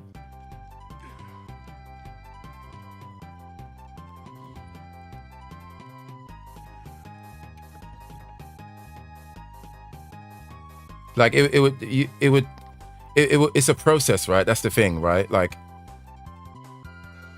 design is a process. You would have a concept, you would try it out, you'd see if it works, and then you'd be like, okay, this is working, this is not working. You return to the drawing board, you try implement different iterations to change the feeling of this, of how this feels, versus, you know, it's a balancing act. So it's more so, I'm just saying that, like, this kind of game, you would go through the balancing act to see how this kind of Pokemon game could be competitive. So I'm more so saying, like, the process is the solution, but I'm not saying that this idea right here is the solution to that, because I don't know. Like, I would have to actually try it out and test it out. But you would find a solution, or you would find the solution via multiple, like, iterations and going through the process. I guess I don't get it in that case, because it sounds like finding an issue and resolving it, which to me is problem into solution. Yeah, but I'm not saying that, like, in response to what you said about how, okay, but if you have this kind of game, then it's not competitive in this way. My answer is not me saying, oh, you just do this and that's the solution, because I can't say for sure without trying it that would be the solution. And that's why I'm saying I'm not trying to just be like, boom, here's the solution. What I'm saying is that there is a process that you would go through to either find that solution, and then that solution would be brought about via the process. But the process is the more important thing, because the process is the ground for what you do to test out what works and what doesn't work, and figuring out why it works or why it doesn't work. So I'm essentially saying that like anything can work, you just have to go through the process to see what can be done with it, and then just go from there. But the mistake would be if I was to be like, oh, C4 said that this thing might happen if I have this kind of Pokemon game. So my answer is to just do, like C4 said, X thing will happen. So my solution is, let me do Y thing, because I'm pretty sure Y thing will fix that. No, it will fix that in no time. And then I try Y thing, and then that shit just don't work. And I'm like, oh shit, well, I guess the game is a failure. Let's scrap the idea, right? Like that would be that would be the wrong way to do it. But if in response to, hey, I think X might happen if you have this kind of game, my response, I think the better response would be, okay, let's go through let's understand why that would happen. Let's see if that does happen. Let's go through this process. Let's have these backup ideas. Let's go back to the drawing board in this area and change this design aspect. You know, maybe there was too much RNG in the commands that we give to the Pokemon, so maybe we have a special way to account for that, right? There's all kinds of ways that that a developer would troubleshoot this issue.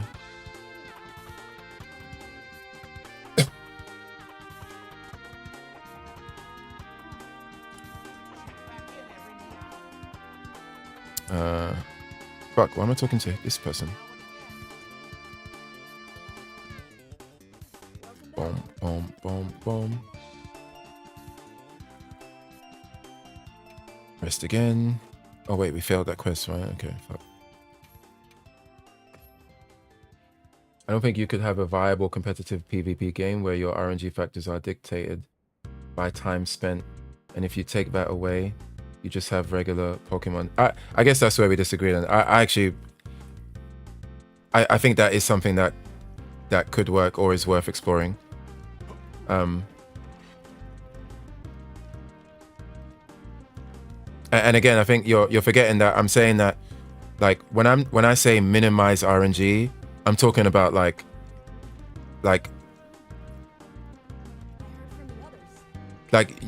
I'm not saying that you pull up the radio menu, you choose flamethrower, and then your Pokemon has a 50% chance to even listen to you, right? Like, maybe at the start of the game when you first get that Pokemon, that's what would happen, but there would be a progression system. Like, the point of the game would be, okay, perhaps it is a 50% chance at the beginning. So with that 50% chance, you probably don't want to take that Charmander into the battle arena going online to play with other players, because you're going to be playing against players who have their Charizard, and the RNG factor of their Fire Blast or their Flamethrower is like under 2%. Like or 98% chance that Pokemon is doing Flamethrower, right? And that's not all that different from aspects in the Pokemon games we currently have, because there's accuracy. There's always a Charizard uses Flamethrower, it missed. Charizard uses Flamethrower, and then there's like different effects, right? Like, like when you charm it, or when you get paralyzed, so and so is paralyzed, or so and so tried to do tackle, so and so is paralyzed, and then you just miss your turn, right? That shit happens like even with current Pokemon, like just straight up RNG stuff that is just raw RNG. But I'm saying that an RNG thing can exist, but there could be things designed in that system where you can super duper minimize it, or even put it down to like a 0, and that's part of the game's like progression. At the moment, Pokemon has percentage based attacks on hitting, but they're balanced around the moves, not how much time I've played with that Pokemon. Yeah, but I don't think that's a bad thing though. It's just a different kind of game, right? Like, and technically you do spend some kind of time like leveling up the Pokemon, unless there's like some time machine aspect of the games now where you can just like time skip your Pokemon straight up to level 100. But like even in current Pokemon, you're still leveling them up. You're still like doing the EV systems or whatever to like, I don't know if that's even still a thing. I don't know, but I remember back there was the EVs and the EVs and IVs or whatever, right? Like I know that could be quite time consuming. I don't think having a system where it's kind of and I think like the whole aspect of Pokemon is like you're raising animals. Like you're part of the allure of it is that you've got like a supernatural cool animal that you're raising. You're a Pokemon trainer. So I don't think it's a bad thing to have like an aspect of the game that plays into that, like, or a Pokemon game that like, yeah, you need to put some time into the Pokemon. And then the balancing could be like how much time is too much time or not enough time, right? Like that's another thing that would be explored. Like I'm not saying, you know, you would need to spend 6 months before you can even take your Pokemon online and stand a chance. Like perhaps that's too long. You know, but there's a balancing act of what is too long and what's long enough.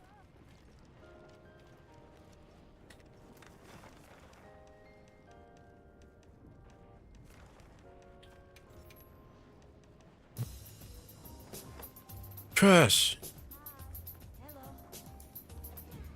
Yeah, I remember rare candies were just one level, and rare candies, if I recall, again, I'm working based off super old Pokemon knowledge, but if I recall, rare candies were super suboptimal because you wouldn't be getting the EVs or IVs from like because Pokemon had like the hidden system, right? Like when you train your Pokemon in the wild or against other Pokemon, when you defeat a Pokemon, wasn't it the case that like there's like a certain stats that you can get depending on the Pokemon that you defeat, and then when your Pokemon level up, it's like a relationship between the level and then the stats, or the level and the Pokemon that they were defeating to gain the levels.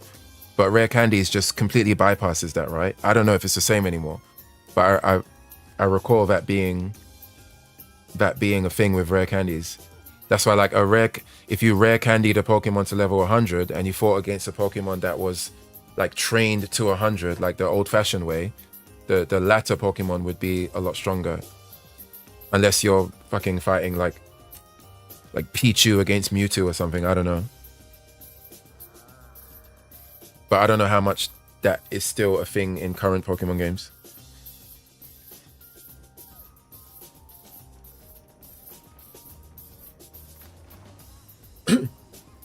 Yeah, that's right. But you get items for IVs and EVs in newer games. Okay, yeah, I didn't know. But the point is that like you still have to. Perhaps now it's like a lot faster to train your Pokemon. Maybe that's what it is now.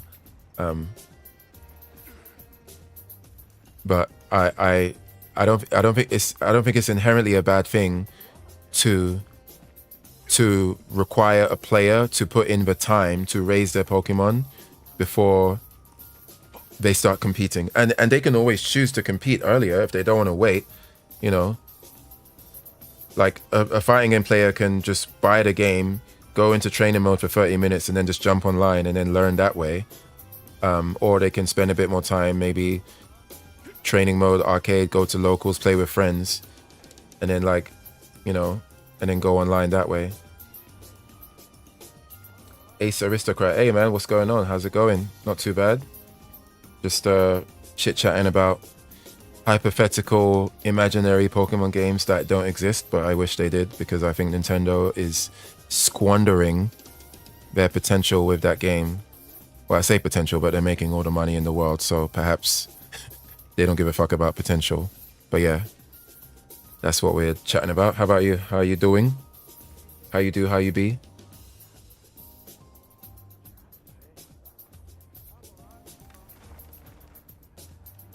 Okay, let me see if I can get into another one.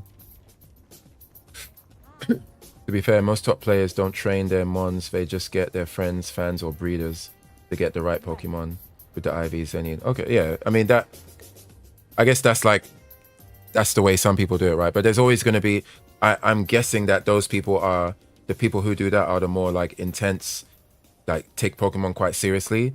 But there's going to be like, let's let's remember the kind of franchise that Pokemon is and how much of a mass wide appeal, or how much it caters to younger people, right? So you're gonna have players who do what you said, but then you're gonna have players who are not really familiar with that world, and they just want to buy a Pokemon game and like play the Pokemon game the way that they see it played out in the anime, or oh, I caught this Pokemon in this part of the game, and I'm really like, you know, attached to this Pokemon. I want to take this Pokemon as far as I can in the online world, because, you know, that's how I want to play the game, right? Not that different to people who maybe somebody plays a low tier character in a fighting game and they want a character specialize with that character because that's how they get their enjoyment out of the game. Like, there's going to be many different ways to dip one's toes into this hypothetical game. Like, there's going to be many ways to engage with it competitively, is what I mean. Oh yeah, are they coming out with a new Pokemon PvP game to streamline the competitive aspect? I didn't know that. What's it called? Google that. I thought the recent Pokemon game was the one with the funny Starmie, the mega evolution Starmie. That's getting memed on. New Pokemon PvP game. Pokemon Champions is an upcoming PvP focused game, January 2026, featuring classic Pokemon. Hold on.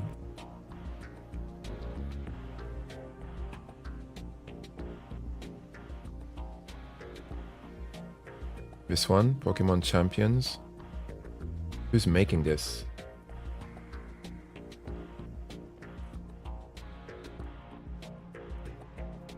This was in February 2025. Bring Pokemon from different games and generations to battle it out. But have we seen any?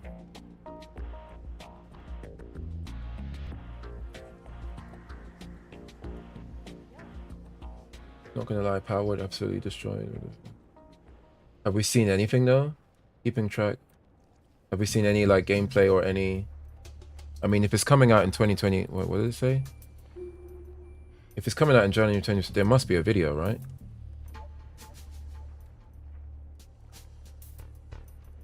It's Legends. I mean, I guess there isn't, but otherwise it would show up.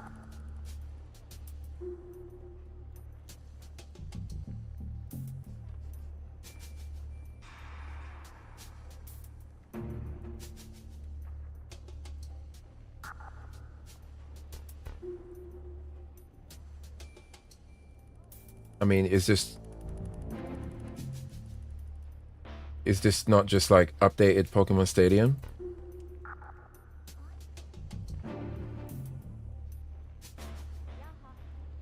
Am I crazy? Isn't it just pretty much?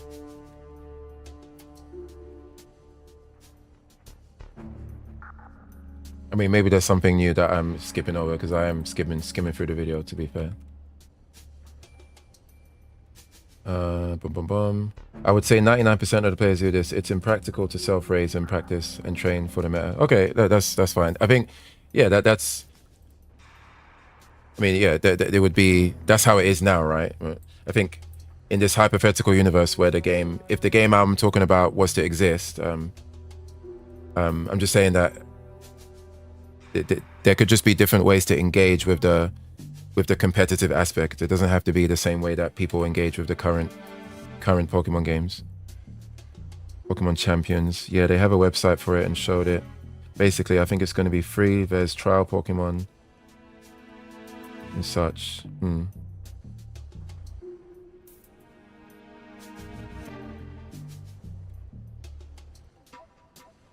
Is Game Freak making this? Who's making this?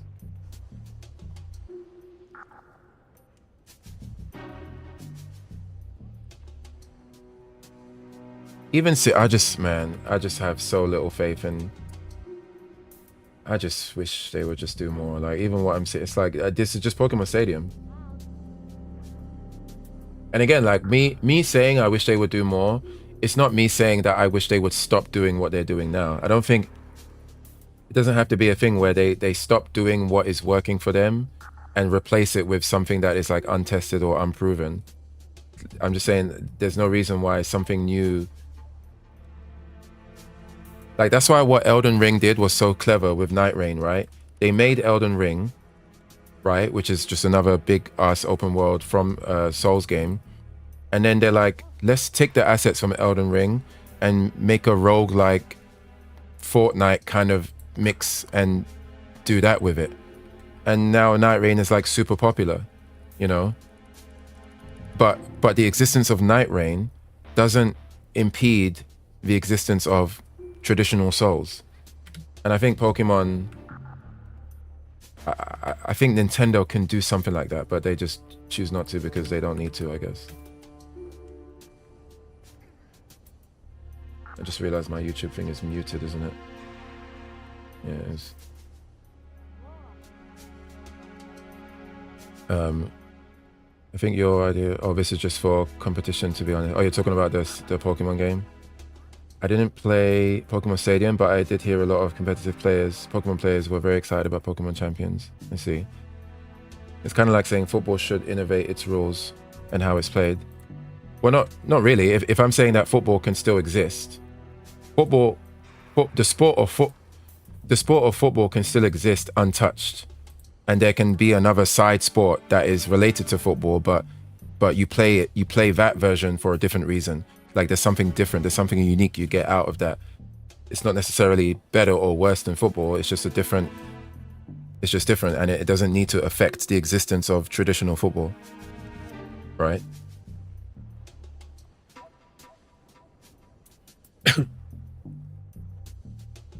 And also, like the reason why that's a little bit different as well is that I think traditional sports are a bit more like the word traditional, right? It's kind of there where it's kind of not supposed to change because these are sports that we've played for like hundreds of years, right? And will continue to be played.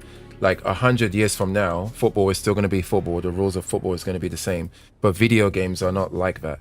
Like video games are, you know, arbitrarily designed by designers that can pick and choose what to put in the game. So it doesn't like, even if I was making the argument that current Pokemon should be stopped and replaced by a new Pokemon, which is not the argument I'm making, but even if I was saying that, like there's like that would be fine, but I don't think it would be smart because there's going to be people that want to play the Pokemon that exists as it does now, right? So that wouldn't be the cleverest idea for them to do. That's why it would be quite clever for them to be like, okay, we have Pokemon as it is now, but like the same way you've got different kinds of Mario games. You got your Mario Kart, you got Mario Party, you got your traditional platformer Mario, you got Mario Tennis. Like there can be a different lane for different kinds of Mario games, right? Like it doesn't have to all be like, if Mario was just straight up platformer, 2D side-scrolling platformer, it would just be a bit more bland because the world of Mario would be a bit more bland because that's the only kind of Mario game we have. But I think, and I do understand that there are different kinds of Pokemon games, but I'm also talking about like mainstream Pokemon and like competitive Pokemon. So since I'm late to the conversation, are we talking that you want innovation in Pokemon competitive scene, or do you just want new or innovative takes for Pokemon as a whole? More of the latter. So earlier, I just gave a super hypothetical. Like Gary asked me earlier, he asked me, because I said I think it would be really cool if there was one Pokemon game where Nintendo was like, hey, we're the publisher, but the developer, we're gonna give you the IP. We just want you to develop it because we want somebody else to do something with Pokemon. So Gary asked me, what developer do I think would do something interesting with Pokemon? And I had never thought about it before. So off the top of my head, I mentioned CyberConnect, the people that make the Naruto anime games, the Demon Slayer game. They've made a lot of like the arena fighting games. But I was saying that they wouldn't need to make a Pokemon in the exact. They wouldn't need to like just take off the paint of Naruto and then replace it with Pokemon and then call it a day. I just think that they could do a good job with Pokemon and all of that. And then when I elaborated more, I just described like a Pokemon game that is 3D and a bit more action orientated, not turn based, and kind of described that, and that's kind of how we got to where we got to. But I'm mostly saying that what I would ask for, it doesn't have to come at the expense of the current existence of Pokemon games. Is like the main point I'm trying to make.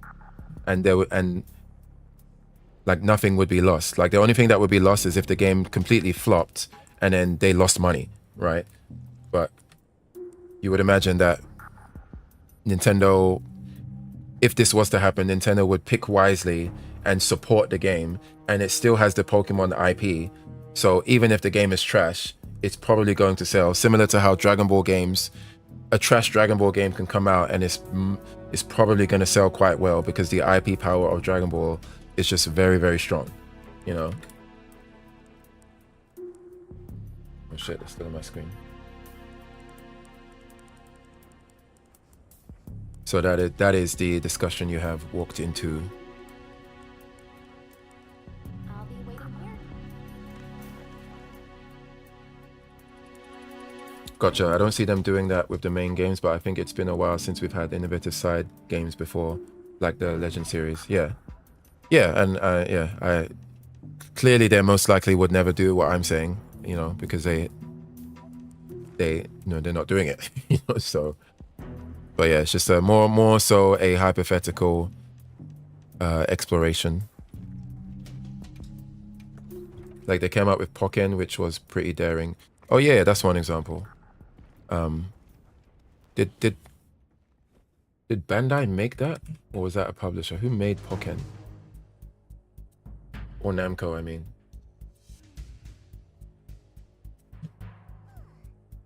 Pokken tournament. Oh yeah, it was Bandai Namco. Yeah, something like that. So they have done it. And I think it would be nice if there was a bit more of it.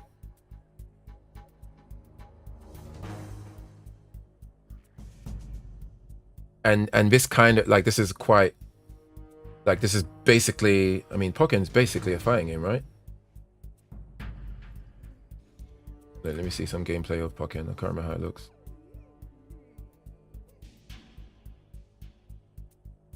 And then they also had the MOBA style Pokemon game. I can't remember what that was called.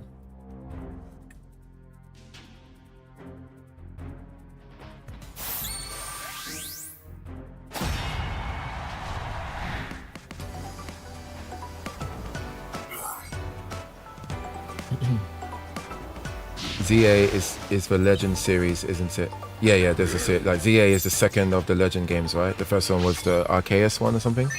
They have Pokemon Unite. Yeah, Unite is the MOBA. Pokemon Go, Pokemon Masters. They kind of always do it. Yeah, Pokemon is a fighting game. Oh yeah, okay.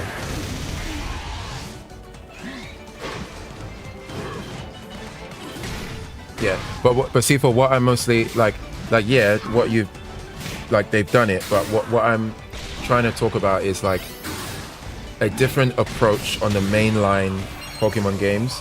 Yes, the Legend series is like the biggest step that they've taken in regards to that. I just don't think. I just think they could just be doing a lot more. Is what I'm saying with the mainline series of games where you are a trainer and you are going out into the world. Like where you are a trainer and you're going out into the world, catching Pokemon and battling with other trainers. Like to me that is like that's like the bread and butter Pokemon experience, right? You choose your character, you make your character male, female. I don't know, maybe there's like some gender binary stuff now.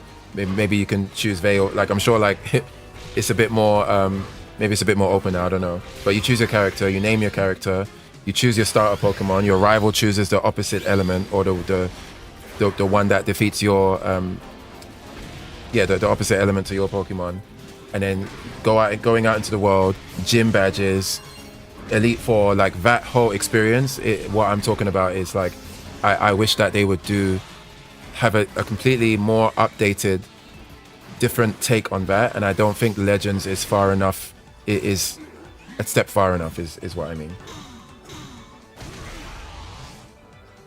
Like Legends is still very safe.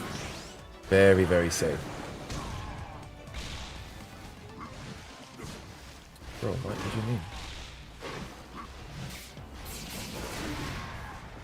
I'm gonna change that. But yeah, this is like completely. This is like completely different genre, which I'm not against, but this is not what I was talking about when I. This is not what I was talking about when I was saying I want Nintendo to do something different. I was, maybe I wasn't clear. I was specifically talking about the mainline standard of Pokemon game. I want them to have a very different take on that. Is what I meant. Fair. I think it's harsh to expect that many different games to come out from Pokemon. I don't think it's harsh, because I'm not even saying that there should be that many different games. Like, for example, before Legends came out, when the rumors and people were talking about like what Nintendo's cooking up for the next Pokemon game, I think when people thought about what the potential could be, I don't think Legends is what they were landing on in their mind. If Nintendo came out and they teased like, okay, we're the next Pokemon game, like the next mainline Pokemon game, we're gonna shake things up. Like, it's still gonna be mainline Pokemon, it's still gonna be catching Pokemon, battling, gym badges, Elite Four, exploring the world, catching them all, Pokedex. It's still gonna be all of that, but we're gonna do something a bit different. It's gonna be bigger, it's gonna be better, it's gonna be more exciting. It's gonna, like, if Nintendo said that, right, and then we finally see what they were talking about, and it's Pokemon Legends, it's just it's just a little disappointing. It's like, okay, I mean, I guess I like A for effort, I guess, right? You know, that's more so what I'm talking about. I don't think it's harsh to expect them to, or to want them to do a bit more with the mainline series. Like, not at all.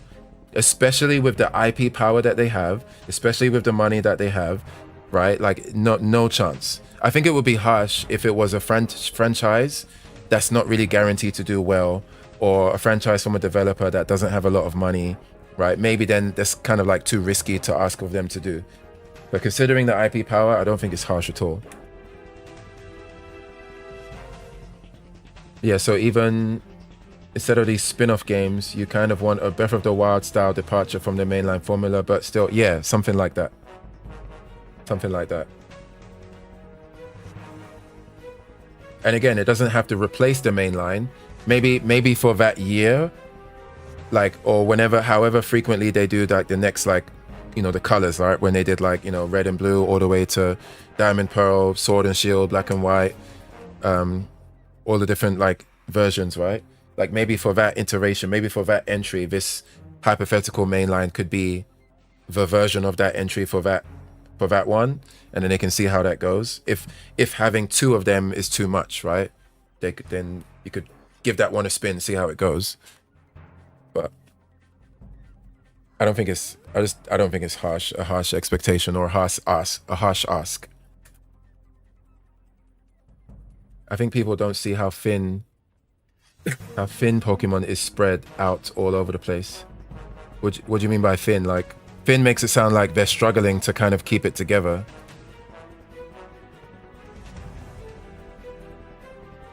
I see Nintendo as the type to take experiments with new IPs and carving out niches, but not the type to experiment heavily with existing niches that capture the target. Yeah, clearly that is the case, right? Clearly that's what you're saying is the case, given how careful they are when it comes to changing or touching the mainline franchise. But I don't want to be a Pokemon defender. They have so many fingers in tons of pies.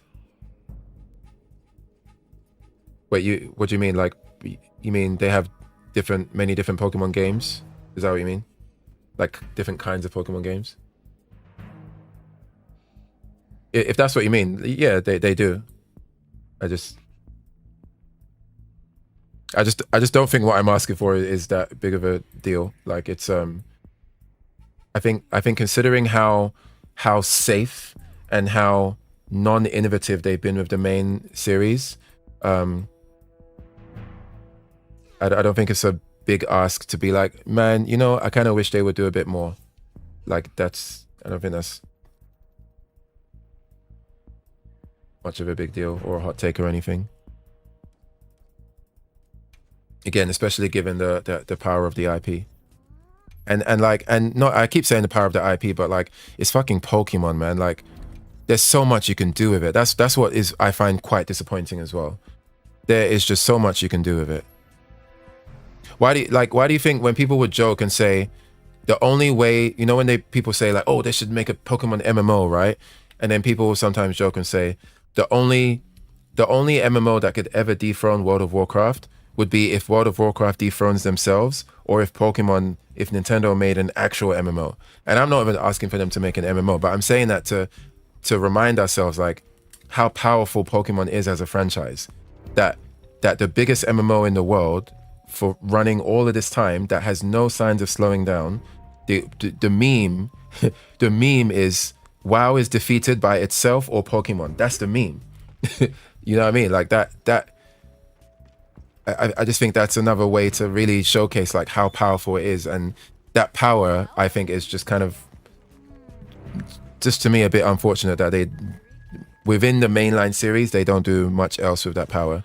Or their idea of innovating is, all right, we got Legends now, you know.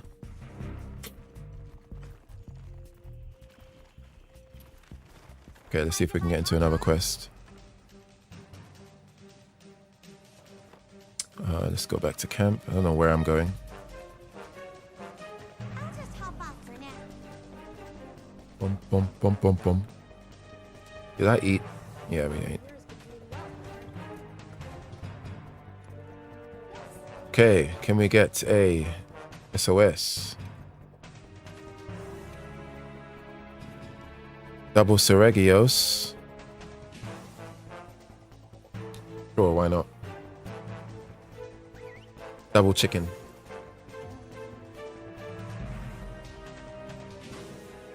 Oh, your phone battery died? Oh, I don't know what you'd heard or didn't hear then. Oh, I asked, what do you mean by they have so many fingers? And when you say tons of pies, are you just saying that that they have a bunch of different kinds of Pokemon games in different genres already? So I basically asked that, and then I just said that I just said that, like, hold on. Okay, wrong bow. Change my set. Also, I'm down to join if you want another person to help me. Oh, okay. Let me do this quest first. I mean, I might call it. It's actually 12 a.m. 12:30 a.m. where I'm at, so I actually should be calling it soon. But let me do this quest. We can do one or two if I stick around after this one. But yeah, Sifa, I was just saying that.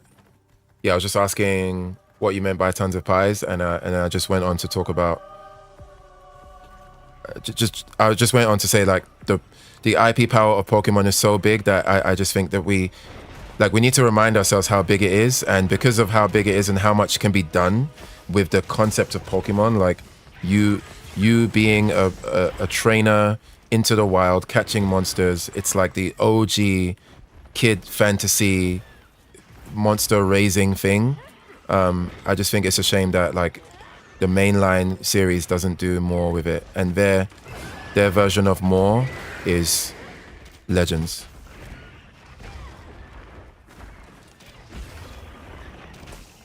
Ooh, yo. I think Pokemon is a finite entity, and if you see their Pokemon tournaments that are monthly and on a huge scale with 6 different Pokemon games around the world, I just think the size of, I guess there's, maybe got cut off. Who's that? Oh.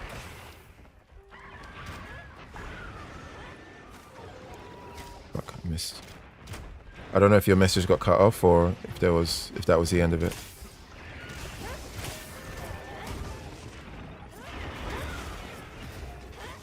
But like I think this is not really.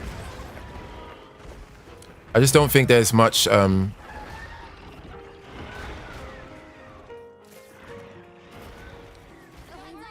I don't know. It sounds like perhaps maybe because you're more involved in Pokemon and you play it more and you're closer to it, maybe you're not seeing what I'm saying or something like that. But like, I just don't think what I'm saying is like I hear what you're saying, but I just don't think I don't think what you're saying counteracts what I'm saying would be nice if it happened, right? Because like, keep in mind that's essentially what I'm saying. I'm just saying I think it would be very good. Fuck, I'm dead if I move. Anyone got a life powder? Nope. Okay. What? I didn't move.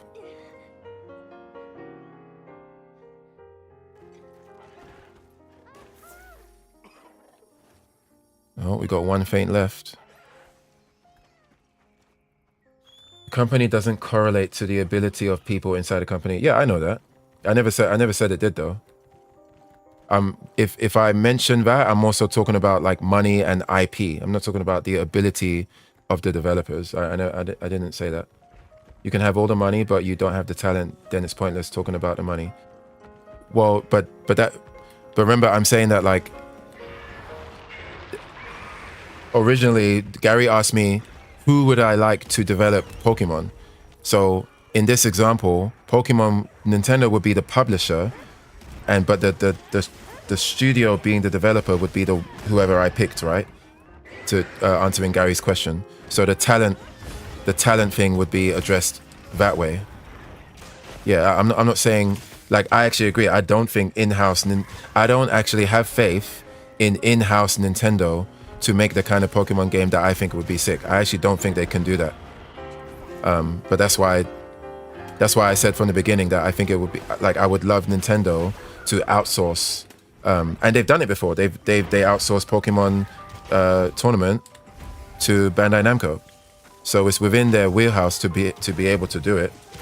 I'm just saying that I think it would be cool if they did it with the mainline game like once, just to see what somebody else could do with the Pokemon concept, like the original pick trainer, starter Pokemon, gym badges, like that whole journey. Like, I would really like to see somebody else have their take on that, because I just don't trust in-house Nintendo to do anything outside of, you know, the safety net that they're in. I just think that the Pokemon Company doesn't see the interest in expanding. Clearly, maybe that's. I mean, but that's the difference between a. I mean, it's down to the developer, right? Like, yeah, not every developer needs to be like an artiste and be like, how can we get to the next level? How can we really challenge ourselves? Like, not everybody needs to do that. But like, as an artist myself, perhaps I can acknowledge that there's a bias of like. Of having a desire to do that, and me believing that it's an important thing, or it's just something that's cool to see happen, right? It's even more cool to see happen, especially considering that they don't have to do it. That makes it even more important that that makes it even more cool if they do it, because they don't have to do it, you know?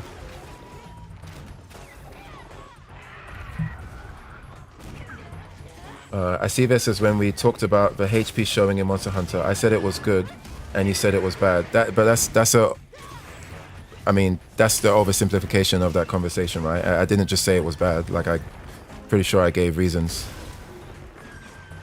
Like, and I gave reasons as to why people would raise an eyebrow if they put it into the game. It wasn't a matter of just saying it's good or bad. Do you have an idea of how many companies are making Pokemon games? Not off the top. I guess for now we know that.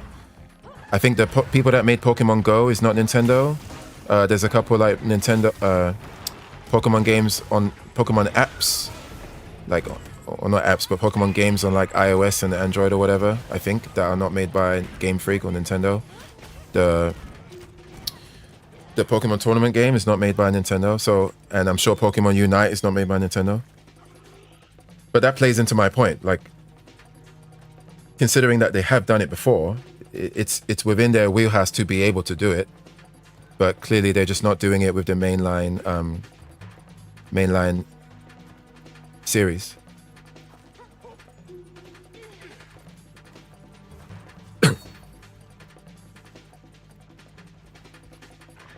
Wait, am I fighting the right Seregios? Oh, okay.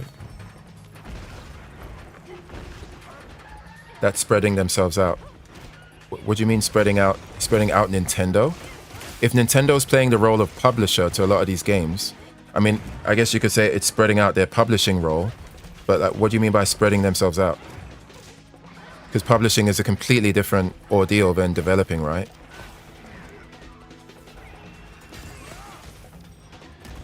If you said that if they were developing a bunch of these other games, and you said they're spreading themselves out, then yeah, I'll be like, yeah, that's true, right? That's at some point they're developing too much, so they'll be spreading themselves thin. But the publishing duties is very different to developing.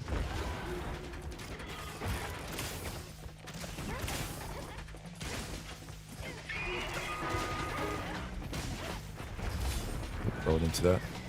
Pokemon giving their IP out, there's a lot more places they have to look over and watch. Sure, but but they do it already though. Like, so are you saying that like that me saying that they should do it again is like one more, it's like once too much, like one more time too many, considering, is that what you're, because they already do it.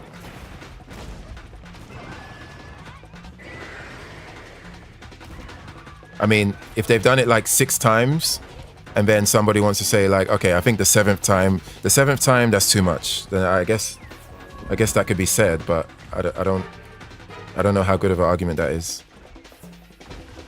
And mind you, like these things are not being developed. It's not like 6 Pokemon games made by different developers at the same time within the same year or even in the same 2 years. Like all of these different Pokemon games made by different developers were not made at the same time. They were made at different times. And so now we look back at the catalog and we can see, okay, there's this many different Pokemon games that were made by different developers over this span of time. But it's not like they're being developed at the same time to the point where it's going to have a detrimental effect on the IP or something like that. You know what I mean? Okay, I got no more fast casters.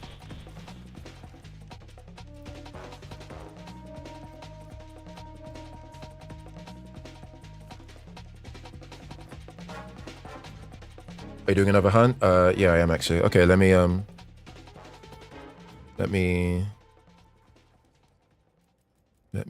get you in.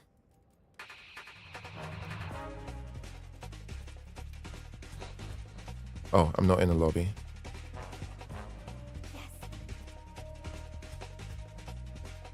Oh, wait, private lobby. Fuck, how do you make it again? Oh my god, I'm so terrible.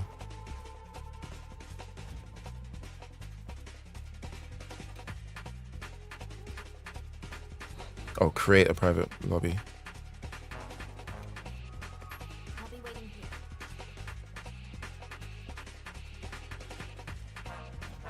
Okay, copy Hunter, copy.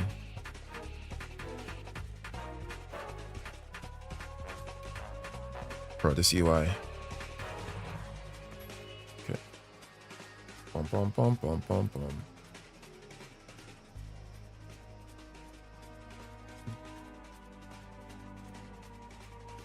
It's an endless just one more thing argument. I don't know what to say other than show Pokemon is finite.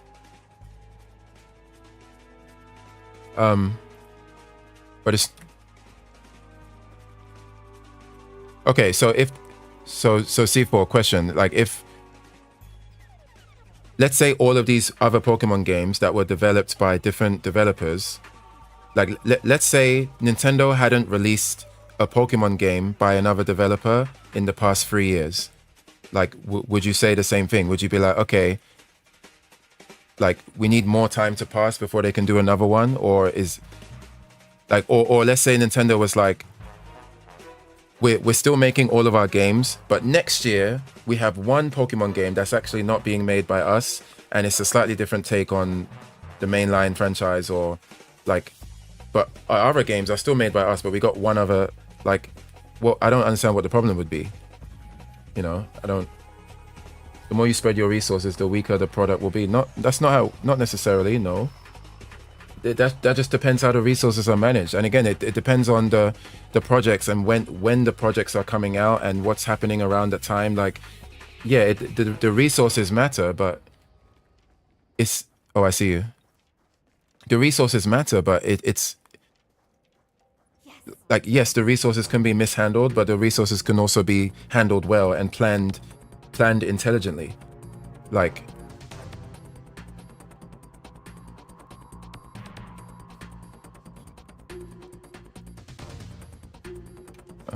okay. Do you Sayuri, oh wait, did you join? Oh yeah. Damn, 999. Do you have any like big ass investigations with a bunch of charms? I'm basically just charm farming. 3 years, I wouldn't say what I'm saying, but do you know how many Pokemon games are at their tournaments? I feel I'm going up against a lot of assumptions. No, I'm acknowledging that, like, I'm granting you everything. Like, here's the point I'm making. I'm granting you everything. I'm just saying that I think it would be nice if the mainline Pokemon game had a one-time thing where a different developer had a take on it. Like, that's all I'm saying. Like, I don't think that's maybe it's a bit boring because it's a very easy, like, oh yeah, I guess, right? But that, like, that's always been the point. Like, I'm not trying to make it into like a big battle, you know. It's just like, oh yeah, I just think it would be nice, you know. Yep, that happened countless times with the mainline, with the, okay, so what, did somebody else make Legends? Like, what other Pokemon Legends? If Game Freak or Nintendo in-house didn't make Legends, then I'll shut my mouth. Or maybe there's another, like, mainline kind of Pokemon game that they didn't make that I'm not aware of. Oh, hold on.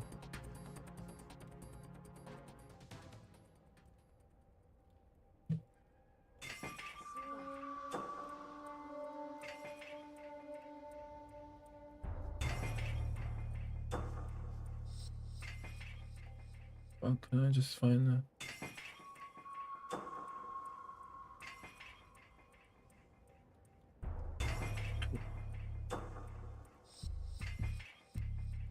Wait, I don't know what you mean by mainline. I'm talking about, like, Pokemon Red, Pokemon Blue, Pokemon, like, Gold and Silver, like the mainline game where you got the one version with 5 Pokemon missing that the other version has. Like, that's what I'm talking about. Like the main series, the series that provided the foundation for the glory that Pokemon became. Legends is Game Freak. Yeah, Game Freak. Okay, so that's what I thought. But yeah, perhaps there was a mix-up. Like, every time I'm saying mainline, I'm talking about the main series. The main series that began with Pokemon Red and Blue. Or like Blue and Green if you want to be super like technical with Japan and stuff. Okay. Oh, you posted the quest? Oh shit, sorry, I didn't see it. So yeah, to my knowledge, there isn't a mainline Pokemon game like in the vein of from where we got from Red and Blue all the way up to Z and A. To my knowledge, there isn't a game. Do you mean storyline then? Well, I'm talking about those games. From Pokemon Red and Blue all the way up to Z and A and everything in between, to my knowledge, it's always been Game Freak / in-house Nintendo. So all I'm saying is, I think it would be cool if a different developer, if Nintendo was like, hey, we want you to take a crack at the next mainline game that follows on from red and blue all the way up to, from what we've done. And maybe they'll never do it, right? Well, yeah, most likely they'll never do it. But that's why I'm saying it would be, I just think it would be nice. It would be cool if that happened. But I don't even see them trusting another company with a mainline entry besides like Jane. Yeah, they probably you're right. Because I would just say, why would they change the format of their mainline games? Well, yes, that would be. You can say why would they, but I can also say why wouldn't they, or why shouldn't they, right? And you can come up with reasons why they shouldn't, such as tradition or familiarity. Everyone's used to it, and those can be valid answers. But those being valid answers doesn't mean that it wouldn't be interesting to see, or doesn't mean that it wouldn't be a good game, right? And the answer to that would have to be, yeah, sure, right? But and I guess that's boring, but like this was never meant to be like a big deal. It's just meant, I'm just saying like, oh yeah, I think it would be sick if somebody else made a mainline Pokemon game. Like, that's it. Also, the quest is double Steve, by the way. Okay, let me change to my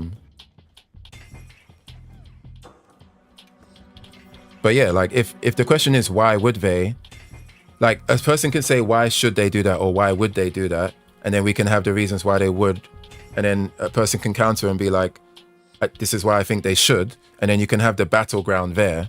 But clearly the real answer is that they're probably not. But that's why it's just a hypothetical, like, or just a I wish kind of conversation, right?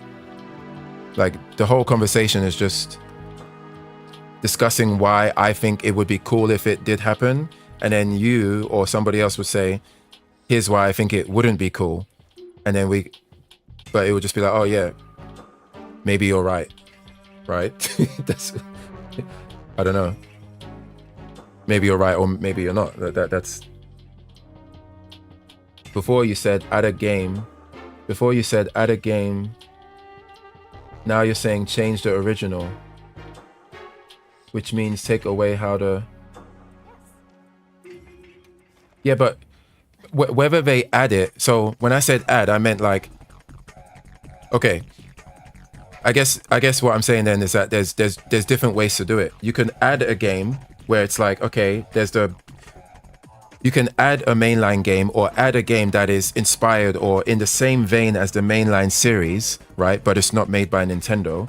Or you can have the next version of the mainline series not made by Nintendo, right? There's two different ways you could do it. Whichever way is more likely is the way that I would choose, because then it means that there's a better chance that it could happen.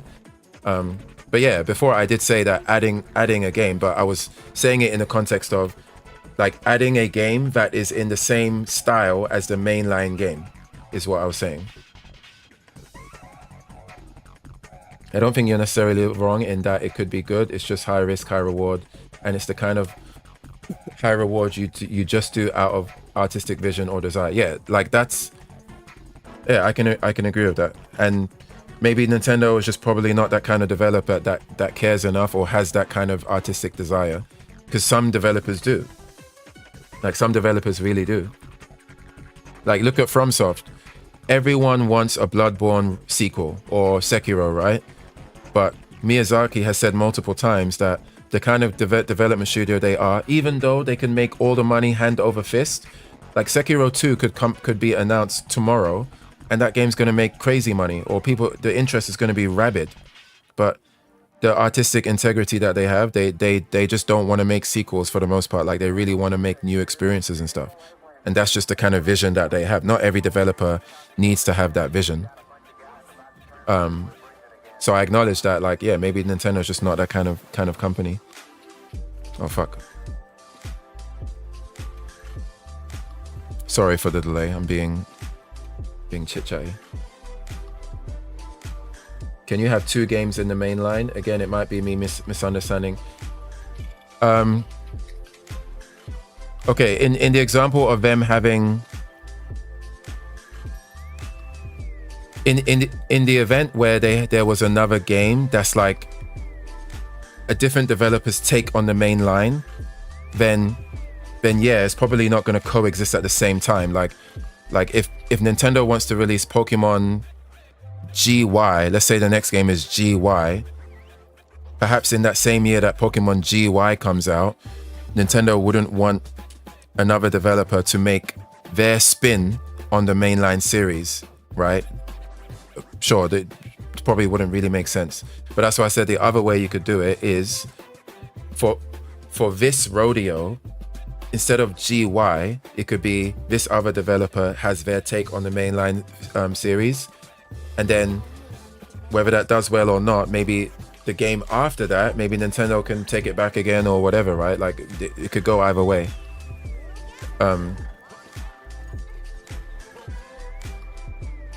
Or it could just be a side game that is like different enough from the main franchise that it's like not taking away from it, but it's still like inspired by it, right? I think that there's different ways it can be done. Am I fighting the wrong Reggie? Oh no, I'm not. I think I'd take the spot of Legends or like Let's Go Pikachu and Eevee. Those games have existed alongside mainline. Right.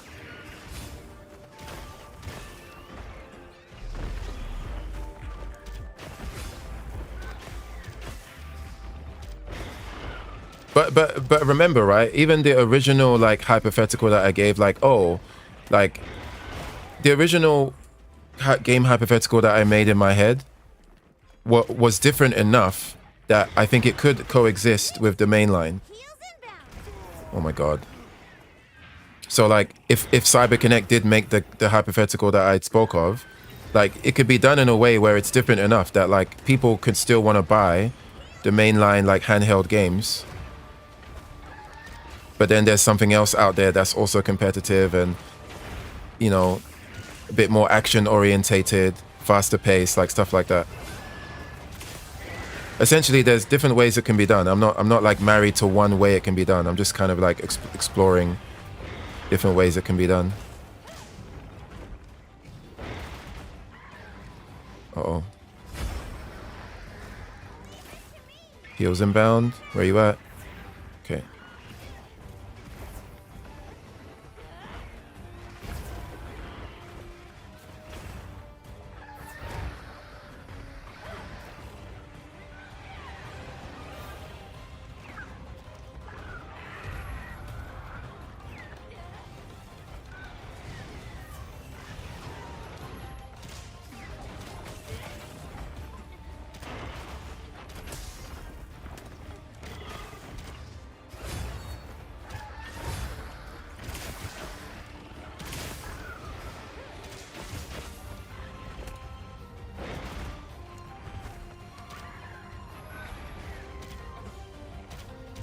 Bro, how are my arrows missing? What is going on?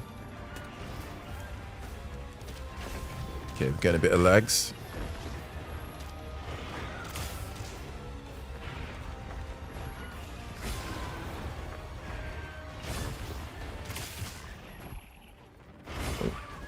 Uh-oh. I don't know how I dodged that in this laggy environment. But we did it.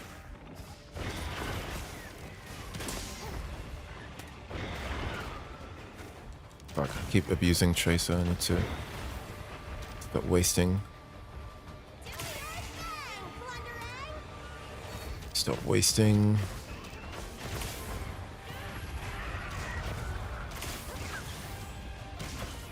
Looks like it's moving to a new area.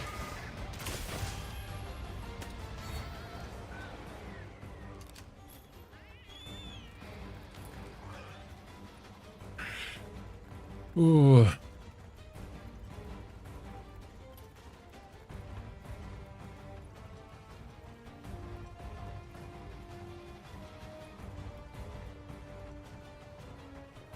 Pum, pum, pum.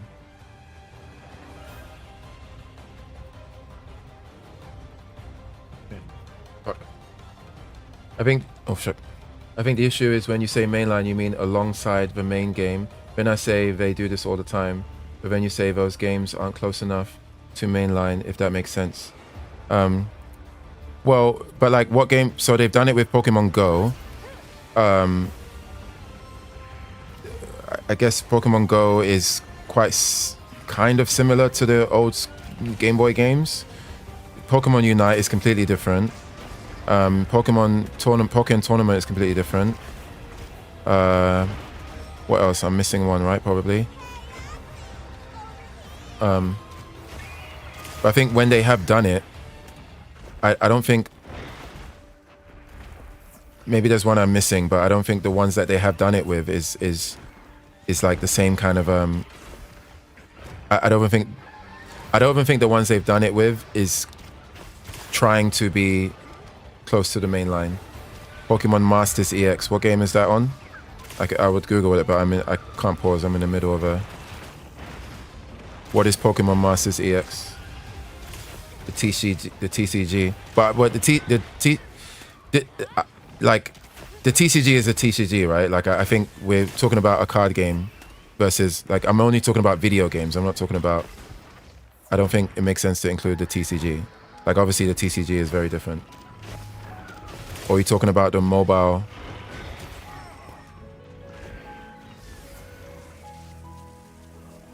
Are you talking about the mobile app version of the TCG, like being able to play basically the TCG but digitally? Because that's just an extension of the physical card game, no?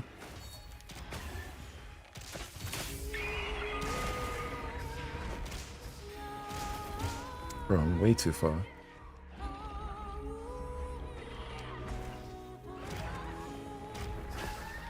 Pokemon Master EX is on mobile. Yeah, but I already acknowledge that there's a bunch of mobile Pokemon games on the mobile that's not made by Nintendo.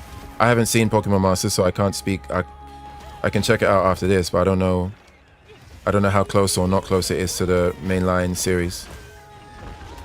But like there's like a Pokemon sleep, there's like a Pokemon gacha kind of sleep game.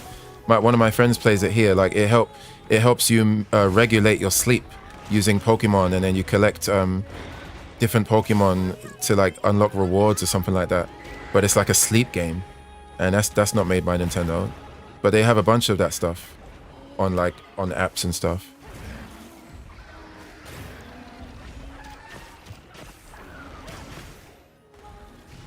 But not including TCG in the main line. No, well, I guess it's just, I don't know. I feel like the term mainline is becoming very fluid now. So I don't know. I guess we just have different. Maybe it's arbitrary. Like, oh, I guess it has to be, right? But to me, like, okay, when we say mainline Final Fantasy, right? Most people, when they say mainline Final Fantasy, they're talking about the numbered titles. Final Fantasy 7, 8, 9, 10. But Final Fantasy has plenty of spin-offs. Most made by Square, some not made by Square. But anytime we talk, like, whenever Final Fantasy 17 gets like announced as a trailer, that's the next mainline Final Fantasy game, right? And to me, Pokemon's version of that is the between Red and Blue all the way to ZA.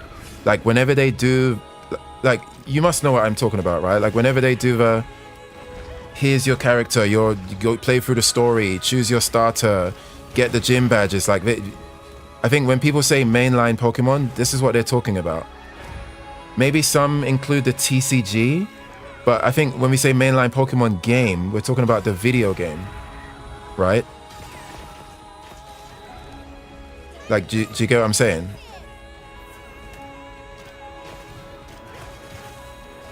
Like, maybe it's different in the Pokemon world, but I would imagine when people talk about mainline Pokemon game, they're talking about like the descendants of Pokemon Red, like everything that follows that line of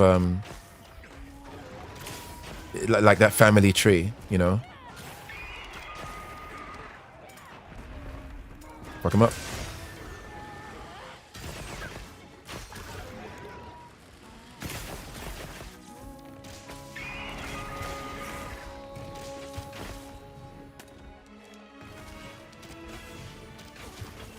Oh, my camera is glitching up.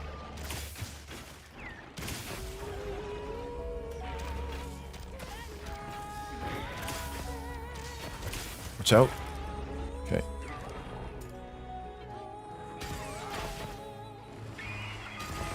Where you going? Hey. Stun locked. Okay, not stun locked for long enough. Like, do you not agree that those games are generally considered to be the mainline Pokemon games? The same way that the numbered Final Fantasy titles are considered the mainline Final Fantasy series. Additional supplies have been placed in the sacred pouch.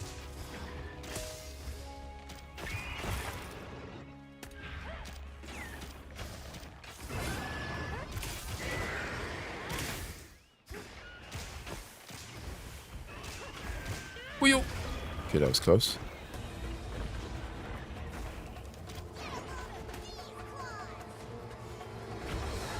Fucking hate this song. And that's what you're saying Legends and CAs wouldn't be. No, Legends is mainline. Wait, if that's what you're saying, Legends and ZA wouldn't be classed as mainline, even though it connects with the story.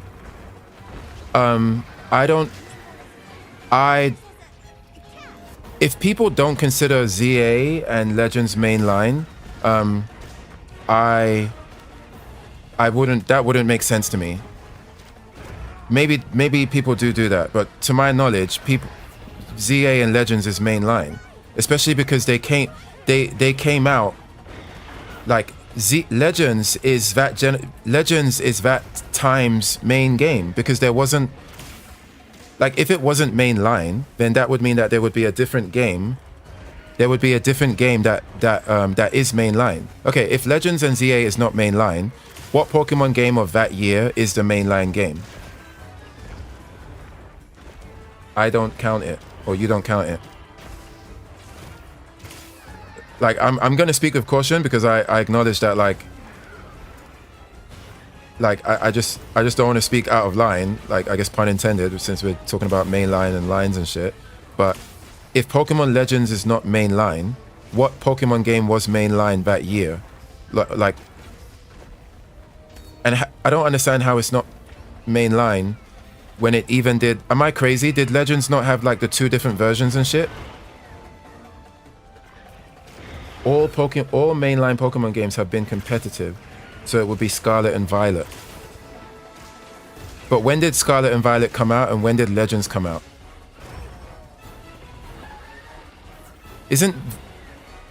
Yeah, when did they come out? I need to.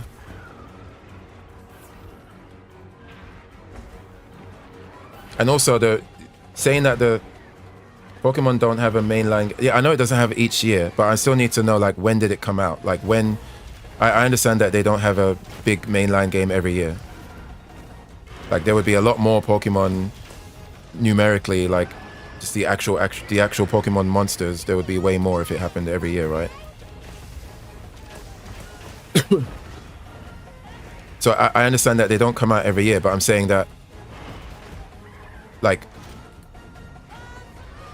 to my knowledge, Legends was the mainline Pokemon game of that time, and ZA.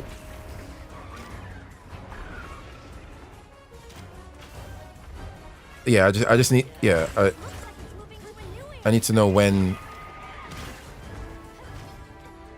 Legends and Arceus came out in 2022 in the same year.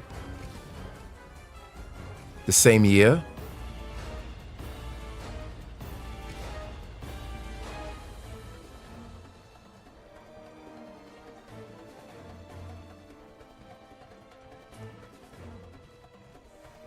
Fuck, let me refresh. Damn, I ain't got no. Okay, let's just use the max potion. I mean, yeah, if they both came out in the same year, then one of them has to be mainline and one of them isn't. So I guess if they both came out of the same year, then I guess Scarlet and Violet would have to be. I would be surprised. I mean, I can't check now because I'm. Anyway, if they came out in the same year, then yeah, that would mean that in my mind, Scarlet and Violet are clearly the mainline over Legends then, and Legends is more of a spin-off thing. but I would be, yeah, I had no idea. I would be quite surprised if they came out in the same year. Oh, big jam.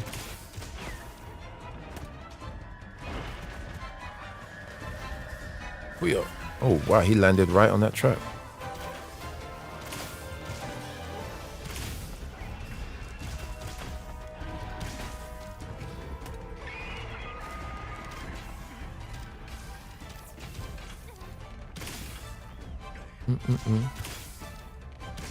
Nagakuga, best theme, best theme.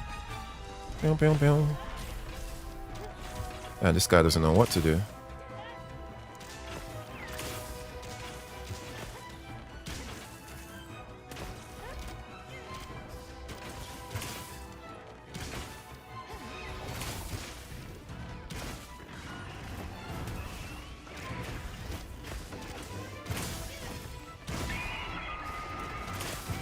Oh, I should have flashed him down. Oh, what a miss. Look at all our ingredients. We should whip Wait, let me quickly restock and then I can quickly do a Google while our good friend Sayuri fights off the monstrous beast on their own. I think to a casual, Legends can look like a mainline game, but it's considered kind of like a gimmick game until the real Pokemon games come out. Okay, let me quickly take a look. Pokemon Legends ZA. October 2025. Oh wait, you're talking about Arceus, right? Okay, Arceus.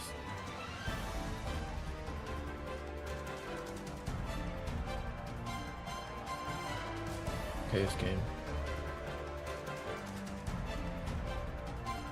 Pokemon Legends Arceus. Bro. Okay, January 2022.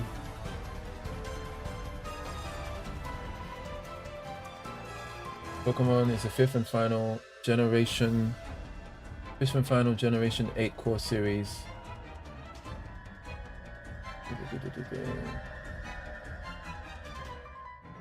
And then Scarlet. Oh, TCGs. Bro, just give me the Pokemon. Pokemon Scarlet and Violet. Pokemon Scarlet and Violet. Okay, yeah, November 2022. Okay, yeah, then yeah, Scarlet and Violet is the main line, and then Arceus. Yeah, the primary paired versions of Generation 9.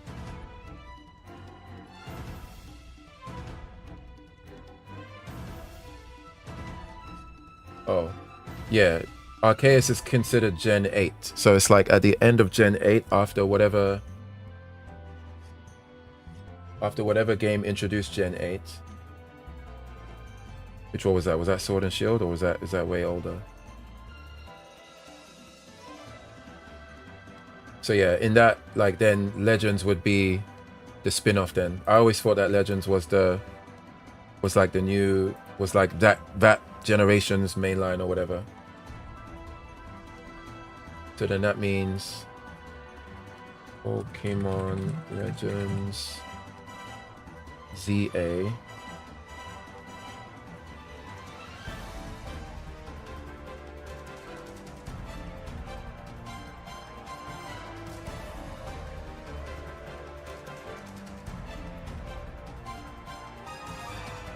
Yeah, so like Legends is like a subtitle moniker that I guess they want to like continue that with, but it's not necessarily a mainline. Oh, the third generation 9 core series. Yeah, so ZA is still in the same generation as Scarlet and Violet, which is no. Wait, what?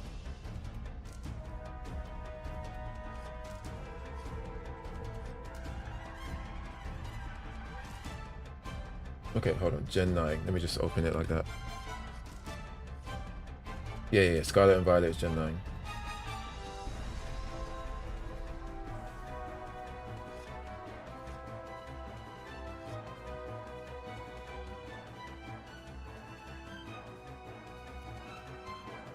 Gen 9.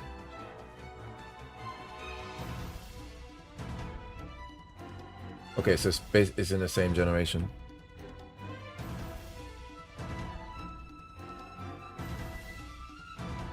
I think I read that already. I wasn't trying to be difficult. I was genuinely confused with the mainline category, not because your definition was on, but by what I've heard about what it means. Yeah, I didn't know that. I just didn't know that that Arceus wasn't like, I knew that the games were around, like existed around each other, but I always thought that Legends Arceus and Legends ZA was just the, oh fuck, he's super far away, was just the mainline game of that time.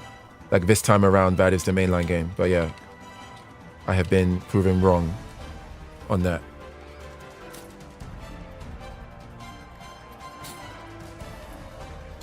But like, it's not like the main point being that if all my main point is hey, I wish that when they make Pokemon games that are like the story games, or you know what I kept saying before, choose your trainer, there's a story, gym badges, rival, Elite Four, all of that, like the desire is always just, I would like somebody else outside of Game Freak, outside of Nintendo, to have a crack on that style of Pokemon game is the main point. And I guess considering that Arceus Legends and ZA Legends exists next to a main line such as Scarlet and Violet, like, then to me that means that like that could happen, because not that it could happen or that it will happen, but it's not like supremely unheard of to me or supremely impossible, because it would mean that, because Legends, while different, is still heavily related to like the mainline series in terms of how the game plays, right? So I don't think it's that much of a stretch to be like, hey, like I think when they do a mainline game, like now that we've established that there can be a mainline game and like a spin-off version of the mainline game, I think me saying that I wish that another developer would have a more unique take on the spin-off or the mainline game, I think that's, I don't think the existence of Legends contradicts that possibility or makes it less likely to ever happen. The main roadblock, the main gatekeep of it never happening is just Nintendo. It's just the kind of company that Nintendo is, and what they value or what they prioritize. Like that's the main gatekeep.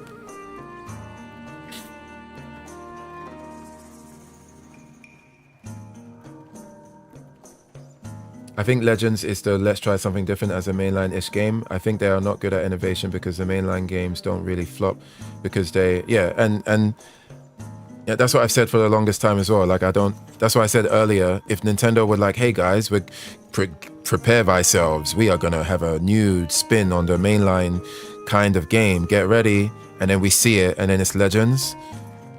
Like, even when Legends came out, I remember that happening. I remember people kind of feeling a bit disappointed, like, oh, that's it, like we get the first, am I crazy?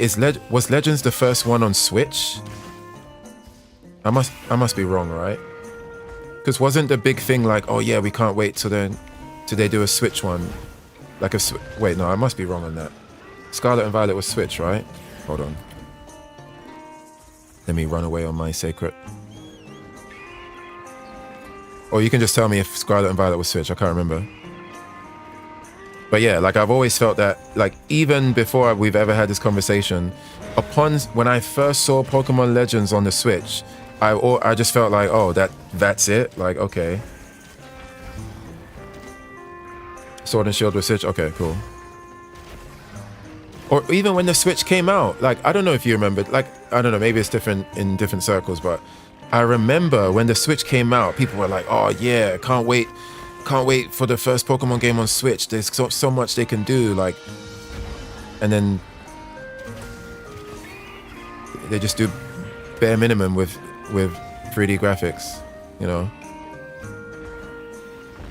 But yeah, like you said, like that's Legends is there. Let's try something different. I just think they could just do a lot more. When I say they, I mean either them, like them being the developer, or them having somebody else do it. But they're just not that kind of company, as we have established.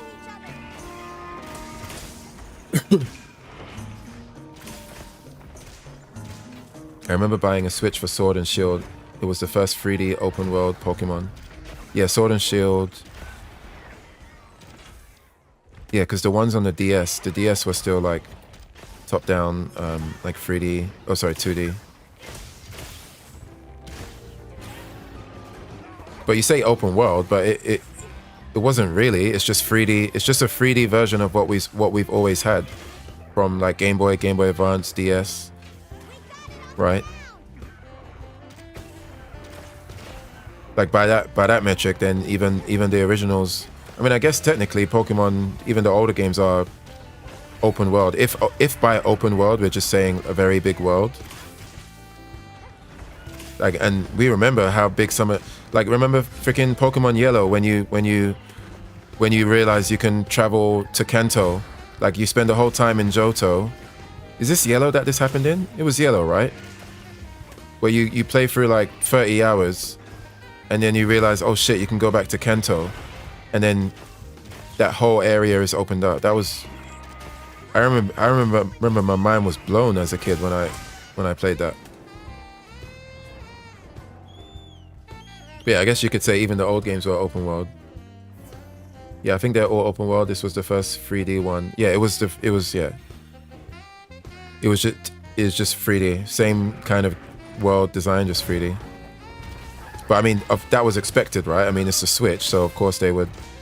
I mean, as many fans as Pokemon has, I think even diehard Pokemon fans would be like, if Pokemon released, if the Switch came out and the first mainline Pokemon game on the Switch was still 2D, that would have been rough for them, I think.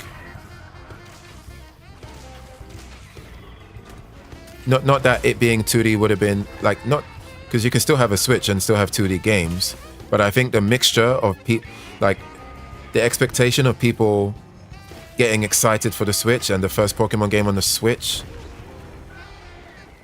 for it to be in 2D would be like, I think a lot of people would have been like, what the fuck are they doing? Or at least just look better. Like it still could have been 2D but look a lot better. But if it was like 2D in the same style, absolutely not. That would have been, what are you doing?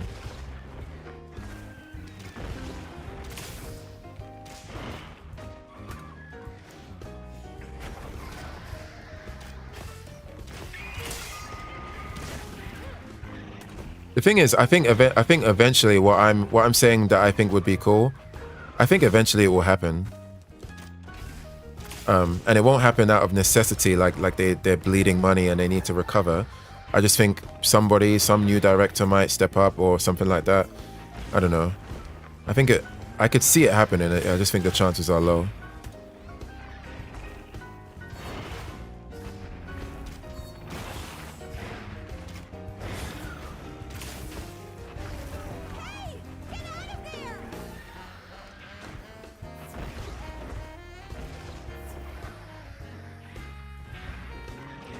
Oh, where's he at?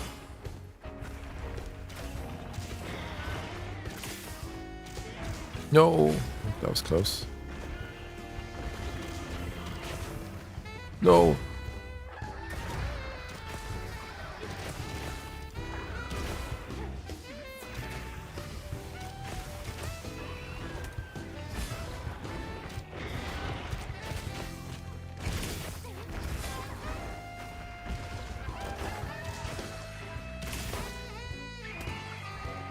Gonna fly away soon, isn't he? Just get the flesh ready. Yep. Called it. Nope. Get back. Get back.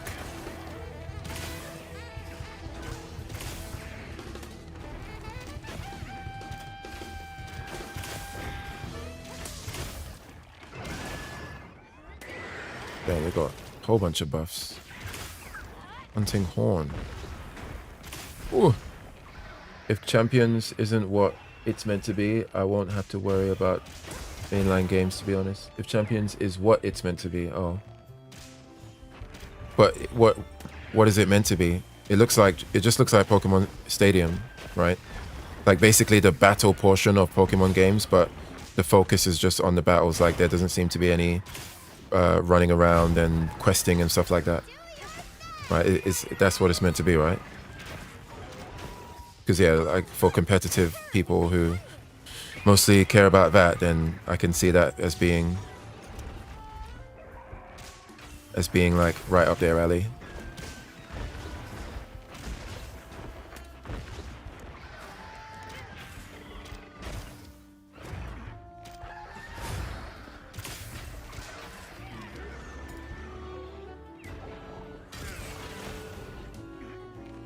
Shot traps down and ready for ya.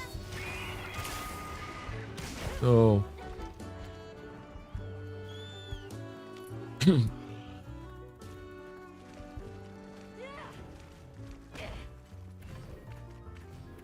Nintendo official Pokemon Showdown.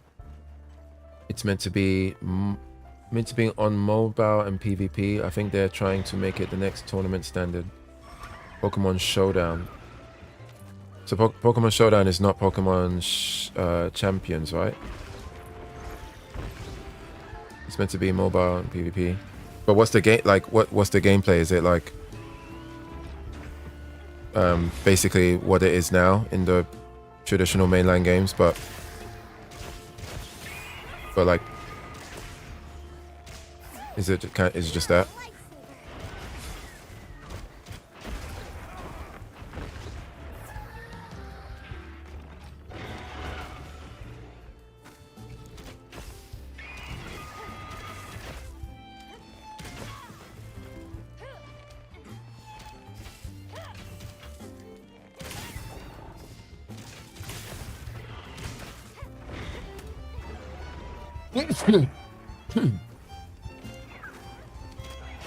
Come on, how did that hit the leg?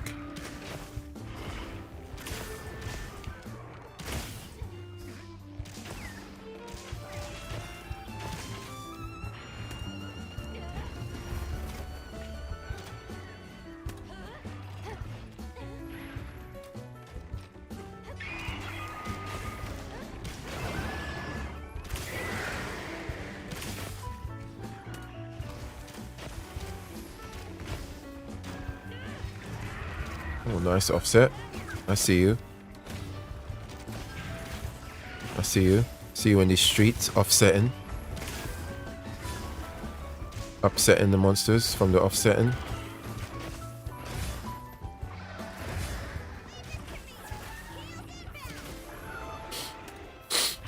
Fuck, I need a max potion. Pokemon Showdown is a fan-made mock-up of the PvP aspects of Pokemon. You skip the training and just give optimal Pokemon moves. Oh, I see. What we spoke about show? Yeah, I just couldn't remember. Probably have, just can't remember. So okay, so Pokemon Tournament, is that what it's called? Pokemon Tournament is meant to be. Wait, no, not Pokemon Tournament. Pokemon Champions is like Pokemon Showdown, or like the official version of Pokemon Showdown.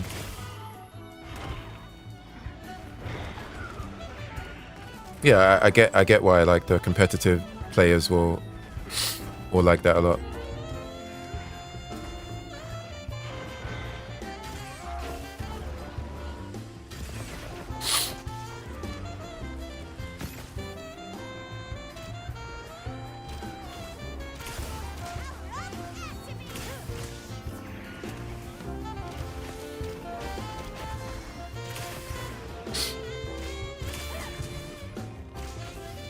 Yeah, all generations of Pokemon for just PvP basically. I see.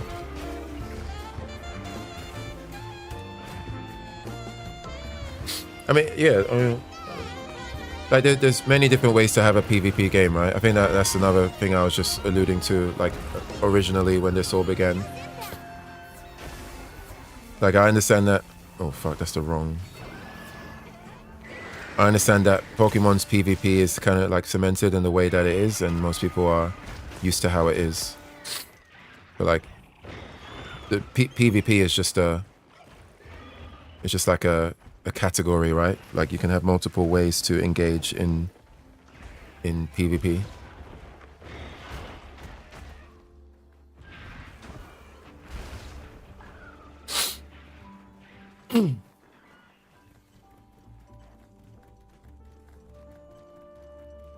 On mobile, which is for Hypebit.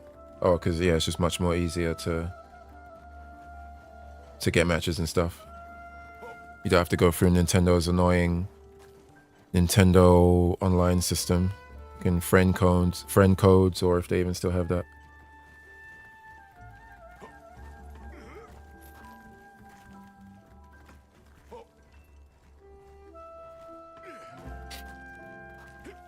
If Champions takes off, your idea is almost guaranteed to happen at some point. Well, in that case, I hope it does. I hope it does pop off then. But whether it does or doesn't, yeah, I think someday it will happen. It will probably just be way later.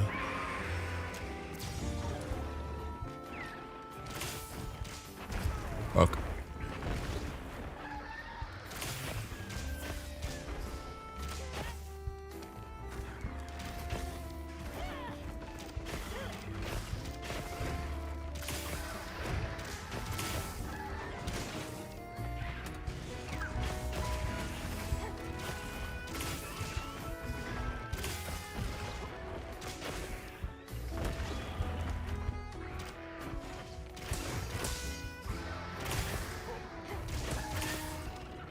That shot. Get him. Oof, lucky.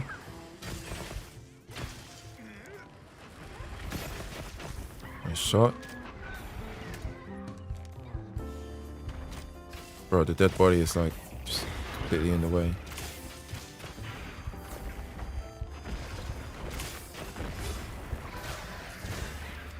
No. Okay, lucky. Lucky.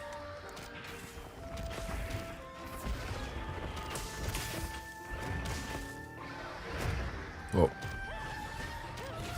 But mainline Pokemon PvP offline at local tournaments is played over Wi-Fi in 2025. Think about that. We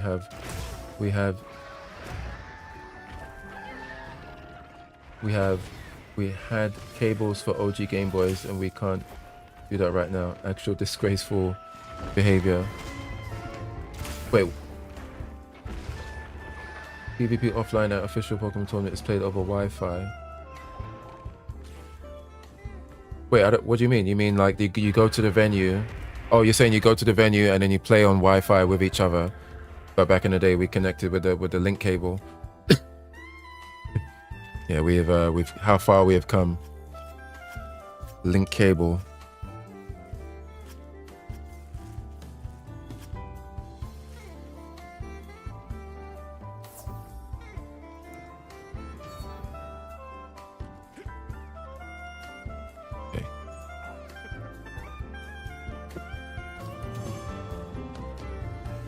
Link cable, boy. Those were some legendary times. Alright, give me a banger.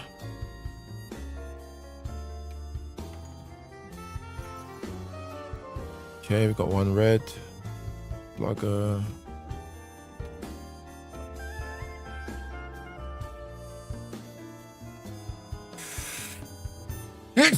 Sorry for the sneeze. But I didn't even check that.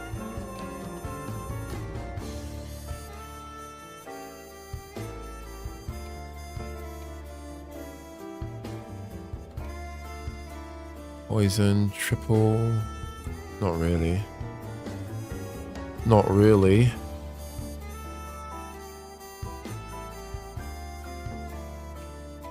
Trash. No good charms today.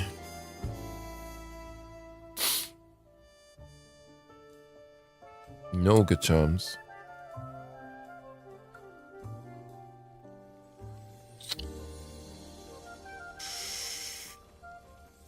All right, let me quickly check the map.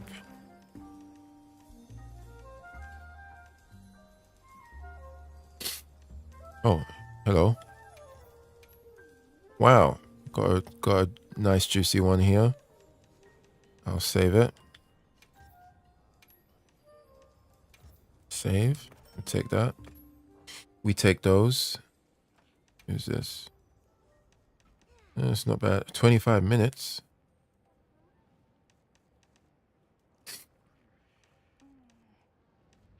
I'll save that actually. That's actually not bad. I went healer so that could be a chill hunt with your back and forth chat. Yeah. No, thanks for that. Appreciate your consideration. Fun hunt. Fun hunt. I don't know if we fainted, but we got the job done. Did you get any good charms from that, or you're not even charm hunting anymore?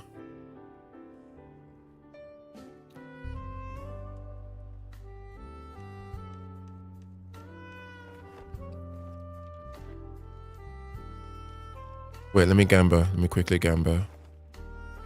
Gamble. Fuck. Gamble. Gacha time. Speaking of gacha, here is I guess this is this game's version of gacha. See if I get any luck. All right. Actually, it's not. You don't do this with real money. So this one.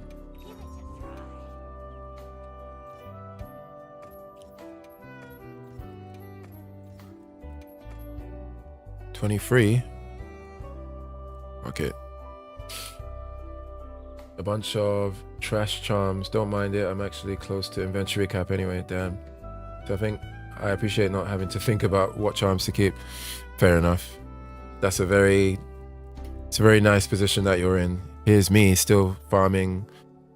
I'm trying to find a god charm, at least one or two, to go into Dogmazios with. Oh, I see a red. Stamina. Trash. Not good. Windproof. Nobody cares. Quick sheath. Razor sharp. Not really. Absolutely not. Recovery speed. Free. Mind's eye. This one is... No, that's trash. Nope. Opening shot. Nope. Stamina surge. Slugger. I've got a better one than that. Free meal. Free. I think I've got one already. I'll take it though. Paralysis. Nope. Con free. I already have a con. I've got a better con than that. Nope. Rapid morph. Wow. Yay. A weapon that I don't care about. Nope. Focus earplugs. Nope. Dragon attack. Absolutely not. Pass. In the bin. Cast it away into the fire. Nope. Evade window 2, offensive guard. I mean, these two skills completely contradict each other. You've got a skill that triggers when you guard at the right time to get an attack boost, and then you've got a skill that increases your dodge frames. Like, two different opposite ends of the spectrum. Nope. And nope. Unlucky. Big unluck. Big unluck. Big unluck. Well, at least I got another double quest with a lot of... How many decos was that? Or how many... Oops. How many... So we got 2, 4, 6, 8, 10, 12, 14, 16, 18. Very good. All right, that's going to be it for me. It is 1:30 a.m. Definitely streamed for longer than I expected. Isn't my stream title... I think my stream title is Just a Few Hunts. And it's got a thumbnail with Pinocchio. So I guess the Pinocchio thumbnail was very clever. Clever choice there. Yeah, oh damn, Gary's still there. I didn't even know. I thought you heard me and C4 argue, and you're like, "Fuck this shit. This is some bullshit. These guys don't know when to quit. These guys." This started as a harmless question from Gary asking about what developer I would like to develop a Pokemon game, and it turned into Slugfest number 19. I thought you were like, "Fuck this shit. I'm gone." Yeah, just a few hunts. Yep. I lied. Psych. I lied. Hit him with the Charlie clips. I tried to catch another stream. Oh yeah, no worries. Thanks for passing by. And yeah, if you guys liked our chit chats and discussions and the music and my trash bow gameplay, please give the video a like. It helps with the algorithms. And speaking of rhythms, I need to get my sleep rhythm in order and sleep because it is 1:32 a.m. now. So, but thanks for passing by, people. See you on the next one, whenever that will be. Who knows? Who knows? All right. Take care, everyone. Have a good day and catch you soon. Peace.